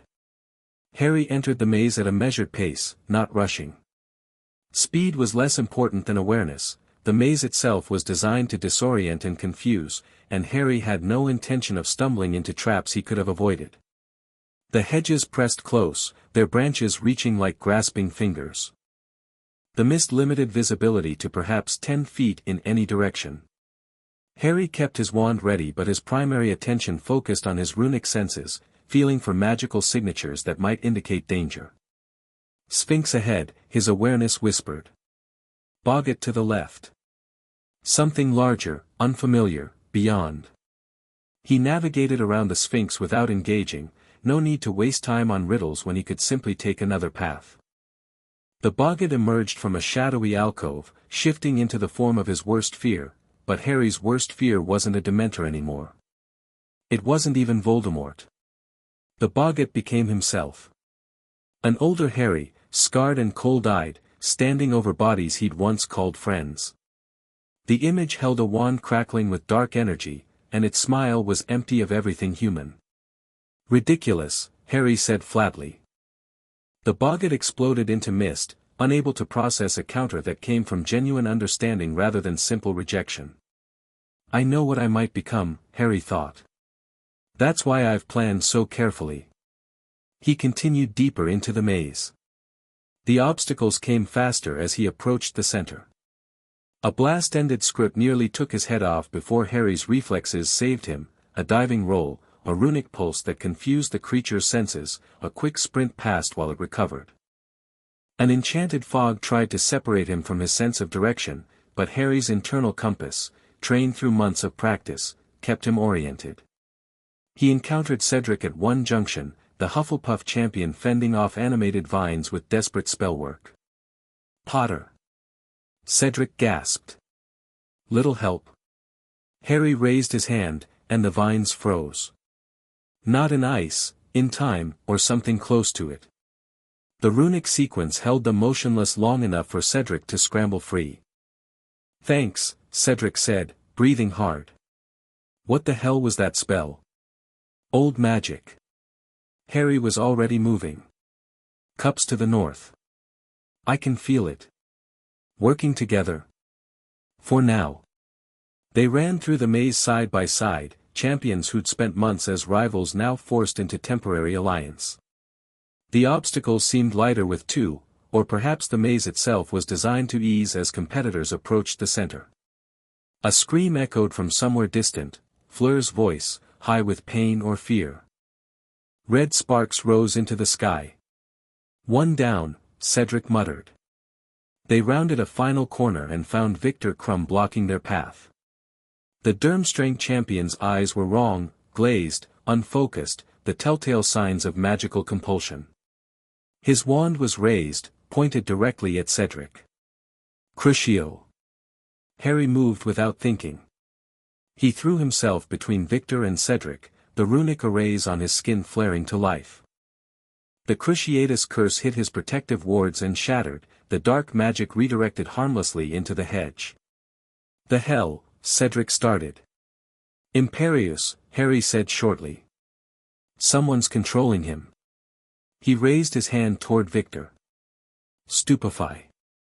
The spell hit Victor square in the chest, dropping him instantly. Harry sent up red sparks. The Durmstrang champion was innocent, just a tool, then turned to Cedric. "The cup's just ahead.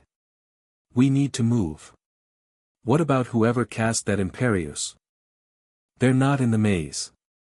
Harry was certain of this, he'd felt the magical connection, traced it outward. "They're watching from outside. Waiting to see what happens. Then we give them something to watch." They ran the final stretch together. The Triwizard Cup gleamed in the center of a small clearing, its blue light casting strange shadows. Harry and Cedric approached it cautiously, wands ready for the final obstacle. None came. "This feels wrong," Cedric said quietly. "Too easy." "It's not easy. It's a trap." Harry stopped 10 feet from the cup. "The cup is a portkey. Touch it, and we're transported somewhere else entirely." "How do you know that?" "I have sources." Harry met Cedric's eyes. "You should go back. Send up sparks, withdraw from the tournament. What's waiting on the other side of that portkey? You're not prepared for it." Cedric's jaw tightened. "I'm not leaving you to face it alone. It's not your fight." "Maybe not. But it's not just your fight either." Cedric moved to stand beside Harry. "We're both champions. Whatever this is, we face it together." Harry considered arguing. Considered stunning Cedric and leaving him here, safe, uninvolved. But there was something in the Hufflepuff's expression, a stubborn courage that reminded Harry of why he was fighting in the first place. "For people like this," he thought. "For people who stand up even when they should run." "On 3, Harry said. 1. 2. 3. They grabbed the cup together. The world twisted. Colors blurred, sounds distorted, reality itself seemed to fold. Harry had experienced portkey travel before, but this was different, longer, more violent, as though the magic was fighting against something. They landed hard in darkness. Harry was on his feet in an instant, wand raised, runic senses reaching outward. The location was unfamiliar, a graveyard, old and overgrown, tombstones looming like crooked teeth against a starless sky. The air was thick with the smell of death and ancient magic. "Where are we?" Cedric asked, his voice hushed. "Little Hangleton." Harry recognized the place from his research, the Riddle family cemetery, where Voldemort's father was buried. The resurrection site. The what? Avada Kedavra. Harry saw the green light before he heard the words. He reacted on instinct, shoving Cedric aside even as his runic shields flared, but the killing curse wasn't aimed at him. It was aimed at Cedric. The spell hit the Hufflepuff champion square in the chest. His body jerked once, then crumpled to the ground like a marionette with cut strings. "No!" Harry's shout tore from his throat as he spun toward the caster. A small, hunched figure emerged from behind a massive tombstone. Wormtail, Peter Pettigrew, carrying something wrapped in cloth. Something that whimpered and squirmed. "Kill the spare," a high, cold voice commanded. "Bind the other." Harry's runic arrays exploded with power. Chains of light lashed toward Pettigrew, seeking to immobilize him, but the rat-like man was faster than he looked. He dodged aside, wand rising, and Harry felt magical bindings settle over his limbs. Not physical chains, something more insidious. The magic wrapped around his core, suppressing his ability to channel power through his wand. Harry struggled against it, feeling his runic modifications fighting the foreign magic, but the bindings held. "Impressive resistance," the cold voice said. "But futile." Pettigrew approached, and Harry finally saw what he carried, a small, grotesque figure wrapped in robes far too large for its withered form. Red eyes gleamed from a face that was barely human, noseless, pale, like a snake given twisted life. Voldemort. The wraith made flesh, or nearly so.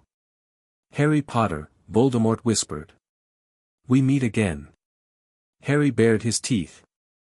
"I'd say it's a pleasure, but my mother taught me not to lie." "Such spirit." "Your mother had spirit too," at the end. Voldemort's lipless mouth curved in something like a smile. "She begged, you know. Begged for your life. As if her pleas could matter against my will. She didn't beg. She defied you. And her defiance killed you once, it'll kill you again." Bold words for a bound boy. Voldemort gestured to Pettigrew. "Begin the ritual." Harry was dragged toward an enormous cauldron that sat before a massive stone angel, the Riddle family monument. The cauldron bubbled with a potion that glowed sickly green, and Harry felt dark magic radiating from it in waves. The resurrection ritual, he thought. It's happening. Part of his plan, yes. But Cedric, he looked toward where the Hufflepuff had fallen. The body lay motionless, eyes open and staring at nothing. I got him killed, Harry realized. I knew what was coming and I couldn't save him. The rage that filled him was cold, precise, deadly. Not the hot fury of the moment but something deeper, the kind of anger that builds over years and releases all at once. They're going to pay for this, Harry promised silently. Every single one of them. The ritual proceeded with terrible efficiency. Bone of the father, unknowingly given, you will renew your son. Pettigrew levitated a bone from the grave beneath the stone angel, dropping it into the bubbling cauldron. The potion hissed and turned from green to blue. Flesh of the servant, willingly given, you will revive your master. Harry watched as Pettigrew raised a silver knife and, with only a slight hesitation, severed his own hand. The appendage dropped into the cauldron, and Pettigrew's scream echoed across the graveyard. The potion turned from blue to red. And now came the part Harry had been waiting for. Blood of the enemy, forcibly taken, you will resurrect your foe. Pettigrew approached with the silver knife, his remaining hand shaking. Harry struggled against his bonds, not to escape, not yet, but to play the role of desperate victim. The knife cut his arm, and Harry felt his blood flow. Pettigrew collected it in a vial, careful despite his obvious agony, and carried it to the cauldron. Now, Harry thought. As his blood touched the potion, the runic modifications he'd carved into his very essence went to work. The sequences he'd designed over months of preparation, patterns meant to corrupt the resurrection ritual, began writing themselves into the magic. The potion turned white, then black, then colors that had no names. Sparks erupted from the cauldron. The liquid boiled violently, threatening to overflow. Pettigrew stepped back in fear. Master, continue. Voldemort commanded. This is expected. The enemy's blood always resists. But it wasn't resistance. It was integration. Harry's blood carried runes woven so deeply into his cells that they were part of him, as fundamental as his heartbeat, as permanent as his bones. When Voldemort reformed his body using that blood, those runes would become part of him too. The ritual reached its climax. Pettigrew lowered Voldemort's protoform into the cauldron, and the entire graveyard seemed to pulse with dark magic. The night sky twisted, stars disappearing behind clouds of power. The tombstones trembled. And then, silence. A figure rose from the cauldron. Tall. Pale. Inhumanly gaunt. Voldemort stood reborn, his new body gleaming wetly in the magical light. He wore the form of the man he'd once been, handsome, in a cold way, but corrupted by the darkness of his soul. His eyes were red as fresh blood, his features sharp as carved stone. I am returned, Voldemort breathed. After 13 years of weakness. I am whole again.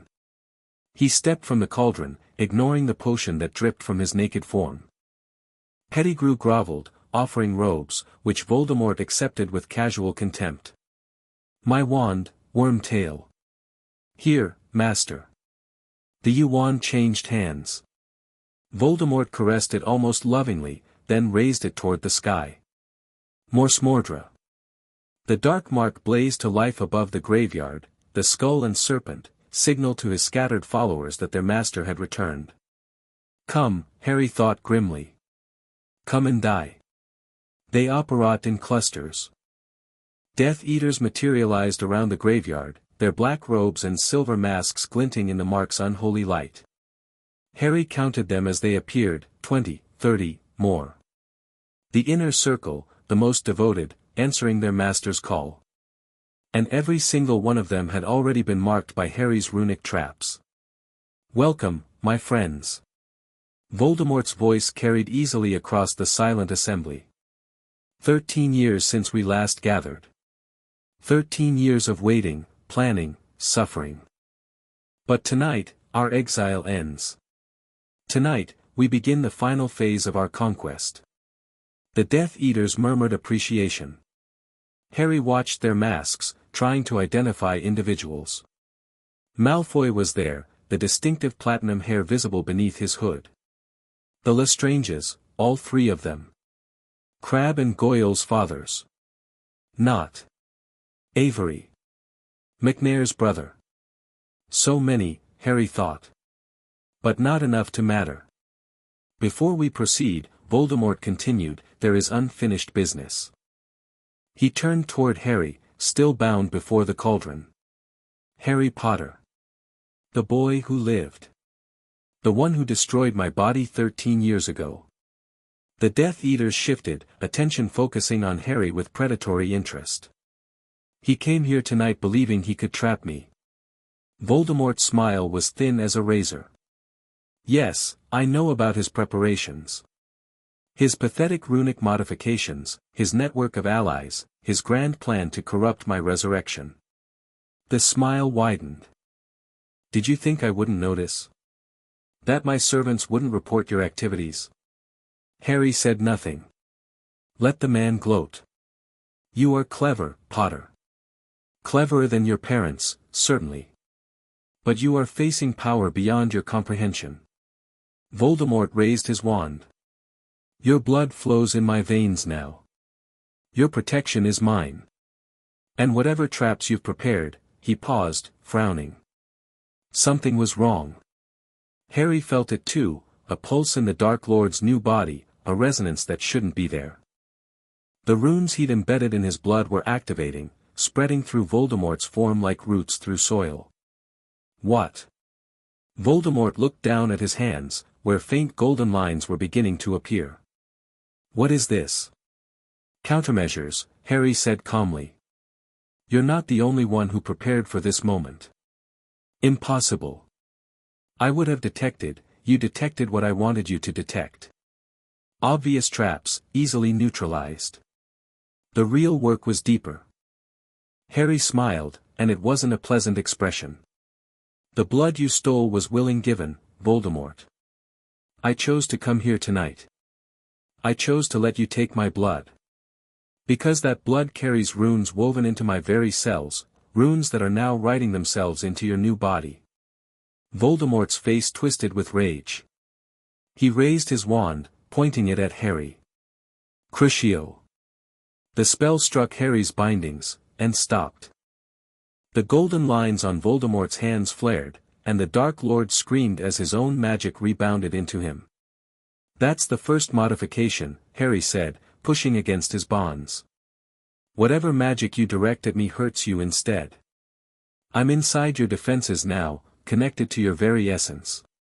Every spell you cast, every curse you utter, I can turn against you. Kill him. Voldemort roared.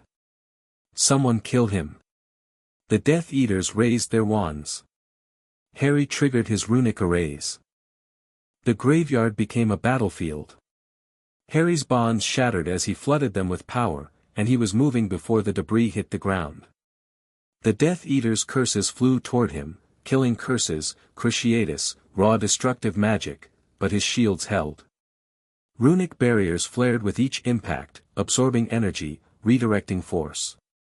He was one against dozens. Impossible odds. Harry didn't care. Confringo. A tombstone exploded, sending one Death Eater flying. Harry dodged a green curse, rolled behind the Riddle monument, came up firing. Reducto. Stupefy. Incendio. The wand magic was cover, necessary but secondary. His real attacks came through the runic network, the traps he'd placed months ago activating now. Malfoy went down first, screaming as his own dark mark burned into his flesh.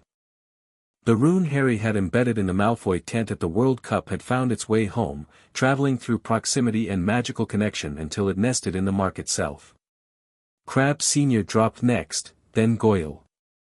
The Death Eaters began to realize that this wasn't a simple duel, they were being hunted by forces they couldn't see. "Regroup," someone shouted. "Protect the Dark Lord." But Voldemort wasn't watching his followers. He was staring at Harry with something that might have been respect, and something that was definitely fear. "You planned this," Voldemort breathed. "All of it. The tournament, the traps, the resurrection itself. You let me return."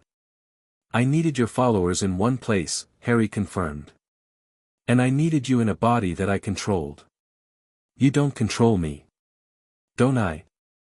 Harry raised his hand, and the golden lines on Voldemort's skin blazed. The Dark Lord collapsed to his knees, agony contorting his newly formed features. "Every piece of your flesh was created from a potion containing my blood. My blood carries my runes. My runes carry my will." Harry approached, still channeling power through their shared connection. Death Eaters tried to intervene, but those who weren't disabled by his previous traps were held back by fear, fear of harming their master, fear of the boy who had turned their triumphant resurrection into a disaster. "I could kill you right now," Harry said, standing over Voldemort's writhing form. "A thought, a pulse of power, and your new body tears itself apart." "Then, do it." Voldemort gasped. "I will. But first, you're going to tell me where they are." "Where, what?" "The Horcruxes." Harry leaned down, his voice soft and terrible. "I've destroyed one. I know about the others, the cup, the diadem, the ring. Tell me where to find them, and I'll make this quick." Voldemort laughed. Despite the pain, despite the humiliation, he laughed. "You think I'll betray my own immortality? I've spent 50 years planning for this moment. You think a few minutes of pain will break me?" His red eyes burned with defiance. "Kill me, boy. It won't matter. I'll return again. I always return. We'll see about that." Harry prepared to finish it, to send the killing pulse through their connection and end Voldemort's physical existence. But a sound made him pause. Screaming. Not from the Death Eaters, but from beyond the graveyard. Multiple voices, raised in fear and fury. Harry looked up. The sky was burning. They came from nowhere, figures in grey robes, wielding magic that wasn't wizardry. They fell upon the remaining Death Eaters like wolves on sheep, their spells silent and devastating. One by one, Voldemort's followers dropped, not dead but frozen, held in some form of magical stasis. "The Unspeakables," Voldemort whispered. Harry recognized Algernon Croker leading the assault, the ancient wizard moving with a speed that belied his apparent age. Behind him came a dozen others, each wielding specialized equipment that glowed with runic enhancement. "Harry Potter." Croker's voice cut across the battlefield. "Step away from the Dark Lord." "He's mine," Harry snarled. "I've waited, I know what you've waited for. I know what you've planned." Croker stopped 10 feet away, his expression unreadable. "But there are larger concerns at play. The Department of Mysteries has interests that supersede your vendetta." "Larger concerns than stopping Voldemort?" "Then stopping him this way." Croker gestured at the golden lines still visible on Voldemort's skin. "You've written yourself into his essence. Killing him now doesn't just destroy him, it destroys the runic link between you. And that link is valuable." "Valuable how?" "The First Scribes have noticed you, boy. They've noticed what you've done here tonight. And they have requests." Harry went cold. The vast presence he'd sensed during his studies, the ancient intelligence that had begun to take interest in his work, it was here. Watching. Waiting. What kind of requests? The kind that determine the future of magical civilization. Croker stepped closer. "You've proven yourself tonight. More than proven yourself, you've demonstrated abilities that we didn't think existed anymore. The department wants to work with you. Teach you. Help you become what you're capable of becoming. And if I refuse? Then we take Voldemort ourselves and leave you here to explain the bodies." Croker's voice was mild. One way or another, the department gets what it wants. The question is whether you want to be a partner or an obstacle. Harry looked between Croker and the writhing form of Voldemort. The Dark Lord was watching the exchange with calculating eyes, already planning his next move. If the Unspeakables took him, you can keep him contained? Harry asked. Better than contained. We have methods for dealing with soul anchors that even Voldemort doesn't know about. Croker smiled, and it wasn't reassuring. The Horcruxes will be found and destroyed, Mr. Potter.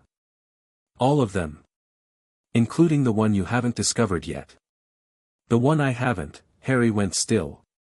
What do you mean? Ask the First Scribes. They know. Croker raised his wand. Do we have an arrangement? Harry thought about Cedric's body, lying somewhere in the darkness. About the plans he'd made and the sacrifices they'd required. About the war he'd been fighting alone. Fine, he said. But I want answers. About the Horcruxes, about the First Scribes, about everything you know that might help me. You'll have them. In time. Croker gestured to his colleagues. Secure the Dark Lord. And someone get Mr. Potter a healer, he's been through rather a lot tonight. Unspeakables swarmed toward Voldemort, applying specialized bindings that glowed with arcane light. The Dark Lord screamed defiance, threats, promises of vengeance, but his new body was weak, Harry's runes still suppressing his power. In minutes, it was over. Voldemort was contained. The Death Eaters were in custody. And Harry stood alone in the ruined graveyard, covered in blood that wasn't entirely his own. What happens now? He asked. Now we clean up this mess. Croker studied him with those ancient eyes. And then, Mr. Potter, your real education begins. They portkeyed him back to Hogwarts. Harry materialized on the Quidditch pitch, surrounded by chaos. The stands were full of screaming spectators who'd watched the dark mark appear over the maze. Ministry aurors were everywhere, along with professors, journalists, and 100 different authorities all demanding explanations. Dumbledore reached him first. Harry. The old wizard's voice was tight with emotion. You're alive. Cedric isn't. The words fell like stones. Dumbledore's face aged visibly. I know. I felt. He shook his head. What happened? Voldemort returned. I let him take my blood, let him complete the resurrection, so I could trap him. Harry's voice was flat, drained. It worked. The Unspeakables have him now. But Cedric. Come. Dumbledore put a hand on Harry's shoulder, steering him away from the crowd. We'll talk privately. They walked toward the castle, ignoring the questions shouted after them. Harry's legs felt like lead, his entire body aching with magical exhaustion. He'd used more power tonight than ever before, pushed himself beyond every previous limit. And still Cedric was dead. I should have stunned him, Harry said as they walked. Before we touched the cup. I knew what was coming, I knew the danger, and I let him come anyway. You couldn't have known, I knew exactly. Harry stopped walking, turning to face Dumbledore. I planned for months. Anticipated every variable. But I didn't plan for someone else being brave enough to stand beside me. I treated this like my war, my responsibility, my burden. And because of that arrogance, Cedric Diggory is dead. Dumbledore was silent for a long moment. War demands sacrifices, he said finally. That's the terrible truth of it. No matter how carefully we plan, how cleverly we maneuver, people die. Good people. People who deserve to live. That's not comfort. No. It isn't. Dumbledore's eyes were old and sad. It's reality. And it's why we fight, to minimize the losses, to make the sacrifices mean something. You stopped Voldemort tonight. Truly stopped him, in a way no one else could have managed. That matters, Harry. That has to matter. Tell that to Cedric's parents. I will. When the time comes. Dumbledore resumed walking. For now, let me handle the ministry, the press, the aftermath. You need rest. I need answers. Those too. But rest first. Dumbledore glanced at him. The Unspeakables will contact you, I know enough to recognize their involvement. Whatever they've offered you, be cautious. The Department of Mysteries has its own agenda, and it rarely aligns with anyone else's. Noted. They reached the castle entrance. Inside, Harry could see more chaos, students crowding the halls, professors trying to maintain order, the entire normal structure of Hogwarts disrupted by the night's events. One more thing, Dumbledore said before they entered. Croker mentioned a Horcrux you haven't discovered. Did he explain what he meant? Harry shook his head. Just said to ask the First Scribes. Then I suggest you do so. Quickly. Dumbledore's expression was grave. If there's a Horcrux we've overlooked, one the enemy hasn't anticipated either, it could change everything. I'll find out. They entered the castle together, walking into the maelstrom. The days after the graveyard blurred together. Harry answered questions, from Dumbledore, from the Ministry, from Aurors who viewed him with a mixture of suspicion and awe. He told most of the truth, the portkey trap, Voldemort's resurrection, the battle that followed. He left out the runic modifications, the months of preparation, the deliberate nature of his presence at the ritual. The official story became that Harry Potter had been kidnapped, fought bravely against impossible odds, and escaped through a combination of luck and determination. The Unspeakables' involvement was never mentioned. Voldemort's current status was classified at the highest levels. The Daily Prophet ran breathless headlines about the boy who lived becoming the boy who triumphed. Harry ignored them. Cedric Diggory was buried on a sunny morning, his casket lowered into earth too green for grief. Harry attended, standing apart from the crowd, watching the family he'd helped destroy through inaction. I could have saved him, Harry thought. I chose not to. That knowledge would live with him forever. A week after the graveyard, Croker came to Hogwarts. They met in the Room of Requirement, which had reconfigured itself into something resembling a formal meeting space. Croker sat across from Harry, looking even older than he had in Little Hangleton. The Dark Lord is secure, Croker began without preamble. Our containment methods are holding. The Ministry believes he's been banished again, we've encouraged that interpretation. And the Horcruxes? Being hunted. We've confirmed 4 locations, Hufflepuff's cup in Gringotts, Ravenclaw's diadem here in Hogwarts, the gaunt ring in Little Hangleton, and Slytherin's locket, which you already recovered. Croker paused. That leaves one unaccounted for. The one you mentioned at the graveyard. Yes. Croker leaned forward. Mr. Potter, what do you know about the night you received your scar? Harry frowned. Voldemort attacked my parents. My mother's sacrifice protected me. His killing curse rebounded, and a fragment of his soul attached itself to you. The world stopped. What? The scar on your forehead isn't just a mark. It's a Horcrux. Croker's voice was gentle but implacable. When Voldemort's body was destroyed, a piece of his soul broke free and latched onto the only living thing in the room. You became his 6th anchor, unwilling, unaware, but no less effective. Harry's hands went to his forehead. The scar throbbed beneath his fingers, familiar and alien at the same time. That's why I can speak Parseltongue, he said slowly. Why I can feel his emotions sometimes.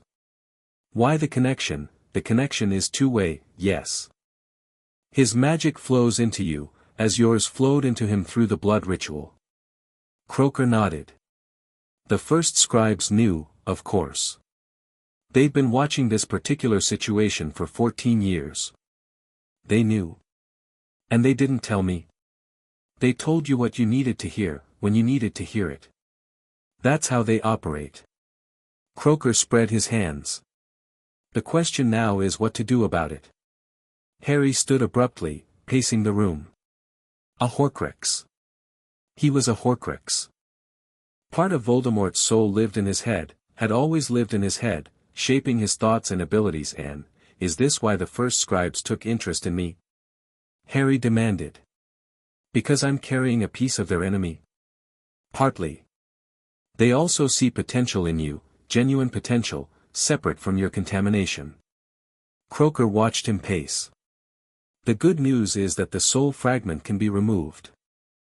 Your mother's protection, combined with your runic modifications, have created a situation where extraction is possible. How? Through ritual. Careful, controlled, designed specifically for your circumstances. Croker pulled a scroll from his robes. The department has been developing this procedure for months, ever since we confirmed our suspicions about your scar. With your cooperation, we can remove the Horcrux without harming you. Harry took the scroll, unrolling it to reveal diagrams and runic sequences of staggering complexity. Even with his advanced knowledge, he could barely follow the logic. When? As soon as you're ready.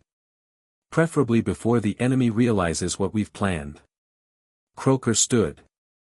There's more to discuss, your training, your future, the role the department hopes you'll play. But the extraction comes first. Everything else depends on separating you from Voldemort's influence. Harry looked at the scroll, at the intricate patterns that might finally free him from the shadow he'd carried since infancy. I'll need time to study this, he said. Verify that it's safe. Of course. Take what time you need. Croker moved toward the door. But Mr. Potter, don't take too long. Wars rarely wait for convenience. He left, and Harry was alone with the weight of revelation. Daphne found him later, still in the room of requirement. He'd been studying the extraction ritual for hours, cross-referencing it with his own knowledge, looking for flaws or hidden dangers. So far, he'd found none. The Unspeakables work was meticulous, professional, as good as anything he could have designed himself. Maybe better. You look terrible, Daphne said, settling onto a couch beside him. I feel worse. Want to talk about it? Harry considered refusing. But the weight of keeping secrets had grown unbearable, and Daphne, more than anyone, had earned his trust. I'm a Horcrux, he said bluntly. Voldemort's soul is attached to mine. Has been since I was a baby. Daphne didn't flinch. Didn't recoil. Just sat there, processing the information with characteristic calm. That explains some things, she said eventually. Does it? The darkness I've sensed in you. The coldness that appears sometimes, when you're tired or stressed. She met his eyes. I thought it was just who you were. Now I know it's who you're fighting not to be. I'm going to get it removed. The Unspeakables have a procedure. Good. She took his hand. And then what? I don't know. Harry let out a breath. Fight the war. Destroy the remaining Horcruxes. Find some way to live with everything I've done. That's not a plan. That's a list of obligations. What's the difference? Daphne shifted closer, her shoulder pressing against his. The difference is that plans include what you want, not just what you have to do. When this is over, when Voldemort is actually dead and the war is actually finished, what do you want, Harry? He'd never asked himself that question. 2 years of preparation, of obsession, of turning himself into a weapon, he'd never stopped to consider what came after. I want to be normal, he said finally. Just for a while. I want to wake up one morning and not immediately calculate threats and contingencies. I want to have conversations that aren't tactical assessments. I want to. He trailed off, embarrassed. Want to what? Want to be a person. Not a weapon. Not a symbol. Just, me. Daphne squeezed his hand. That sounds like a plan worth fighting for. They sat together in silence, watching the magical fire cast dancing shadows on the walls. Outside, the world continued its chaos, ministry officials investigating, journalists demanding statements, the entire wizarding world processing the news that Voldemort had returned. But in this moment, Harry let himself rest. Tomorrow, the war would resume.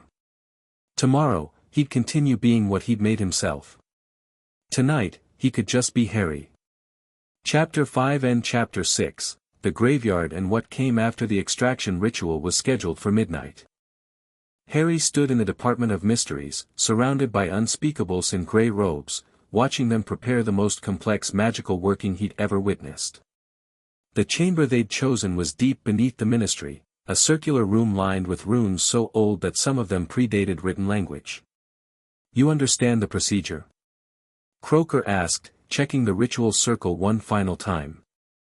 "You separate the soul fragment from my magical core, contain it in a prepared vessel, and destroy it using methods designed for Horcrux neutralization." Harry kept his voice steady despite the fear coiling in his stomach. "I've studied the diagrams. The theory is sound. Theory is one thing. Practice is another." Croker gestured to the center of the circle, where a stone altar waited. "There will be pain. Significant pain. The fragment has been part of you for 14 years, removing it will feel like removing a piece of yourself. I've felt pain before. Not like this." Croker's ancient eyes held something that might have been sympathy. "Are you certain you want to proceed? We could delay, no delays. Every day that fragment stays in my head is another day Voldemort has influence over my thoughts." Harry walked to the altar and lay down, the cold stone pressing against his back. "Do it." The Unspeakables took their positions around the circle. Croker raised his wand, and the runes carved into the chamber walls began to glow. "Brace yourself," Croker said. The ritual began. Pain was an inadequate word. Harry felt his soul being pulled, stretched in directions that didn't correspond to physical space. The fragment of Voldemort that had lived in his scar for 14 years screamed, fighting against the extraction with desperate fury. "You cannot separate us," a voice hissed in his mind. "We are bound. We are one." Harry pushed back. Not with magic, with will, with identity, with everything he'd built himself into over 2 years of preparation. "You are not me," he thought savagely. "You never were. You're a parasite, a corruption, a piece of something I'm going to destroy." The fragment writhed against his defenses. Images flooded his mind, Voldemort's memories, his fears, his ambitions. Harry saw the orphanage where Tom Riddle had grown up, cold and cruel. Saw the murders that had created the Horcruxes. Saw plans within plans, schemes that stretched across decades. And he saw something else. "Nagini," the fragment whispered. "She will be the 7th. When my master returns." "Your master isn't returning," Harry thought. "I've made sure of that." The extraction reached its climax. Harry felt something tear, not physically, but spiritually. A piece of him that had always been there, that he'd assumed was simply part of who he was, ripped away and sucked into the prepared vessel. He screamed. The sound echoed through the chamber, raw and primal. The Unspeakables continued their work, faces grim with concentration. The vessel glowed black, then red, then white as the fragment was contained. And then, silence. Harry lay on the altar, gasping, feeling lighter than he had in years. The constant background whisper he'd never consciously noticed was gone. The pressure behind his scar had vanished. He was alone in his own head for the first time in his life. "It's done," Croker said quietly. "The fragment is contained." Harry sat up slowly, the world swimming around him. His scar still marked his forehead, but it was just a scar now, dead tissue, nothing more. "I can feel the difference," he said. "It's quiet. It will take time to adjust. The fragment influenced your thoughts more than you realize." Croker gestured, and another Unspeakable brought forward a sealed container. The soul piece will be destroyed in a separate ritual, along with the other fragments we've recovered. The cup and the diadem? Retrieved yesterday. The ring proved more challenging, but we have it as well. Croker paused. That leaves only Nagini, and she doesn't exist as a Horcrux yet. If we move quickly, Voldemort never gets the chance to create her. Harry swung his legs off the altar, testing his balance. Where is he now? Contained in our most secure facility. The runic bindings you placed in his body are still active, suppressing his power. Croker's expression was complicated. We need to discuss what happens next. What happens next is simple. We destroy Voldemort permanently. Harry met the old Unspeakables' eyes. Unless the department has other plans. The department has questions. About you, about your abilities, about what you might become with proper training. Croker spread his hands. You've demonstrated skills that shouldn't exist anymore. Runic magic that was supposedly lost centuries ago. The First Scribes have shown more interest in you than in any human wizard in recorded history. And you want to study me. We want to understand you. The difference matters. Croker stepped closer. The magical world is changing, Mr. Potter. Forces that have slept for millennia are stirring. Voldemort is a symptom, not the disease. His corruption of soul magic drew attention from things far older and more powerful. The First Scribes. Among others. Croker's voice dropped. We've detected movements. In the deep places of the magical world. Entities that existed before humanity, that created the very foundations of what we call magic. They're watching events in Britain with increasing interest. Harry absorbed this information, fitting it into his existing understanding. He'd known the First Scribes were real, had communicated with them in limited ways. But the scope of what Croker was describing. What do they want? We don't know. That's part of what concerns us. Croker turned away, walking toward the chamber's exit. Get some rest, Mr. Potter. Tomorrow, we destroy the Horcruxes and end Voldemort's threat permanently. After that, we'll discuss your future. Harry watched him go, then looked down at his hands. The runic scars were still there, patterns of power he'd carved into his own flesh. But they felt different now, cleaner, somehow. Untainted by the fragment's influence. Tomorrow, he thought. Tomorrow we end this. The Horcrux destruction ritual took place at dawn. Harry stood in the same chamber, watching the Unspeakables arrange 5 contained soul fragments in a precise geometric pattern. The diary fragment he destroyed in the Chamber of Secrets was represented by an empty space, a placeholder for the piece already returned to oblivion. 6 fragments, Croker announced. 6 anchors that have kept Tom Riddle's soul bound to this world for decades. Today, we sever those anchors permanently. The ritual was different from the extraction, less violent, more controlled.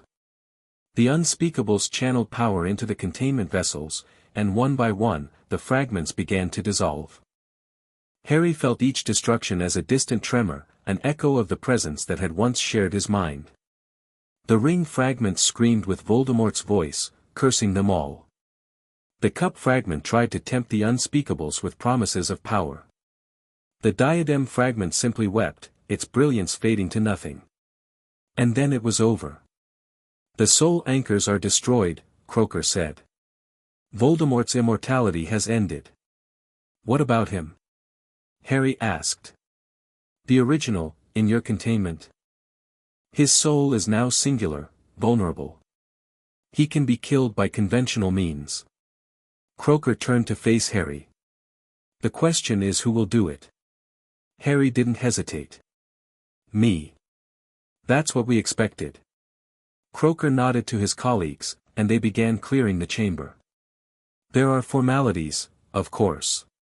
The Ministry will want to be involved, claim credit, present the defeat as a collaborative effort. Let them claim whatever they want.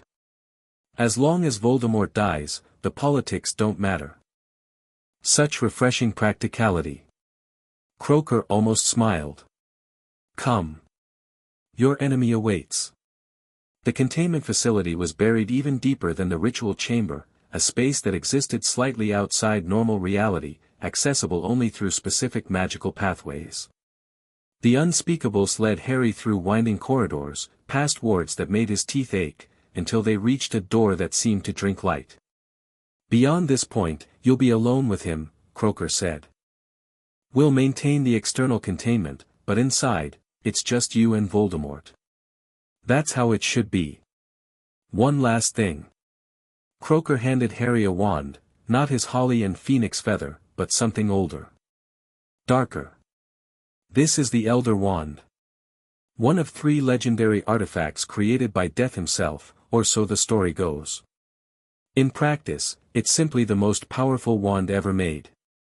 Harry took the wand, feeling its magic pulse against his palm. Why give me this?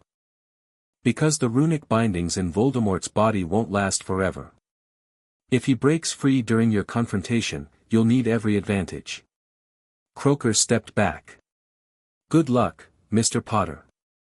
May you accomplish what so many others have failed to do. Harry walked through the door. The chamber beyond was small, perhaps 20 feet across, and perfectly circular.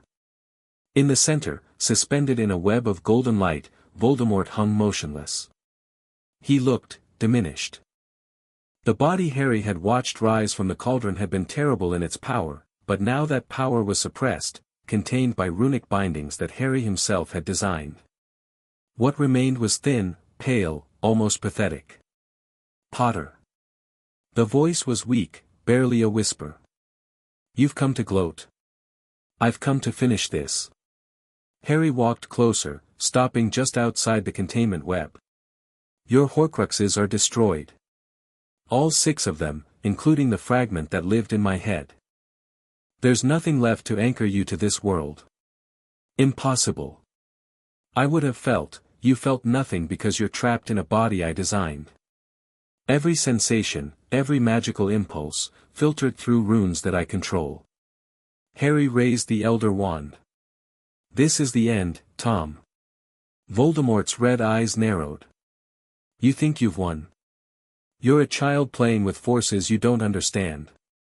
The First Scribes have their own agenda, yes. I'm aware. Harry shrugged. But whatever they want from me, it doesn't include saving you. You're an aberration to them, Tom. You took their language, the runic magic they created, and used it to mutilate your own soul. They're not going to mourn your passing. And what about you? Voldemort's voice gained strength, desperation lending it energy. What happens when they decide you've outlived your usefulness? You're a tool to them, Potter. Nothing more. Maybe. But I'm a tool that gets to choose my own purpose. Harry pointed the Elder Wand at Voldemort's chest. Any last words? Voldemort laughed, a hollow, bitter sound. You can't escape what you've become. The things you've done, the people you've killed, you're more like me than you want to admit. When you look in the mirror, Potter, you'll see my eyes staring back. No. Harry's voice was quiet, certain. I'll see my mother's eyes. And I'll remember that everything I've done was to prevent what you did to her happening to anyone else. He spoke the words without hesitation. Avada Kedavra. The green light illuminated the chamber, reflecting off the golden containment web. It struck Voldemort's suspended form, and for a moment, nothing happened. Then the Dark Lord began to dissolve. Not dramatically, no screaming, no explosion. Just a quiet unraveling, as though the magic that had sustained him for so long was finally, irrevocably, coming undone. His body became translucent, then transparent, then simply, gone. The containment web flickered and died, no longer needed.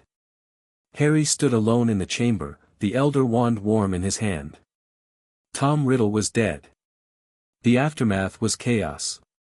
Word spread quickly, through the ministry, through the press, through 1,000 unofficial channels. The Dark Lord had been destroyed, permanently, by the boy who lived. The war that had threatened to consume Wizarding Britain was over before it had properly begun. Harry let others handle the public response. Dumbledore gave statements to the press, explaining a carefully edited version of events. The Ministry scrambled to claim credit, to position themselves as partners in the victory. The Unspeakables disappeared back into their shadows, their involvement officially non-existent.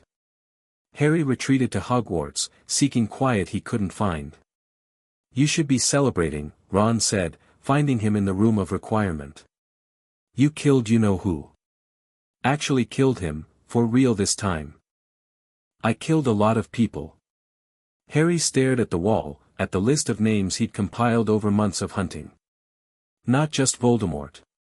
McNair, Rookwood, Dalahav, Rosier, how many others because of the traps I set?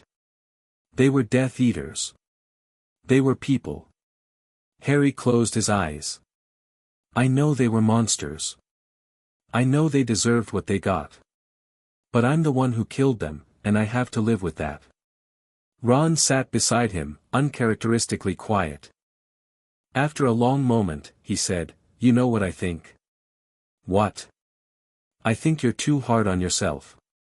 Yeah, you killed people. Bad people, who were going to hurt others if you didn't stop them. That's not murder, that's war." Ron shrugged. "You didn't start this fight. You didn't choose to be the boy who lived, didn't choose to have a piece of Voldemort's soul stuck in your head. You just did what you had to do to survive and protect the people you care about. Is that enough? I don't know. But it's what I believe." Ron stood, offering his hand. "Come on." Hermione's organized some kind of gathering in the common room. "You should at least show your face." Harry let himself be pulled to his feet. "A gathering?" She called it a celebration of survival. Mostly it's just the people who actually know what happened eating cake and trying not to think too hard about the future. Ron grinned. "Sounds perfect, yeah." Despite everything, Harry smiled. "Yeah. It does." The common room was warm with firelight and the sound of quiet conversation. Harry entered to find a small group waiting, Hermione and Ron, of course, but also Neville and Luna, the Weasley twins, and a few others who had helped in various ways throughout the year. And there, standing near the window with a glass of something amber-colored, was Daphne Greengrass. "The guest of honor arrives," Fred announced, raising his own glass. "To Harry Potter, vanquisher of dark lords. Slayer of monsters," George added. "Ruiner of perfectly good evil plans." Harry accepted a glass from Hermione, who was watching him with concern. "I'm fine," he said before she could ask. "You're not fine. But you will be." She squeezed his arm. "That's what this is for. Reminding you that you're not alone."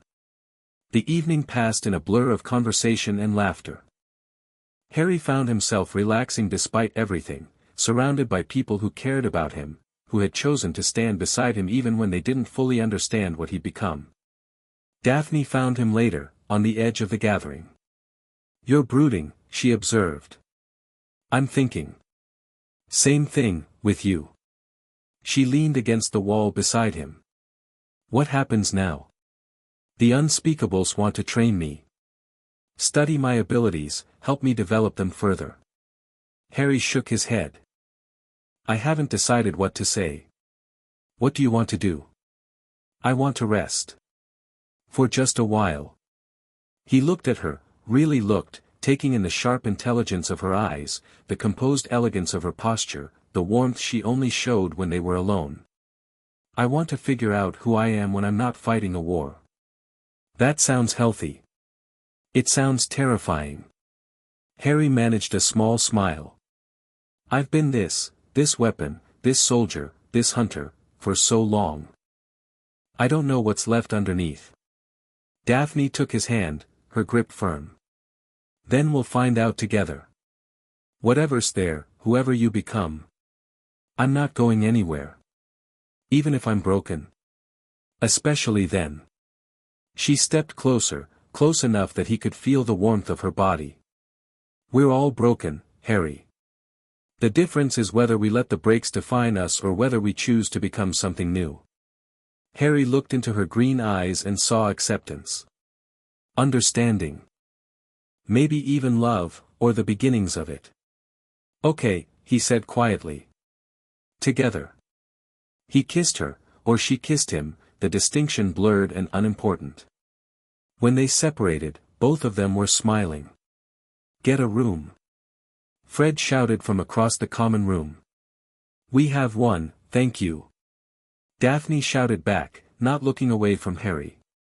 The laughter that followed was genuine, warm, human. For the first time in years, Harry felt like he might actually be home. The summer arrived with warmth and uncertainty.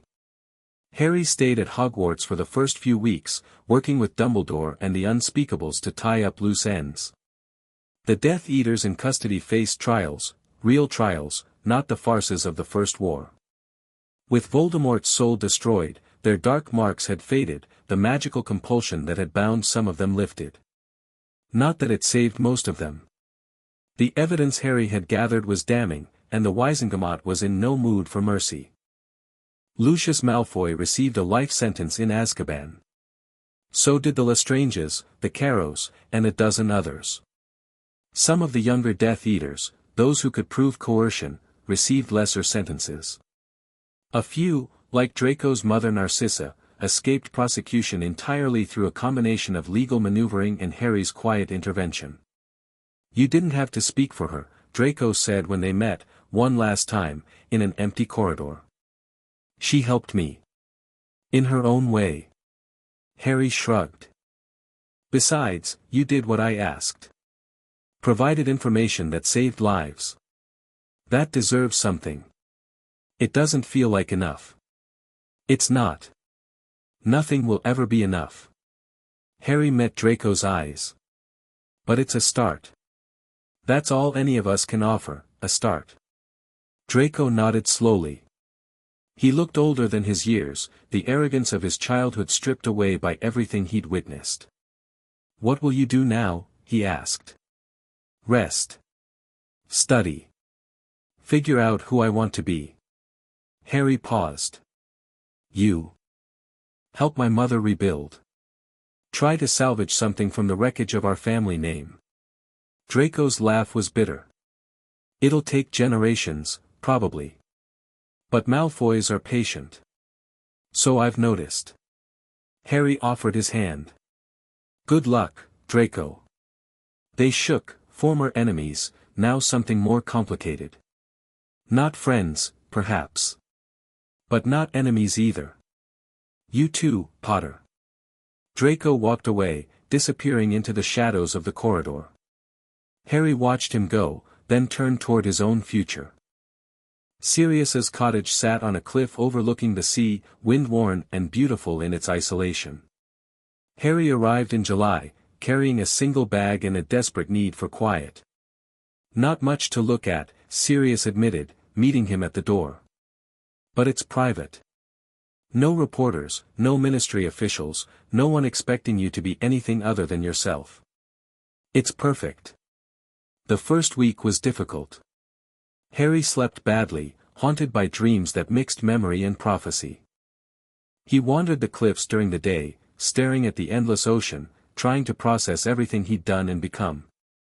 The second week was better. He started eating regularly, started having conversations that lasted more than a few words. Sirius told stories about Harry's parents, real stories, not the sanitized legends, and Harry listened, hungry for connection to a past he'd never known. You're healing, Sirius observed one evening, watching Harry cook dinner with actual competence. Slower than I'd like, but healing. It doesn't feel like healing. It feels like, waiting. Waiting for what? I don't know. Something to come and take this piece away. Harry set down the spatula, turning to face his godfather. I've spent so long preparing for battle that I don't know how to prepare for anything else. You don't prepare for peace. You just live it. Sirius stood, moving to stand beside him. Let yourself be present, Harry. Let yourself be here, in this moment, without worrying about what comes next. That's all any of us can do. Is that what you do? It's what I'm learning to do. Sirius's expression was complicated. 12 years in Azkaban, 3 years on the run. I spent so long surviving that I forgot how to live. We're both learning, you and I. Maybe we can figure it out together. Harry looked at his godfather, the closest thing he had to a parent, the man who'd sacrificed everything to protect him, and felt something loosen in his chest. Yeah, he said. Maybe we can. Daphne visited in August. She arrived by Portkey, elegant and composed as always, carrying a bag that suggested she intended to stay more than a day. Harry met her on the cliff path, suddenly nervous in a way he hadn't been during the war. Nice place, she said, looking around at the wild beauty of the coastline. Very dramatic. Suits you. I didn't choose it for the drama. No, you chose it because it's isolated and defensible, with clear sightlines in all directions. She smiled at his expression. I know how you think, Harry. That's not a criticism. They walked together toward the cottage, comfortable in each other's presence. Inside, Sirius had made himself scarce. A note on the kitchen table mentioned something about visiting Remus and not to wait up. Subtle, Daphne observed. He means well. I know. She set her bag on the couch and turned to face him. So. Here we are. Here we are. No Dark Lords. No Death Eaters. No elaborate plans or runic traps. Daphne stepped closer. Just us, figuring out what comes next. Any ideas? A few. She reached up, touching his face with surprising gentleness. I've been doing research. About wizarding marriage contracts, political alliances, the proper way to formalize a relationship between houses. Harry blinked. Marriage contracts. I'm Slytherin. We plan ahead. Her smile was soft. But that's for later. Much later, probably. For now, I just want this. Time together. Space to learn who we are when we're not fighting for survival. I'd like that too. She kissed him, and Harry let himself be present in the moment. No planning, no calculating, no preparing for the next battle. Just warmth and connection and the possibility of something that might last. When they separated, both of them were breathing hard. Okay, Daphne said. That's a good start. Is it? Definitely. She took his hand, leading him toward the cottage's kitchen. Now feed me. Portkey travel always makes me hungry, and I have a feeling we have a lot to talk about. They talked until sunset, then long past it, about everything and nothing, about futures that might be possible, about dreams neither had allowed themselves to have. The conversation meandered through memories and hopes, fears and plans, building something new from the wreckage of what they'd survived. Somewhere around midnight, Harry realized he was happy. Not the fierce satisfaction of battle won, or the grim pleasure of enemies destroyed. Just, happy. Content in a way he couldn't remember ever feeling. What is it? Daphne asked, seeing his expression change. Nothing. Just, realizing something. Something good? Yeah. Harry smiled, and it felt different, lighter, somehow. More real. Something good. The First Scribes made contact one last time, on the night before Harry was due to return to Hogwarts for his 5th year. He woke from dreamless sleep to find himself standing on the cliff edge, looking out at a sea that had gone perfectly still. The stars above weren't the stars he knew, they formed patterns that shifted and writhed, spelling words in a language older than time. Speaker, the presence said. You have done well. Harry didn't respond immediately. He'd learned that the First Scribes appreciated patience. The splitter is destroyed, the presence continued. The corruption cleansed. The patterns you wrote held true. I did what was necessary. Yes. And now, the debt comes due. Harry went cold. He'd known this was coming, had been warned repeatedly, but the reality still hit him like a blow. What do you want from me? Service. Not slavery, we do not compel. But the old magic awakens across your world. Powers that have slept are stirring. Conflicts that have nothing to do with mortal wizards approach. And you want me to fight them? We want you to choose. The battles that come will require speakers who can use our tongue, wield our power, maintain the patterns that keep reality stable. The presence shifted, and Harry felt vast intelligence focusing on him. You are the first speaker in centuries capable of this work. We would train you, guide you, help you become what you could be. And if I refuse? Then we find another. Eventually. Something that might have been amusement rippled through the connection. But you won't refuse, speaker. You've spent your life fighting to protect people from forces they don't understand. This is merely a larger battlefield. Harry considered. The First Scribes were right, he couldn't walk away from a fight this big. But he could set terms. I have conditions. State them. My friends. My family. Whatever service I give you, it doesn't come at their expense. You want me to fight cosmic battles, fine. But I get to have a life between them. A real life, with people I care about. Acceptable.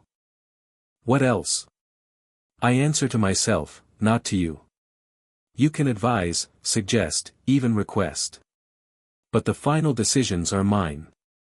I'm not your weapon, I'm your ally. There's a difference. Also acceptable. You negotiate well, speaker. I've had practice. Yes. You have. The presence began to recede, the stars returning to their normal patterns. Sleep now. When the time comes, we will reach out. Until then, live the life you've earned. You've bought this peace with blood and sacrifice. Make it count. The world shifted, and Harry found himself back in his bed, morning light streaming through the window. He lay there for a long moment, processing what had happened. The First Scribes had offered him a role in something vast, cosmic, even. Battles that would make the war against Voldemort look like a schoolyard fight. But they'd also given him permission to be human first. To love, to rest, to build a life worth protecting. Maybe that's the real victory, Harry thought. Not defeating Voldemort, but earning the right to be ordinary afterward. He got out of bed and went to find breakfast. The Hogwarts Express departed from platform 9 3/4 on a crisp September morning. Harry sat in a compartment with his friends, Ron and Hermione, Neville and Luna, Daphne perched beside him with casual intimacy. The train rattled through the countryside, carrying them toward another year of classes and challenges. But this year would be different. You're smiling, Hermione observed. Actually smiling, not just pretending. I'm happy, Harry admitted. Genuinely happy. It's strange. You'll get used to it. Daphne took his hand. Eventually it starts to feel normal. Normal. Harry turned the word over, tasting its unfamiliarity. I don't think I've ever been normal. Normal's overrated anyway, Ron said through a mouthful of chocolate frog. Boring, mostly. Says the boy who's never had to fight a Dark Lord. I helped. I did. Things. Important things. You held a listening stone and occasionally passed messages. Important messages. The argument dissolved into laughter, easy and genuine. Harry watched his friends bicker and felt something settle in his chest, peace, maybe. Or acceptance. Outside the window, the world passed by in a blur of green and gold. A world that Harry had helped save, had sacrificed pieces of himself to protect. It wasn't perfect, the scars of war would take years to heal, but it was alive. It was continuing. And Harry was part of it. 1 week later, Harry stood in the room of requirement, his room, reconfigured for a new purpose. The walls were covered with runic patterns, but not the killing arrays of the past year. These were different: protective wards, training sequences, teaching diagrams. The workspace at the center held tools for creation rather than destruction. Neville entered hesitantly, his expression uncertain. "You wanted to see me? I have a proposition." Harry gestured to the workspace. "You've been using runic magic, crude stuff, copied from notes you found. But you have potential. Real potential. I don't know what you're talking about." The imitator. "After I started hunting Death Eaters, someone else started using similar methods. Rougher, less refined, but effective." Harry met Neville's eyes. "That was you, wasn't it?" Neville was silent for a long moment. Then he nodded. "My parents," he said quietly. "What the Lestranges did to them. I wanted justice. Real justice, not the Ministry's useless attempts. And you found my notes." "I found some of them. Enough to understand the basics." Neville's jaw tightened. "I killed Barty Crouch Sr. He helped his son escape Azkaban, covered up crimes, let monsters walk free. He deserved. I'm not judging you." Harry raised his hand. "I've done worse, with less justification. What I'm offering is training." "Training?" "The old magic. The real techniques, not the fragments you've been piecing together." Harry walked to the workspace, running his fingers over the runic diagrams. "The war against Voldemort is over, but there will be other wars. Other threats that require people who can do what we do. You want to build an army. I want to build an alternative. A group of people trained in magic the Ministry doesn't acknowledge, prepared to fight battles the Aurors can't handle." Harry turned back to face Neville. "I won't force you. But if you want to learn, really learn, I'll teach you everything I know." Neville considered for a long moment. Harry watched the play of emotions across his face: hope and fear, determination and doubt. "The Lestranges," Neville said finally. "They're in Azkaban now." "Yes. Will this training help me deal with them? Permanently?" "It could." Harry met his eyes. "But that's not what this is about. What I'm offering is purpose, Neville. Not revenge." "What's the difference?" "Revenge is about the past. Purpose is about the future." Harry offered his hand. "So what do you say? Want to help me build something new?" Neville looked at the runic diagrams, the training equipment, the evidence of power that most wizards couldn't imagine. Then he looked at Harry, at the scars and the strength, the damage and the determination. "Yeah," he said finally, taking Harry's hand. "I think I do." The year unfolded with unexpected normalcy.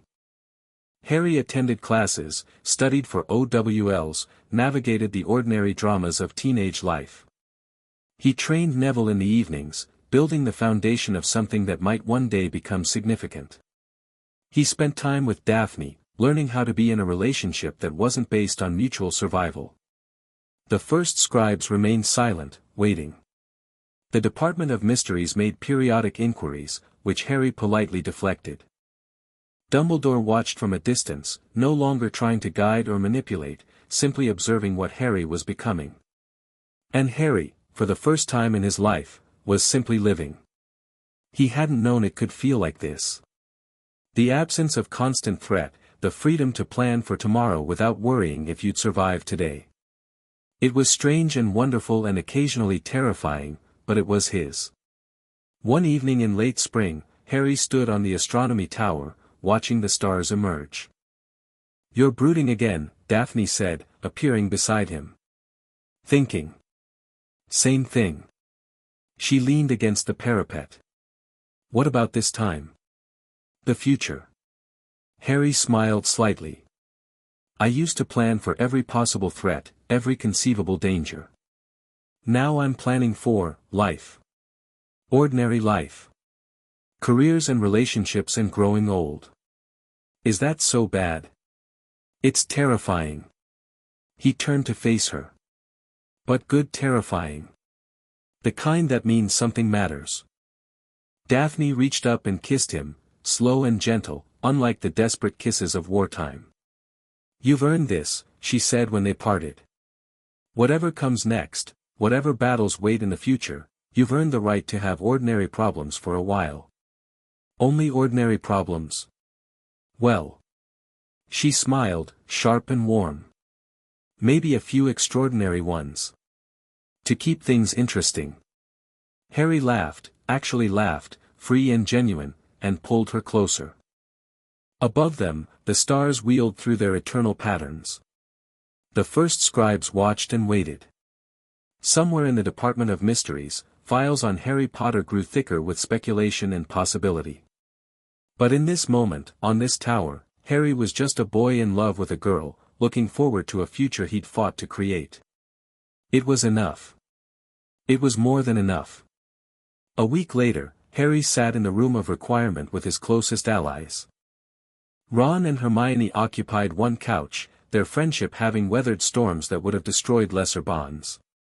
Neville sat near the training area, runic patterns beginning to scar his own palms. Daphne was beside Harry, their relationship now open knowledge throughout Hogwarts. You called a meeting, Hermione observed. That usually means something significant. The Department of Mysteries made another offer. Harry leaned forward. They want to formalize my role, training, resources, official backing in exchange for my cooperation with their research. And? Ron prompted. I'm going to accept. Partially. Harry met each of their eyes in turn. The war against Voldemort taught me that I can't fight alone. The training I've done, the preparations I've made, they only got me so far. If I'm going to be effective against the threats that are coming, I need allies. Proper allies, not just people I'm protecting. You want us to join the Unspeakables? Neville asked. I want us to create something new. A group that works with the department but isn't controlled by them. People trained in the old magic, prepared for battles that don't fit normal categories. Harry paused. The First Scribes mentioned conflicts approaching. Powers waking that have nothing to do with dark wizards or political scheming. Whatever's coming. I want us to be ready. Silence followed his words. Then Hermione spoke. You're asking us to spend our lives preparing for a war that might never come. I'm asking you to be prepared. There's a difference. Harry smiled slightly. I'm not asking for oaths or permanent commitment. Just, be willing. Train when you can. Learn what I'm teaching. And when the time comes, if it comes, stand with me. I'm in, Neville said immediately. You already know that. Me too, Ron added. Though I reserve the right to complain about the training schedule. Hermione was quiet longer, her expression thoughtful. Finally, she nodded. Someone needs to keep you grounded in reality. I suppose that's my job.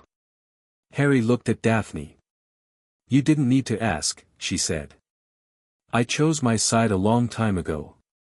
Then it settled. Harry stood, walking to the center of the room. We have time, years, probably, before anything major happens. Time to learn, to prepare, to build lives that are worth protecting. He looked at each of them, his friends, his family, the people who had stayed by his side through everything. Whatever comes next, Harry said, we face it together. The school year ended with sunshine and celebration. Harry watched his classmates celebrate the end of term, their worries limited to exam results and summer plans. Normal worries. The kind he'd never been able to have. But maybe that was changing. The Hogwarts Express carried him home, not to the Dursleys, never again to the Dursleys, but to Sirius's cottage by the sea. To a summer of rest and training, of building something new from the ashes of war. Daphne sat beside him, their hands intertwined. Ron and Hermione bickered amiably across the compartment. Neville reviewed runic diagrams, his dedication unwavering. Outside the window, the world passed by in a blur of possibility. Harry watched it go, and for the first time in his life, he wasn't afraid of what came next.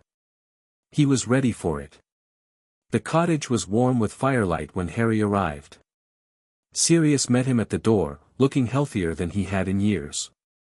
Behind him, Remus Lupin waved from the kitchen, apparently in the middle of cooking something that smelled like actual food. "Welcome home," Sirius said. Home. The word still felt strange, but less strange than it had. Harry was learning to accept it. "Thanks." He dropped his bag and walked inside, feeling the protective wards wrap around him like a blanket. "Something smells good." Remus insisted on cooking. "Said my attempts were technically assault." "He's not wrong." "Traitor." Sirius clapped him on the shoulder. "Come on. Dinner's almost ready, and we have a lot to talk about." They gathered around the table, Harry and Sirius, Remus and Tonks, who'd become a fixture in recent months, and later Daphne, who arrived by Portkey looking windswept and beautiful. The conversation ranged across everything and nothing. Plans for the summer. Training schedules. The political situation in the ministry. At some point, someone produced wine, and the evening became looser, warmer. Harry watched his family, because that's what they were, this strange collection of people bound by choice rather than blood, and felt something that might have been contentment. He'd spent so long fighting to survive that he'd forgotten why survival mattered. But this community, this love, this ordinary extraordinary life, this was what he'd been fighting for. And he'd won. Later that night, Harry stood on the cliff edge, watching the stars. The First Scribe's presence was there, faint but perceptible. Not demanding, not pressing. Just, watching. Waiting for the time when he'd be needed again.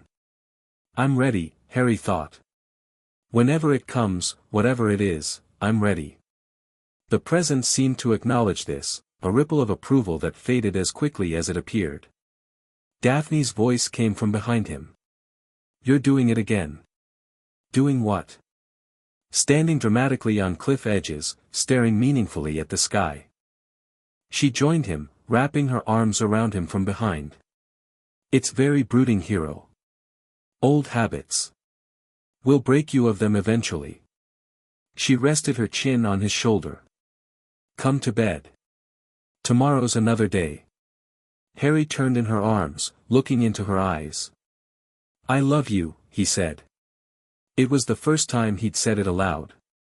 Daphne smiled, soft and genuine, nothing like the sharp political weapon she showed the world.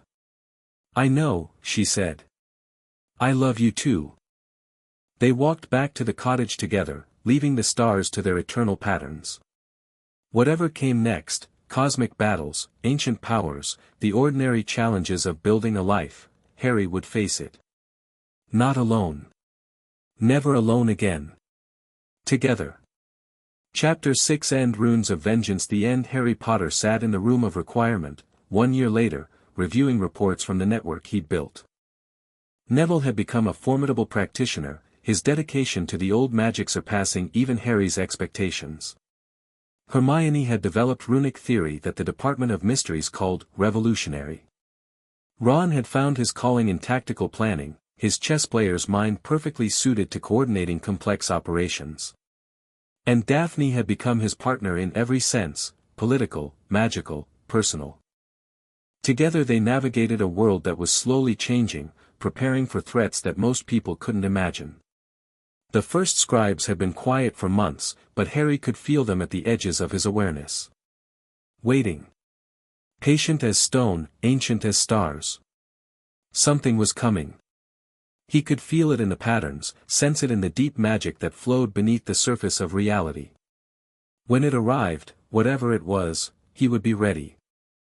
He looked around the room at the preparations he'd made, the allies he'd gathered, the life he'd built. And Harry Potter smiled.